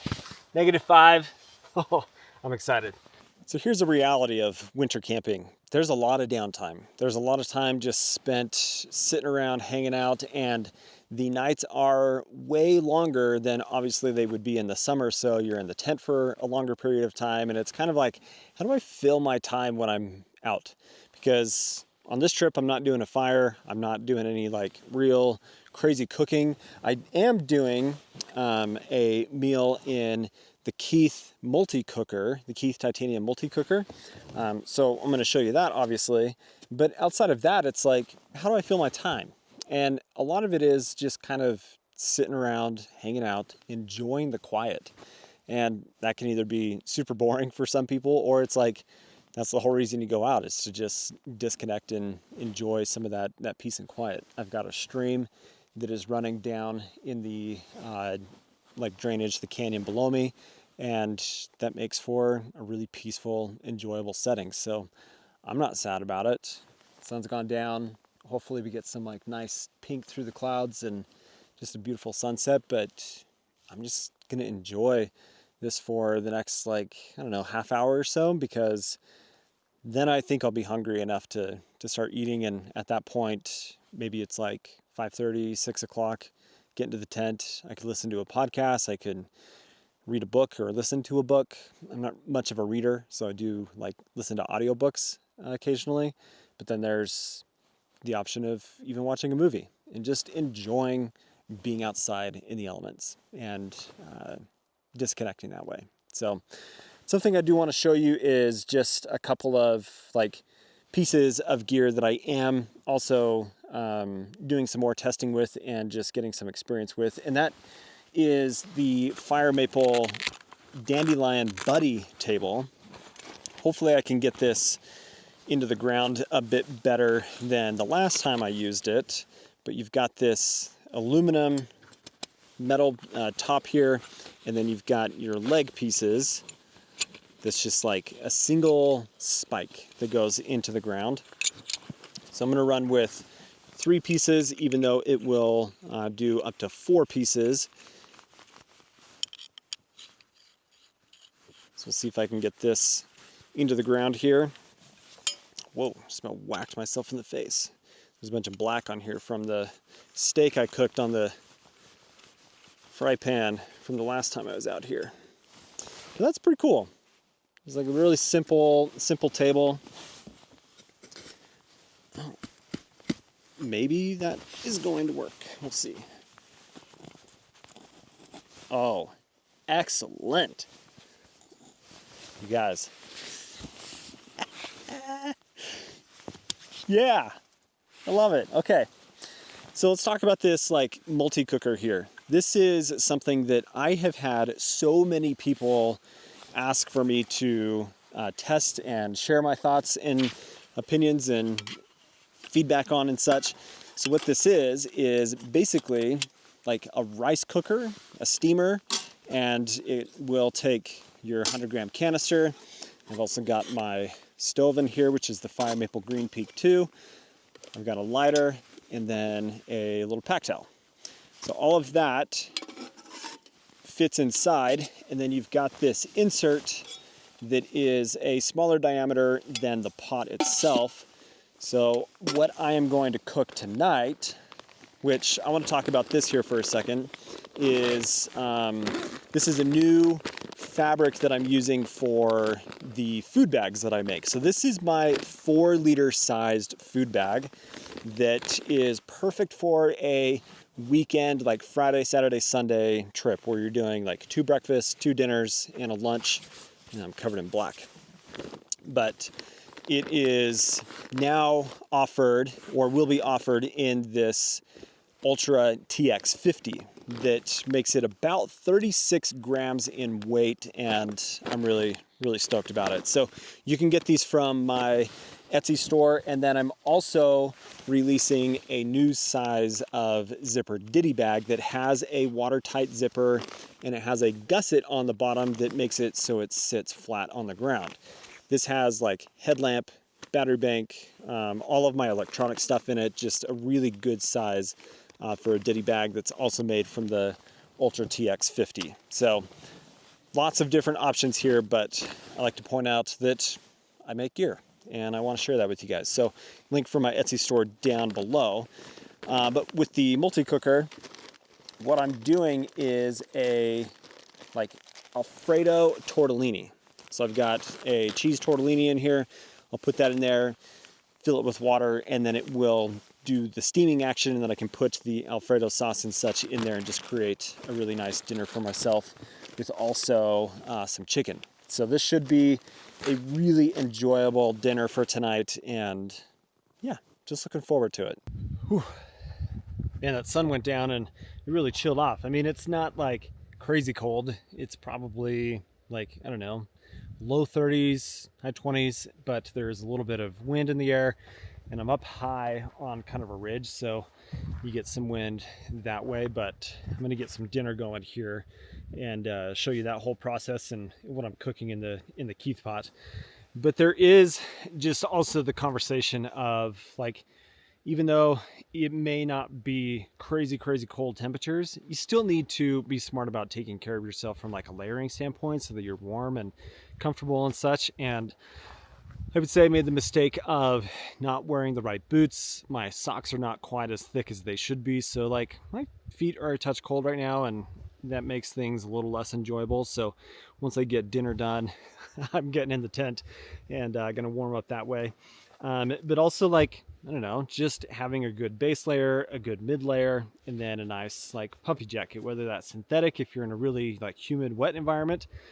I'm in a very dry, like not humid situation right now, so a down jacket like this, what I'm wearing is from Cumulus, and this thing is fantastic. Like, as soon as I put this on, man, just super warm, very enjoyable. I've really enjoyed this jacket. So yeah, let's get dinner going and enjoy some cheesy tortellini. I'll show you what's going on here. Let's do it. The tricky thing is I don't really know how much water to put in here, but I am doing a Alfredo, so I don't need it to like completely not have water. I can always keep cooking and just kind of like reduce it that way. But we're gonna get the tortellini cooked first. So I think what I'll do is just cover it, and so it's like completely covered, and then we'll add more water as necessary. So what's cool about this is you have this insert, right? And that water is going to drain down, and it's like the insert is up off the bottom a little bit, so you can't like really burn it too bad. Just gonna add a touch more. Just like it's an experiment, guys. That should be enough. So we should be good.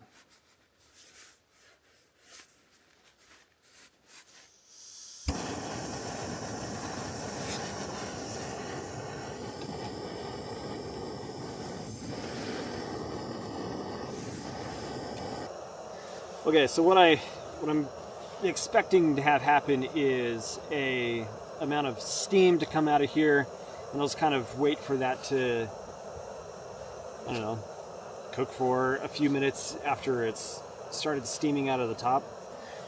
So it should be good. And also, dang, pink sky. This is beautiful. I need to show you this. Beautiful sunset. God, that's awesome.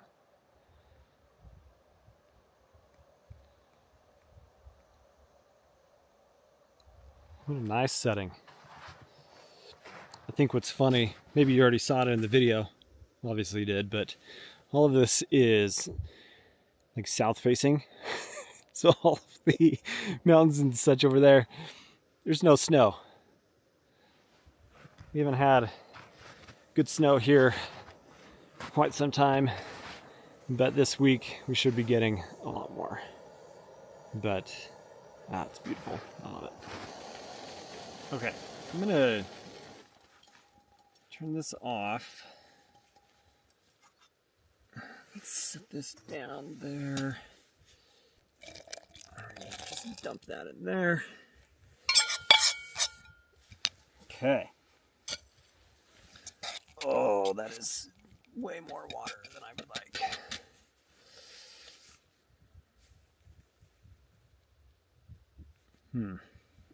My spoon is bigger than my my container is. Dang it. Put the Alfredo mix in.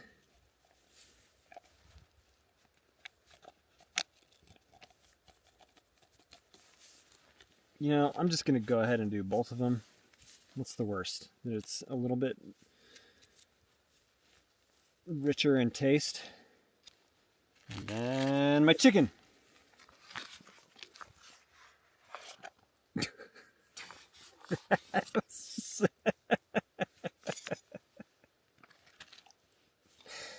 Nice. All right.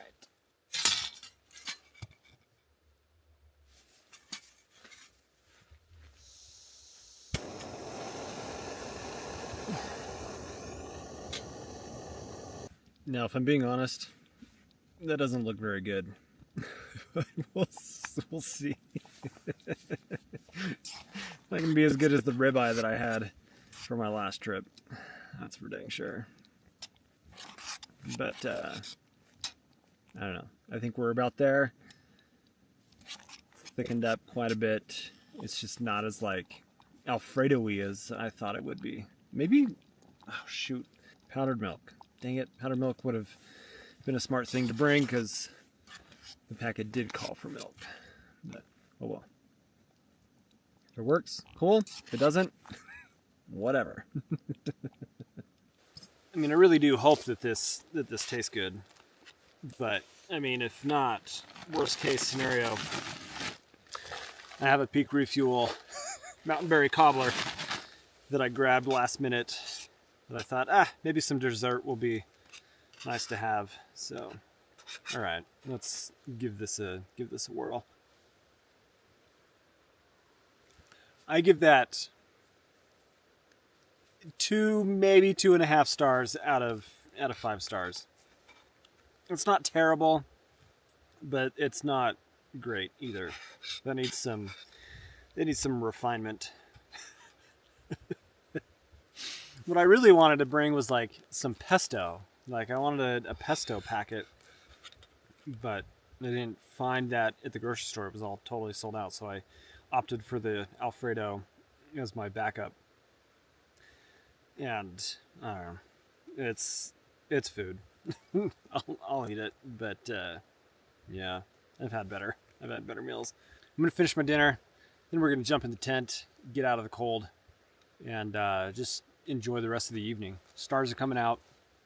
It is stunningly beautiful out here right now. Like, blue light is fantastic. So anyway, I'll see you in the tent.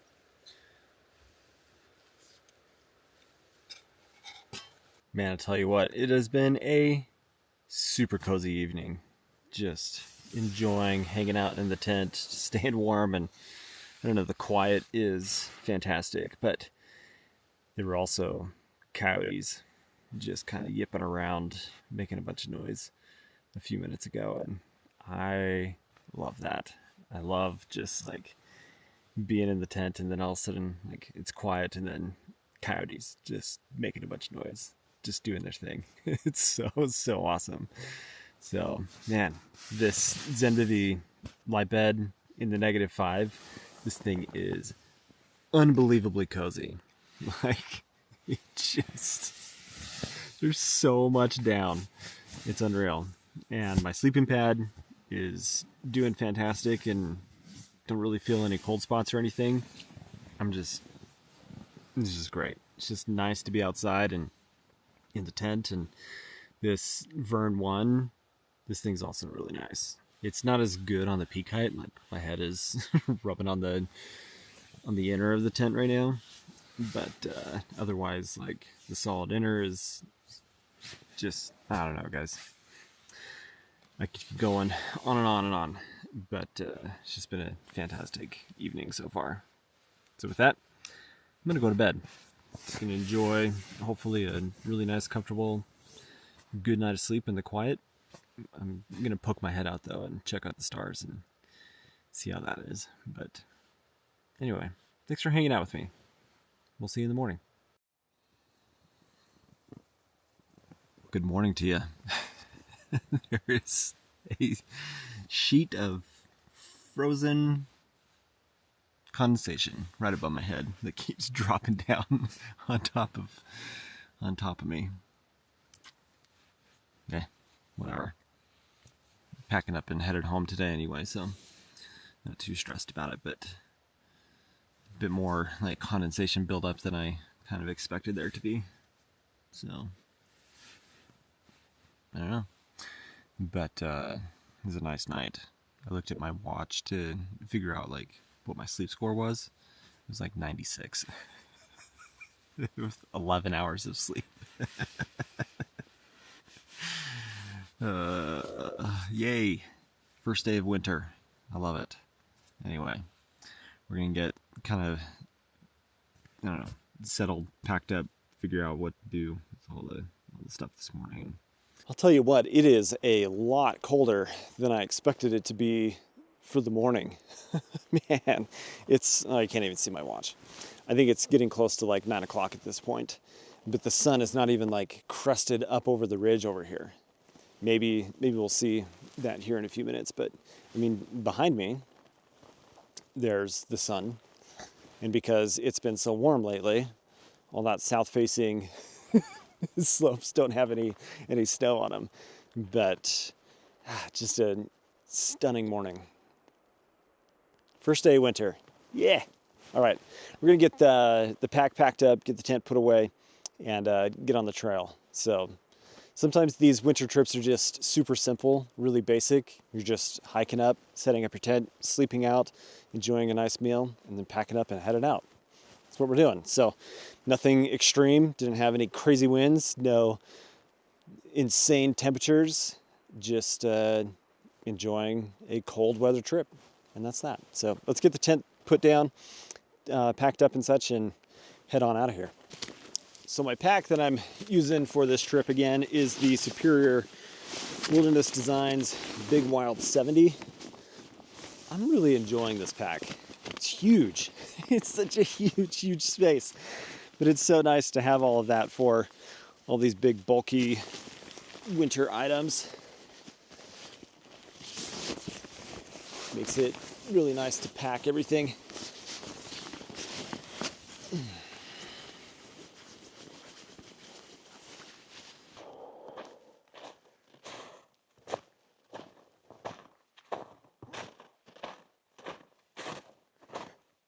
Just trying to walk in all of my footsteps from yesterday, so I'm not getting all that snow in my boots.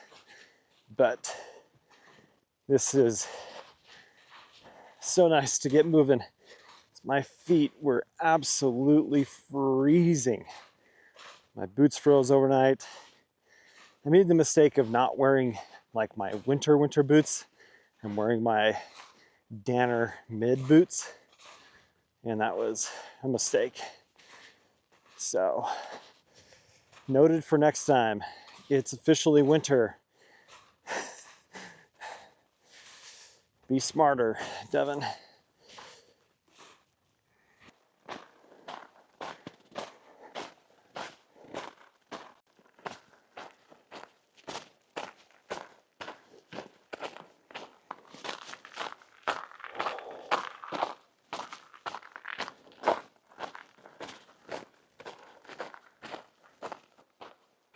Well, friends, thanks for hanging out with me on this quick overnight.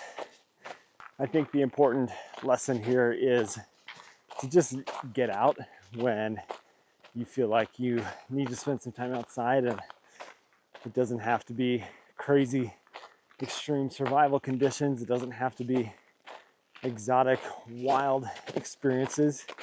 It can just be as simple as hike a mile, set up a tent, enjoy some time to yourself. That's important. So there you go. That's my spiel for this. But really, thanks for hanging out with me. We'll catch you on the next one. See ya. It's moving a little bit. Oh no, I'm gonna have to fix that. This might be one of the most unique ways that I start a camping trip. This is Derek. There he is. Derek is the owner of Haven Tents, and he's invited me to go on a snowmobile overnight camping trip to go spend a night in a Haven tent. But we're gonna have a great time running on snowmobiles. It's gonna be sweet. All right, let's go. Let's go sleep in a hammock, eh? Let's do it.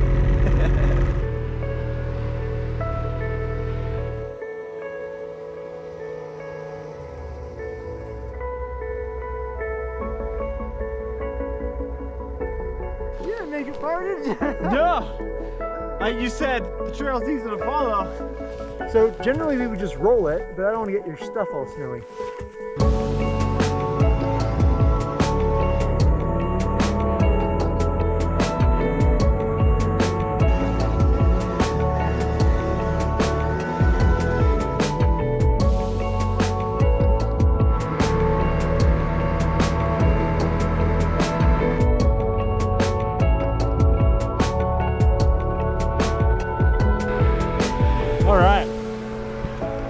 We have found camp. We're just gonna set up on these aspen trees.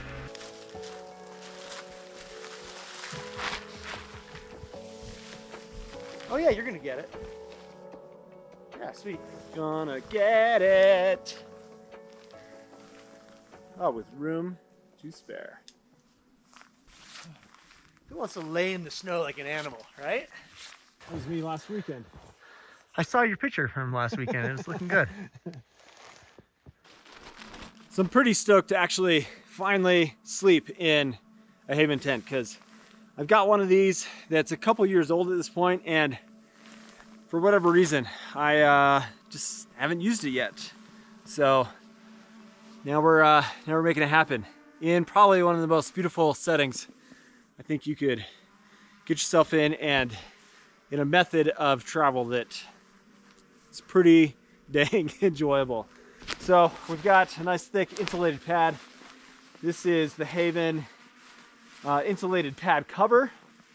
So we're putting that on, and then I've got a cool new piece of sleeping gear from Zenbivvy that we're gonna be putting to use tonight that I'm really excited about. We're losing light pretty quickly though, so I gotta get camp going. So I'm gonna focus on that. So I know it's kind of dark, but something I love about this new Zenbivvy bed is actually the pillow. This is the large size pillow, and it connects to the inside of the hood. the like sleeve that connects everything together, and it's amazing. But it's dark enough that I can't see anything. There we go. Pretty slick here, Derek. If you're doing a Haven camp, we gotta get you up with the ridge light. Derek said my lantern is not cool enough. Yeah, I mean it's great and all, but no ridge light. No, they've got this like LED light that runs along the ridge. Is it USB? There it is. Yeah. What's different about this is, yes, it's a hammock, but it's also a tent. It's a hammock tent. And it's a lay flat design. So you fill a sleeping pad that you can buy from Haven, which is really cool. But this is the standard size, and then Derek has got the XL version. So it's a 30-inch wide pad. On the XL, yeah. Yeah, 30-inch wide pad, and then 24-inch wide on the standard. And so I would bet that you could also use a 25-inch wide that's a long in here. Yeah. Would be my guess. Main thing is that you need horizontal baffles. Yeah, horizontal baffles. That is critical to the structure of this. And so you've got to integrate a rain fly, and it provides a flat lay, which is so nice. I mean, I haven't slept in it yet, so we'll see. We're not talking like flat for a hammock, like 80% flat, you know? 80. If your mattress at home was 80% flat, you'd throw it away. There's no way you would accept anything less than 100% flat from your mattress at home. And that's what we're after. And then I've got a, oh man, Derek's gonna love this. Hold on, let's just appreciate this. Oh, there it is. You can see that, right? So little that's sick. haptic button here you can push, boom, boom, or you can dim it down for some ambiance.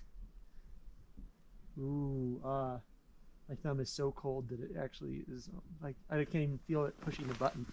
But how about that? Look, it's all lit up now. Okay, you're set. I don't know what I was saying. Oh, I've got a cool piece of gear to show you that I wish I had on all of my other winter trips that fits in my backpack just fine. But just wait and see. This might just be the bougiest thing that I carry on a camping trip like this. It's a heated butt pad. Go in my chair, get my tushy nice and warm. Yeah, baby.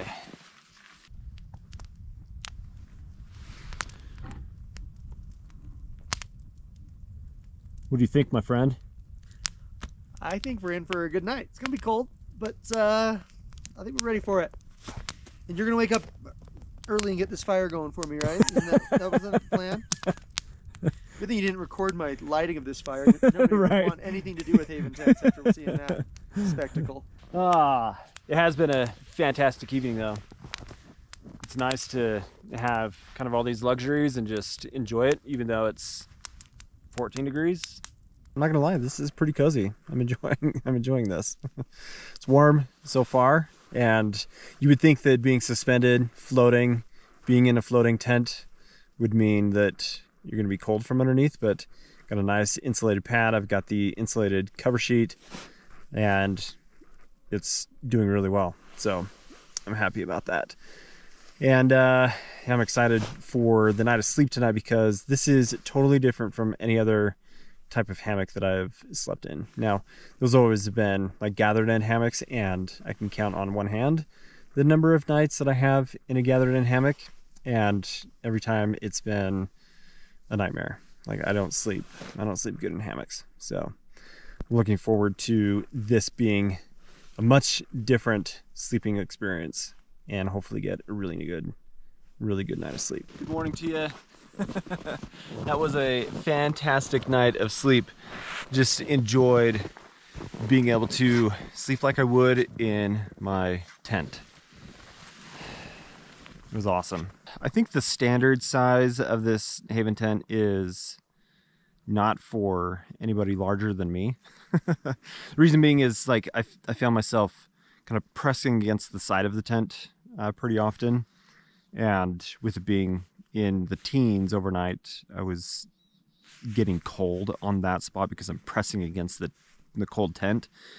So the XL version, I can see having a lot of benefits of just more space to move around, especially with a cold weather bag. Like my sleeping bag essentially takes up the entire space of the tent. But that was a great, comfortable, enjoyable night of sleep.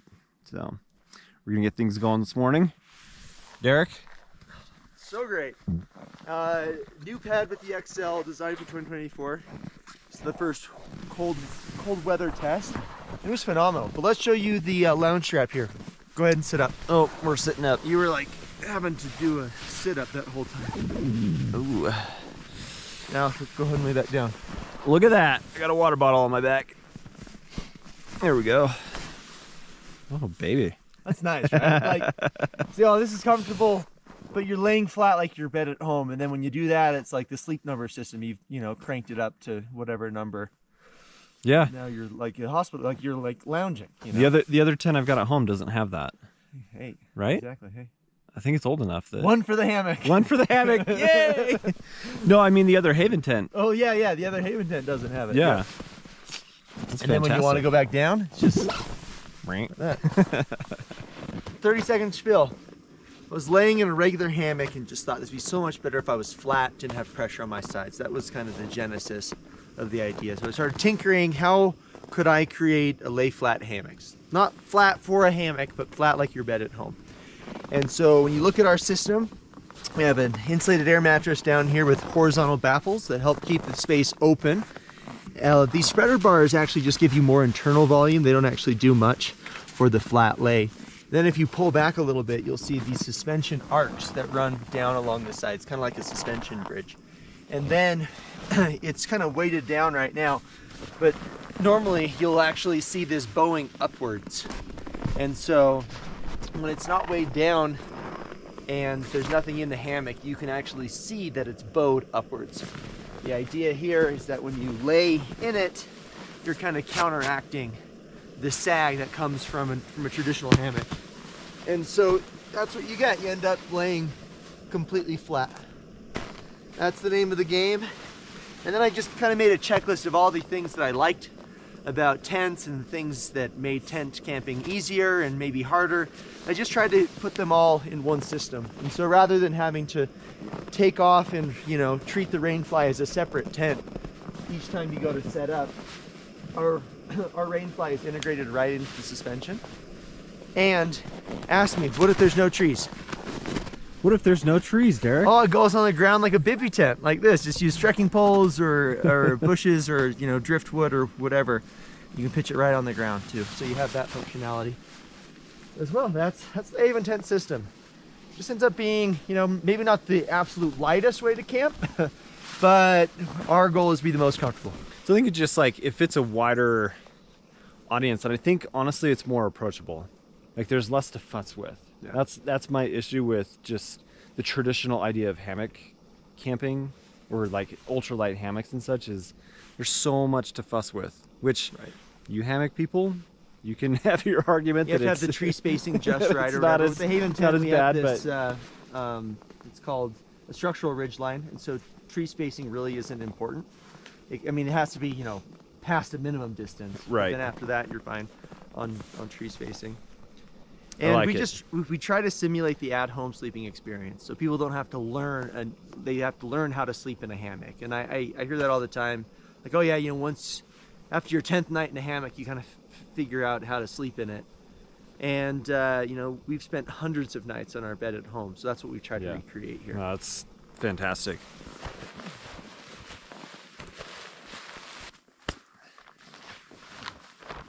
We have got ourselves all packed up, and now the trick is, will the cold snowmobiles start? We'll get them started, so it won't be that bad. But this has been such a beautiful, beautiful place, man. To go like remote into the backcountry using snowmobiles, sleep in a floating tent in a beautiful place, just like, I don't know, it's like off the beaten path, not in your regular place that you would go. And that travel style is really neat. Should we do it? Yeah, let's take the long way back, huh? I'm liking it. All right, let's do it.